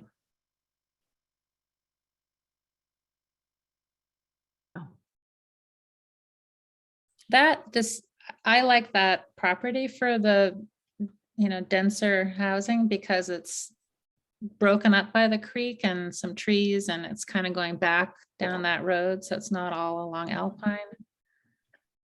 Plus, that's the one that is the fire unsafe roof, right? Oh. So it'd be nice to. Yeah, You're the replacing it. public comment. Right, from the public comment, it'd be nice if that went away. We'd be doing people a favor. Yeah. And I'm curious to get your thoughts on these Nathorst properties. What do you think? No, I love it if we could only have one developed, but Yeah. I encourage the 20 units per acre so that we've got the numbers that we need, because you know we haven't gone to the distributed, but a lot of those have troubles. I think we're going to need the numbers at Nathorst. But if it were up to me, I was a committee of 1, I would put 20 units per acre on property G. Okay, that one, well, both of these are gonna have to have some components that are 3 stories to get to 20 units per acre. Some would be 2-story and some would be 3-story on both those sites that we're considering. So 3-story behind the creek down the road. Would be, there would be the 3-story would be the part that's set back more, Yeah. but it would be visible, but the building's closer, it could be 2 stories, most likely. Question I have is why do we need 2 properties that are zoned at 20 units per acre? I'm not saying, I'm not proposing we do. We I don't don't. think we do. No, I I know. only want one at Nathorst, yeah. And I'm bummed about the 3-story, but I'm prepared to live with it, with the 3-story further from Alpine. Mhm. So it's sort of protecting the scenic corridor Yeah, as best as a can bit be more. done. Yeah. Okay, so it seems like there's consensus for one property in Nathorst, and the question is which one, right? The corner one or the more interior one? Hmm. What's the occupancy of the office complex? I don't know the specific businesses. Because I walk by often and it's often pretty quiet. So, you know, I don't want to displace anyone, but it's such a beautiful setting. You know, there may be It's about 70%-ish. We just looked at some space there, and when I drove in, there was not one car in the parking lot. So I Yeah. think it's occupied. It's leased, but it's not occupied. So that parking lot behind it, which, you know, that asphalt place, if there could be a hybridized business, commercial, work, live, co-housing zoning situation there, that could potentially work, right? I think what you're looking at, Laura, is just all residential, right? What we have been looking at and what we modeled is all residential. If you want to fit something else on that site, you're not going to get 20 units per acre, because it was already, when we modeled it, very kind of tight to get 20 units per acre, given the shape of the property and the creek and the scenic corridor setback. So I guess I'm thinking of a property I saw in Half Moon Bay recently where it's like the bottom level, we talk about commercial or office, and the 2 to 3 story could be like in Half Moon Bay, they did a studio on the bottom and a 2-bedroom, 2-bath master kind of thing on the top. And then they went back through, you know, the downtown, and then they went around the block. So they basically had like 4, you know, units compressed into that. So I'm thinking kind of something like that, like not displacing people who have current business and still allowing for current business, but that commercial blend of housing, and then goes back, like add a 2nd, 3rd story onto what, you know, something like that. In that kind of model, it would for sure have to be all 3 stories. Oh, But yeah. you're right. I mean, some businesses could be displaced by this. If Ford Field does happen, and that gets us, you know, I think all the way there, right, in terms of meeting our needs for very low and low. It does not. No, it doesn't get us there. We're short by 11. What am I looking at? I'm looking, yeah, but in terms, that includes the buffer, but if we. But it Yeah, should, we it have to- should, it should include the It buffer. should We include the need to buffer. include It the either No, has to but be if you 15 meet or the actual 20%. numbers, why do you need affordable housing buffer? You've already met the 'Cause you- affordable 'cause- numbers. Because we don't know You- what's going to happen. Yeah, Right, you you haven't gotta met get any, that you haven't met approved. anything. You have the I have a dream plan. Think And of it as that's extra not gonna credit. get there. I guess if Ford happens, then can you change the zoning on this property that we're talking about on Nathorst? Like, or can you make it Believe conditional? You cannot downzone is my, correct me if I'm wrong, Laura, but we cannot downzone later. So So- actually, this is Cara. The Housing Crisis Act did include that prohibition against downzoning. However, that provision only applies to cities with populations over 5,000 and cities that are in an urban center or something like that. So by the skin of our teeth, we are exempt from that particular provision. So we can in fact downzone currently. It might be that, you know, the law changes over time, but for now we do have the ability to downzone. There are also problems with downzoning in general, you know, neighbors who have their development project in the pipeline and then, you know, you downzone in the middle of the project are going to object. But legally it is allowed. Yeah. Because I just feel like the reason we're talking about this extra dense site in our town is in order to meet a buffer that we may not need. So if we need to have it, if we We need to may have not it. need it, but we may need it. That's why it's a buffer. Buffers Yeah. are for Yeah, what but we then don't know is going to I happen. frankly, I'd Buffers be are for pretty uncertainty. bummed. I'd be bummed if we get 2 projects done in the next 8 years when we didn't need to have 2. I absolutely disagree with that, Jocelyn. I mean, this is Bill. It seems to me having multifamily housing in this town is not a tragedy. It's actually a necessary development given the region that we live in and the needs that we all face, broadly. And if we have multifamily units in 2 places, I'm okay with that. That's still a town I want to live in. And particularly when we're looking at spaces that are, after all, on Alpine Road, it strikes me as not an extraordinary thing to have multifamily housing in that sort of setting. So I'm having trouble getting too twisted on this issue. Honestly, Mhm. it seems to me it's an okay thing. Mhm. And my guess is, realistically, that what would get built there, if anything ever did get built, is going to be some very attractive housing that some of us might in our later years want to live in because we want to stay in the town. So, Mhm. I mean, I reject the idea that this is a tragic thing to happen to our town. I think it's actually a net positive.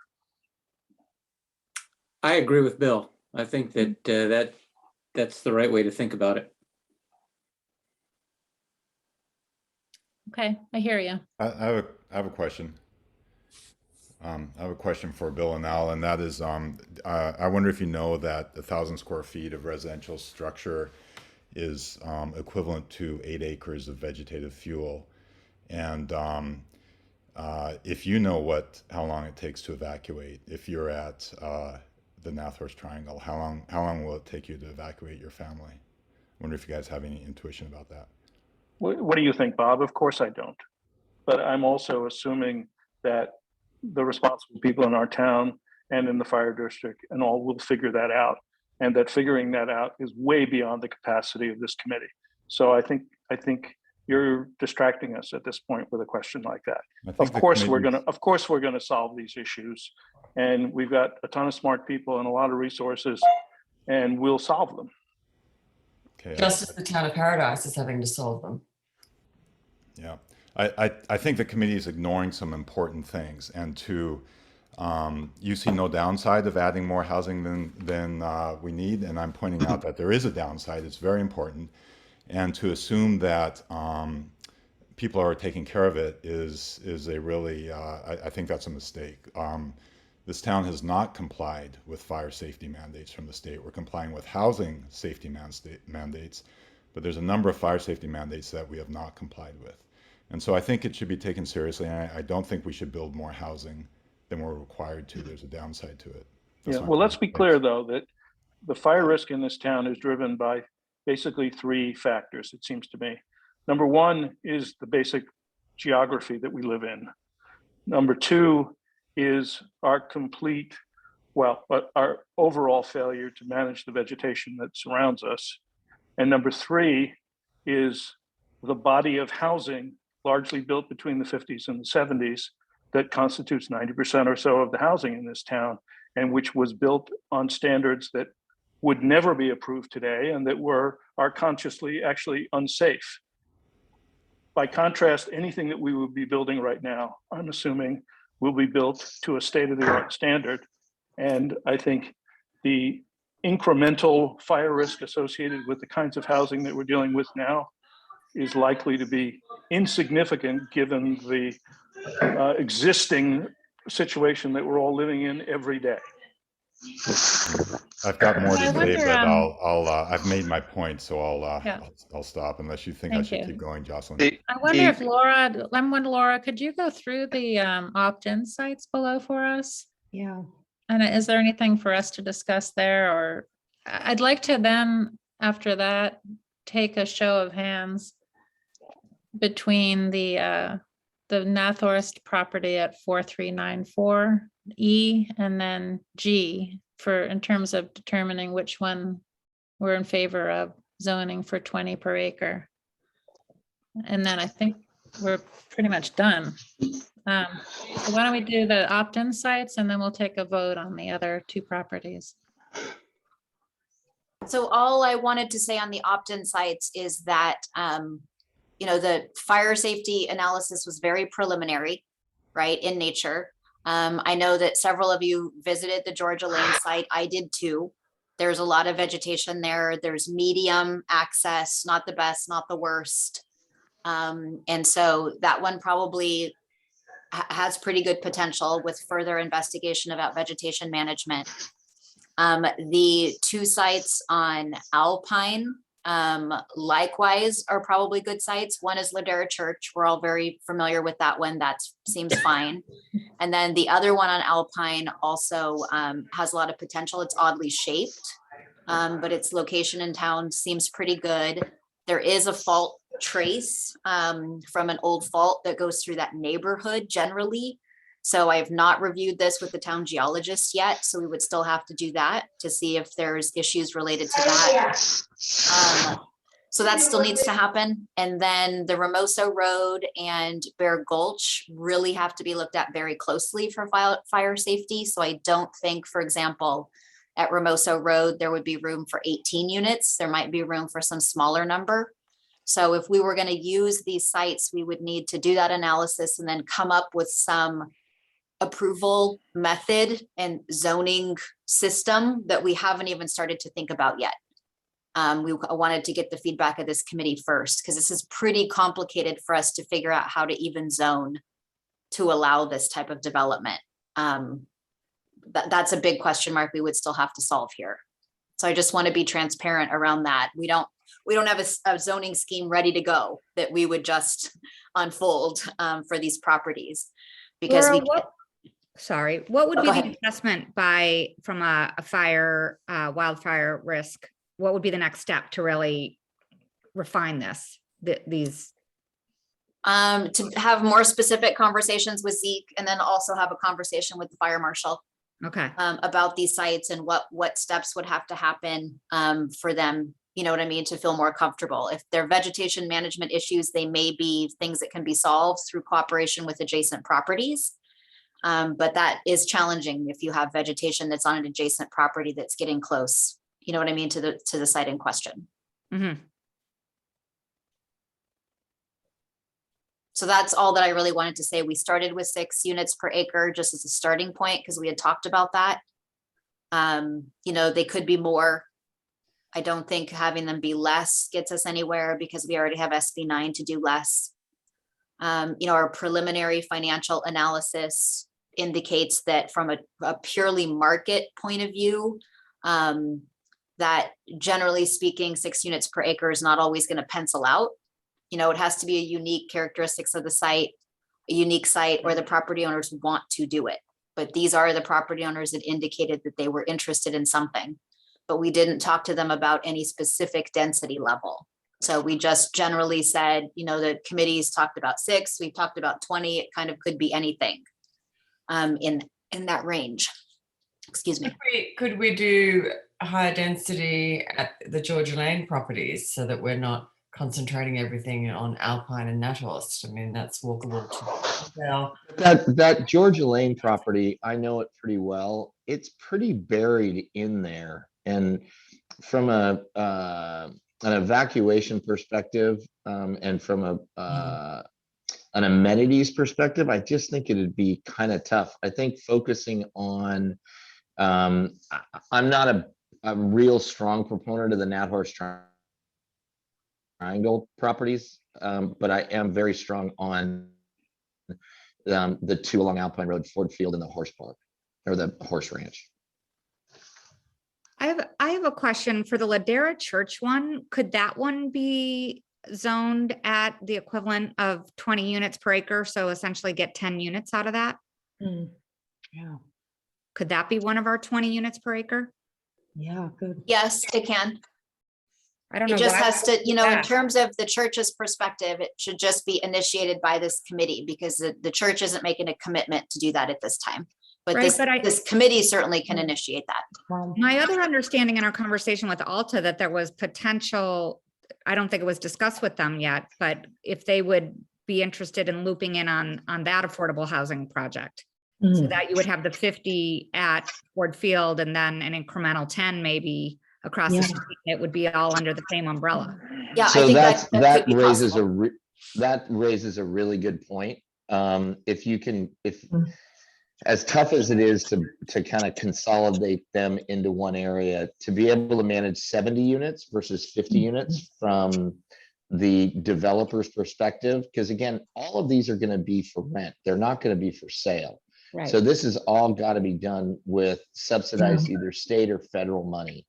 And so to have the two of those together would be a lot more attractive to developers if we could do that. My question is, I'm not sure of the church property. There's kind of I hate to say this, a rundown property next door. Does the church own that, or is that an individual property owner? You're probably thinking of the church property. So yeah, so they definitely have excess space that I don't know if they're renting that out or doing something, but it would seem like it would be significantly more valuable if we did upzone that and gave them the benefit. You would think that they would be on board with some kind of concept like that. Okay, there's restrictions on affordable sites. Carla, it's half an acre, right? Yes. So I think this site is exactly half an acre, so I think that meets it. So Dylan, do you want to change this to 20? Ding, ding, ding, ding.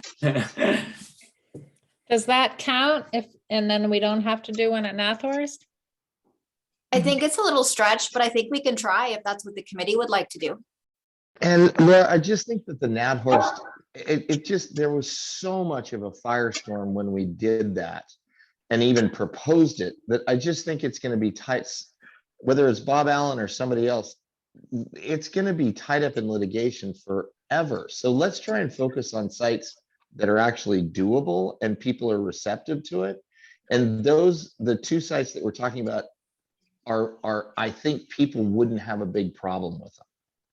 Now, does that include site F?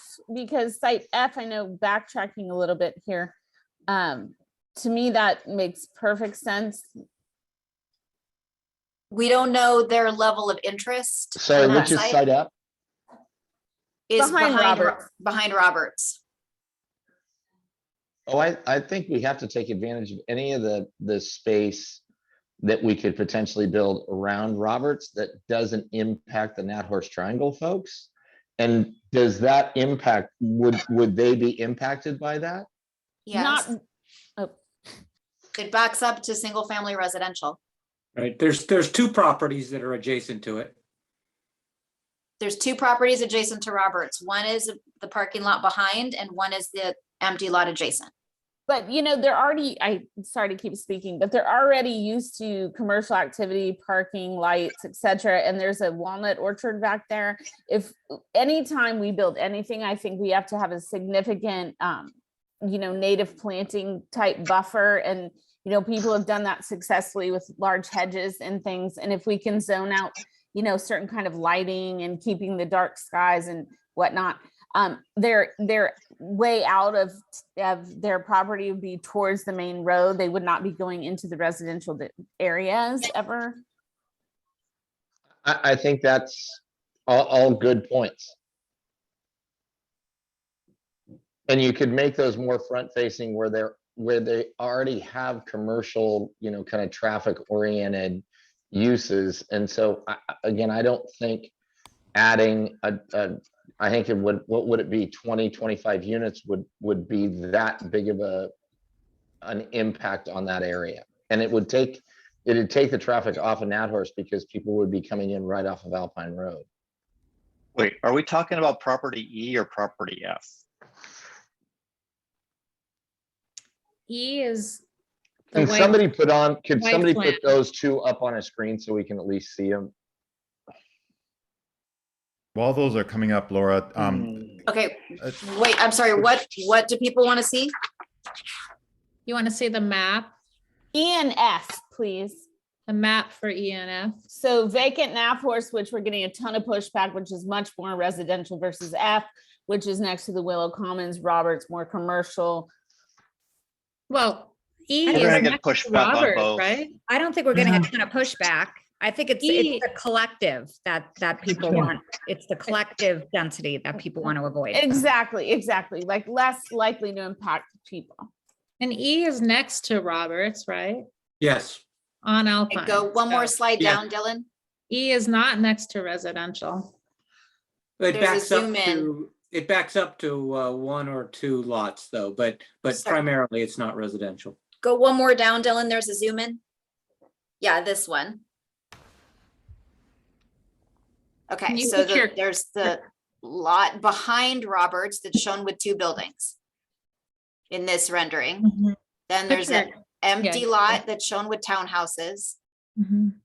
That's And F. there's Willow Commons. Okay, so which lot do people prefer if that's what we're talking about? But the one with townhouses, that lot, or the one behind Roberts in the parking lot? These are E, F, and G over there. Yeah. The one behind Roberts, I think, where there's an existing orchard of dead trees. And The other almost- good thing about that site is it's smaller, and so we're not overspending our requirements any more than we have to, for those who are concerned about that. So should we do a Well- poll of people on these? Can I ask one question? If we do that, then what happens to property, the 43 property E, the one with townhouses? I mean, that becomes a property, the single family property sandwiched by multifamily developments. What do we Yeah. think happens to that property in the future? I think they go together, honestly. Yeah, so do I. I'd like to see those developed into some sort of market rate housing at 6 units per acre or something, combine them, and you get, some reasonable development that's not too impactful. Mm-hmm. Or clusters of cottages. Mm-hmm. Like commons, so you've got more open space, because that's very dense right there. Yeah. And no one. Yeah, I'd like to see something less dense. I think it's also worth thinking about this as a mixed use area as well. This really is a commercial area. We're going to be adding density and population to this area and to the town as a whole. And I think we would be able to support additional locations of commercial interest. That's a good in point. addition to providing housing. I think that's Yep. a great point. I should point out, if you're behind Roberts, you're in the one part of town where you're dealing with trucks and lighting and people and industrial things, air conditioning units, whatever. It's like we created a little ghetto there. It does look a little bit like that. We don't want these people anywhere where anyone can see them. We want them back by the loading dock. It does look a little like that. Well, I feel like this would be market rate now, Yeah, that's what I was thinking. because we're picking up the 20 units per acre at Ladera Church. So I thought this area we were talking about market rate. Okay, I didn't So understand. personally, I would, if I were buying, like Bill was saying, a unit, after I retire, I'd prefer to live on the corner of Nathorst and Alpine, where it's more spread out and you've got trees and a creek. Me too. It just seems more suitable for market rate housing. It's just Do a little more something really disruptive. interesting back here. So Hold on. I didn't hear either of you. Can you go one at a time, please? No, I'm gonna arm wrestle. Wait, if we're not talking 20 units per acre now, why not zone all 3 of these at 6 units per acre at market rate? That seems attractive to me. or something like that with a mixed use. Yeah. Yeah. I love that. I mean, yeah, This would be nice if we're talking about bringing vibrancy and life to yeah. the town. And the community within a community, as you mentioned, Sarah, like if this was one cohesive development with one developer with one development, aesthetic and one kind of landscape aesthetic, living roofs, solar, whatnot. Right. You know, create something, I mean, best in practice for what is an innovative community, pervious parking, things of the best of the best that we can do to create this community and be a showcase is truly where I really think that we're putting our heads together, to come up with something that is a model. And I think we're getting there. We're getting a lot closer. And I'm really, really honored to be working with you all through this. And I'm glad we've been doing this together for so long. Okay, let's go back to the spreadsheet. We might be, I think, like 1 unit short or something for the lower I think we income. are. I think we're 1 unit short. Yeah. Which fine. Can we do a deed restricted ADU?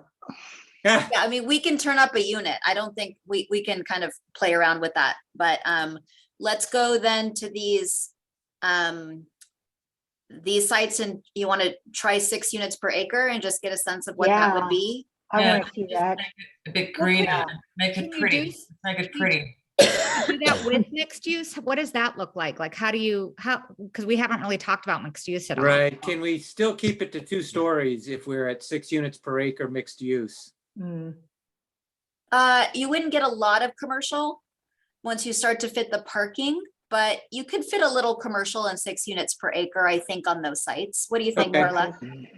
Based on what we heard? Because we programmed them at about 20 units per acre and they were fitting. Right. So to go down to 6, less than half, add some commercial, seems like it could work. I think so. So Dylan also changed G to 6 units per acre, right? Yeah. Can I ask a question? When you do mixed use, so let's say it was zoned at 6 units per acre, does that mean they can do 6 units, living units plus, like how is the amount of mixed use space defined? Or is the mixed use space one of the 6 units? We'd have to define it within floor area. Okay. So we would have to put a floor area maximum on it. So there's lots of different ways to write the code. And when we get to the code writing stage, we would, we have Carla's team and we have Lisa Weiss consultant to help us actually write the code. So you could decide you want one, like, let's say on one lot, you'd have 6 units plus 1 commercial space, or you could have 3 commercial spaces. That's kind of how you. Yeah, like you could decide the total floor area. So you could set a floor area ratio that includes the residential, and you have to say a certain amount of that floor area has to be residential or a certain amount has to be commercial, or you can let the market decide between commercial and residential. But those are the cases where you have to have, that's what the buffer is for, right? Because if the market is deciding, yeah, you can get that range in there. Cool. And do we have any control over what the commercial would look like? Like, is it just going to be a bunch of empty, private equity offices? Or is it something that's going to be fun and cool and interesting? Well, there's a lot of parts that go into that. We can control the design of it, but the market economics, we'd have to get some feedback on the marketability of things.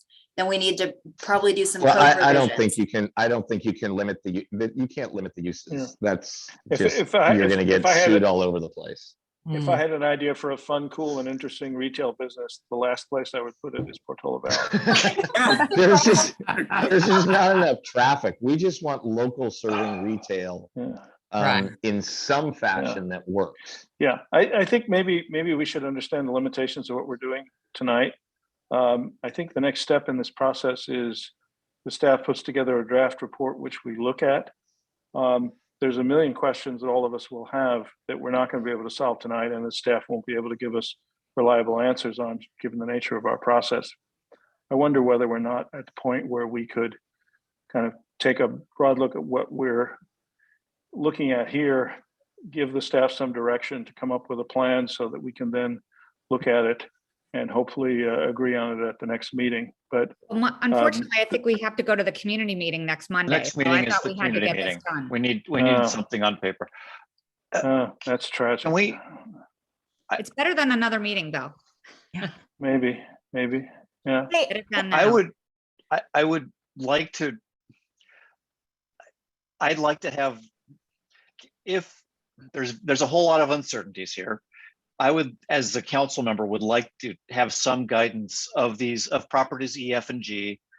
If we look at everything and decide they need to go back up to 20 units per acre, I would like some input on where we actually, if we had to make one of them 20 units per acre, which would it be? I would vote for E, because it's vacant now, and it just sort of sits there between the Willows and Roberts. But I prefer what we've got, where we've just got 6 units per acre. I understand that, but I'm just saying if we're gonna, if we come to that point where we need one more very low, we need one more block of very low, I want some guidance somewhere how to think about that. I would go with E also. Yeah, I agree with that. Yeah, I would, Sure. I would support E as well there. I think that it's a good location for 20 units per acre if need be. Okay. My biggest concern at this point is that for one reason or another, Ladera Church property doesn't end up being developed anywhere near 20 units per acre. And that puts us in a situation where maybe we have to look for one other high density property to meet our very low numbers. So I would like to hear what. So I guess, Laura, do you think we can get rid of the spreadsheet for a sec and just do show of hands on E, F, and G for 20 to be, this is like, if we need to be the priority one to go to 20 units. Does per anybody acre. does anybody object to E as that first choice property? Okay. I prefer the one on the corner with the commercial right And now. I have a And- slight preference for the one on the corner, but I will totally support E. Yeah. Okay. Yeah. Same for me. I would support E, but I have a preference for the corner. Anybody else have another preference? I don't know how to,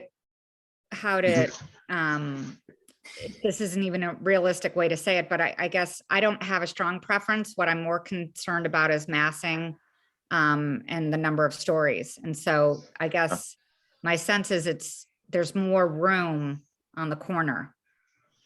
There's more acreage to get. Is that correct? There's more acreage there that would give us a better chance more of acreage, not yes. having a third story. Yeah. I don't know, that corner spot really looks good to me for mixed use, though. It just, that with the creek running through, that just really seems like a beautiful spot for, a few townhomes and a few shops. But that's true. That's true. I agree with that. I think the other thing is that with density bonus and other opportunities, a developer may well find a way to further increase development on that site to take advantage of the available space. I also would like, to protect this creek as much as possible there. You've got your setback and you could get a variance, but that's a huge asset to have that creek there to make it publicly accessible or something. Yep. So yeah, I think it will turn into a waiver, and I think you'd want to keep more control over it. And Kara, correct me if I'm wrong.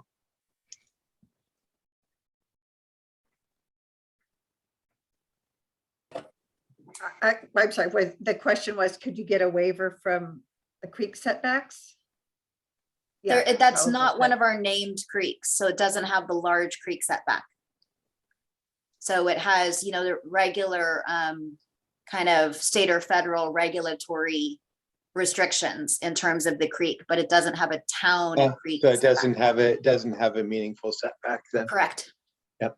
So it seems like we're ready to wrap things up. Is that right, Laura? Do you need any more guidance from the committee on any particular?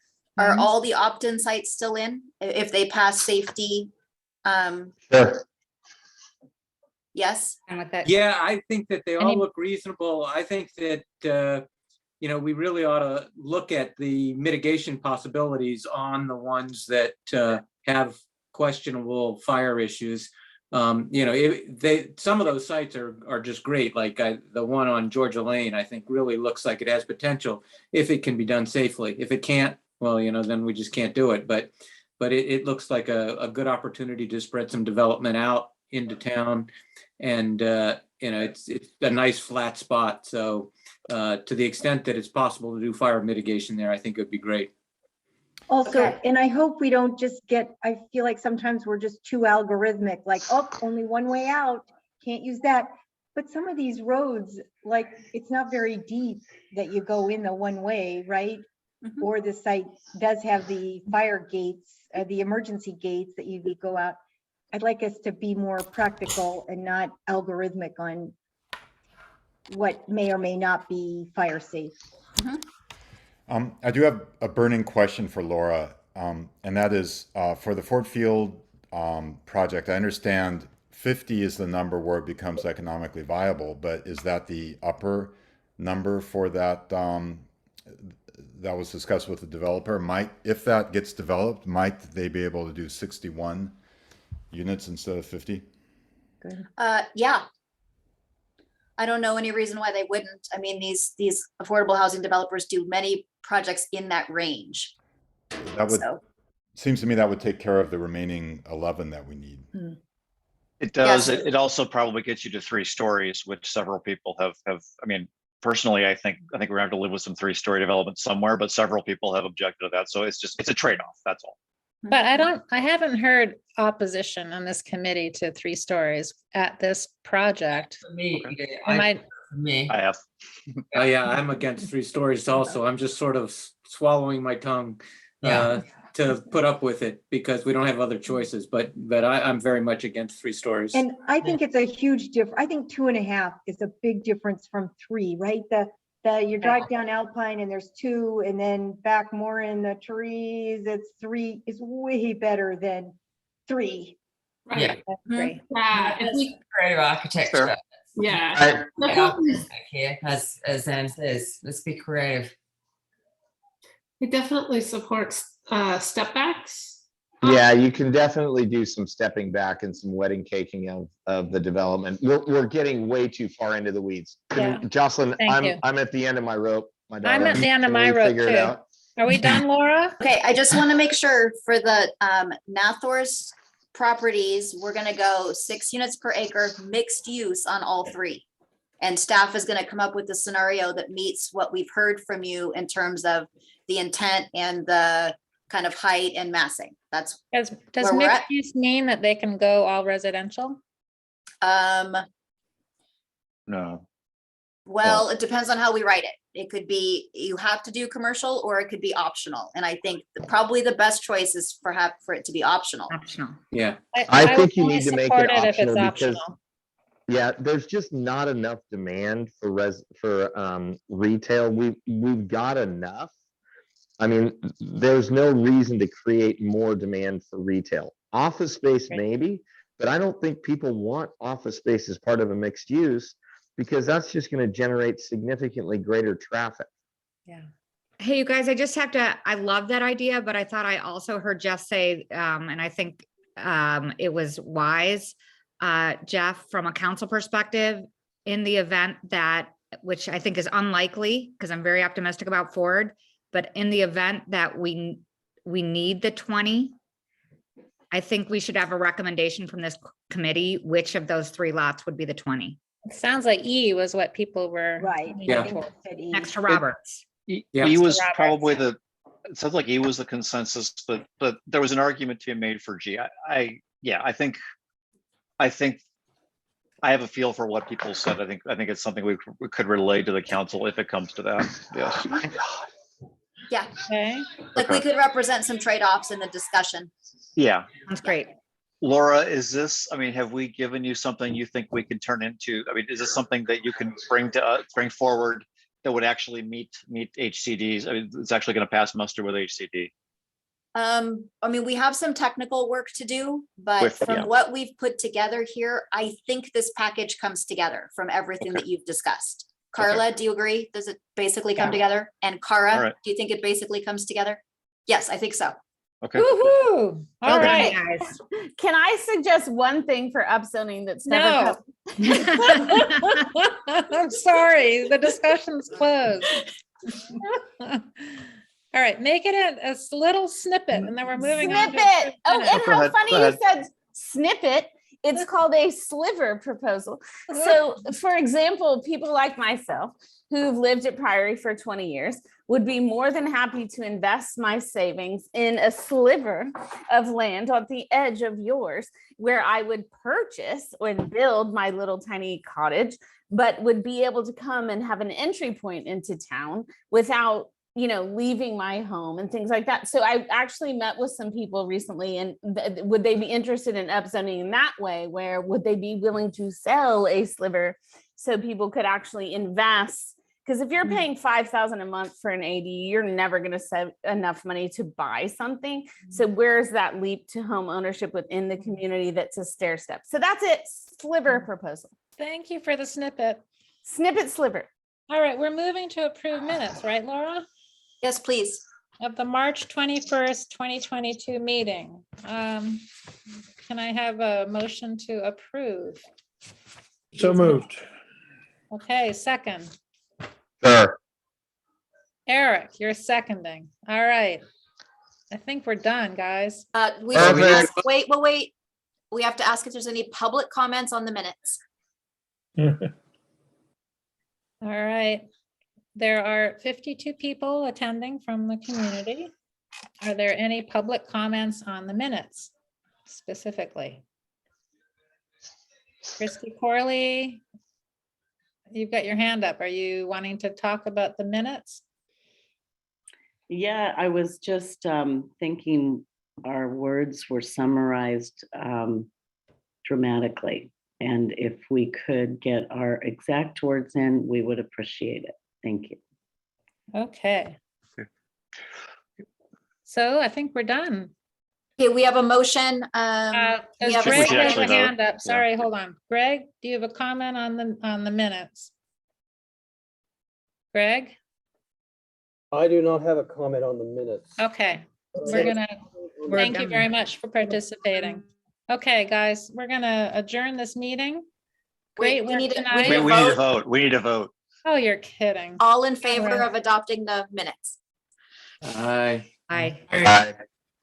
Aye, sweet dreams. And then say any opposed. Any opposed? No. Has anybody ever opposed minutes? Oh, sure. Yes. Plenty of times. All right. It is now 9:44 in California, and have a good rest of the evening. Great job tonight. All right. Thanks, everyone. Guys. Bye. Good night.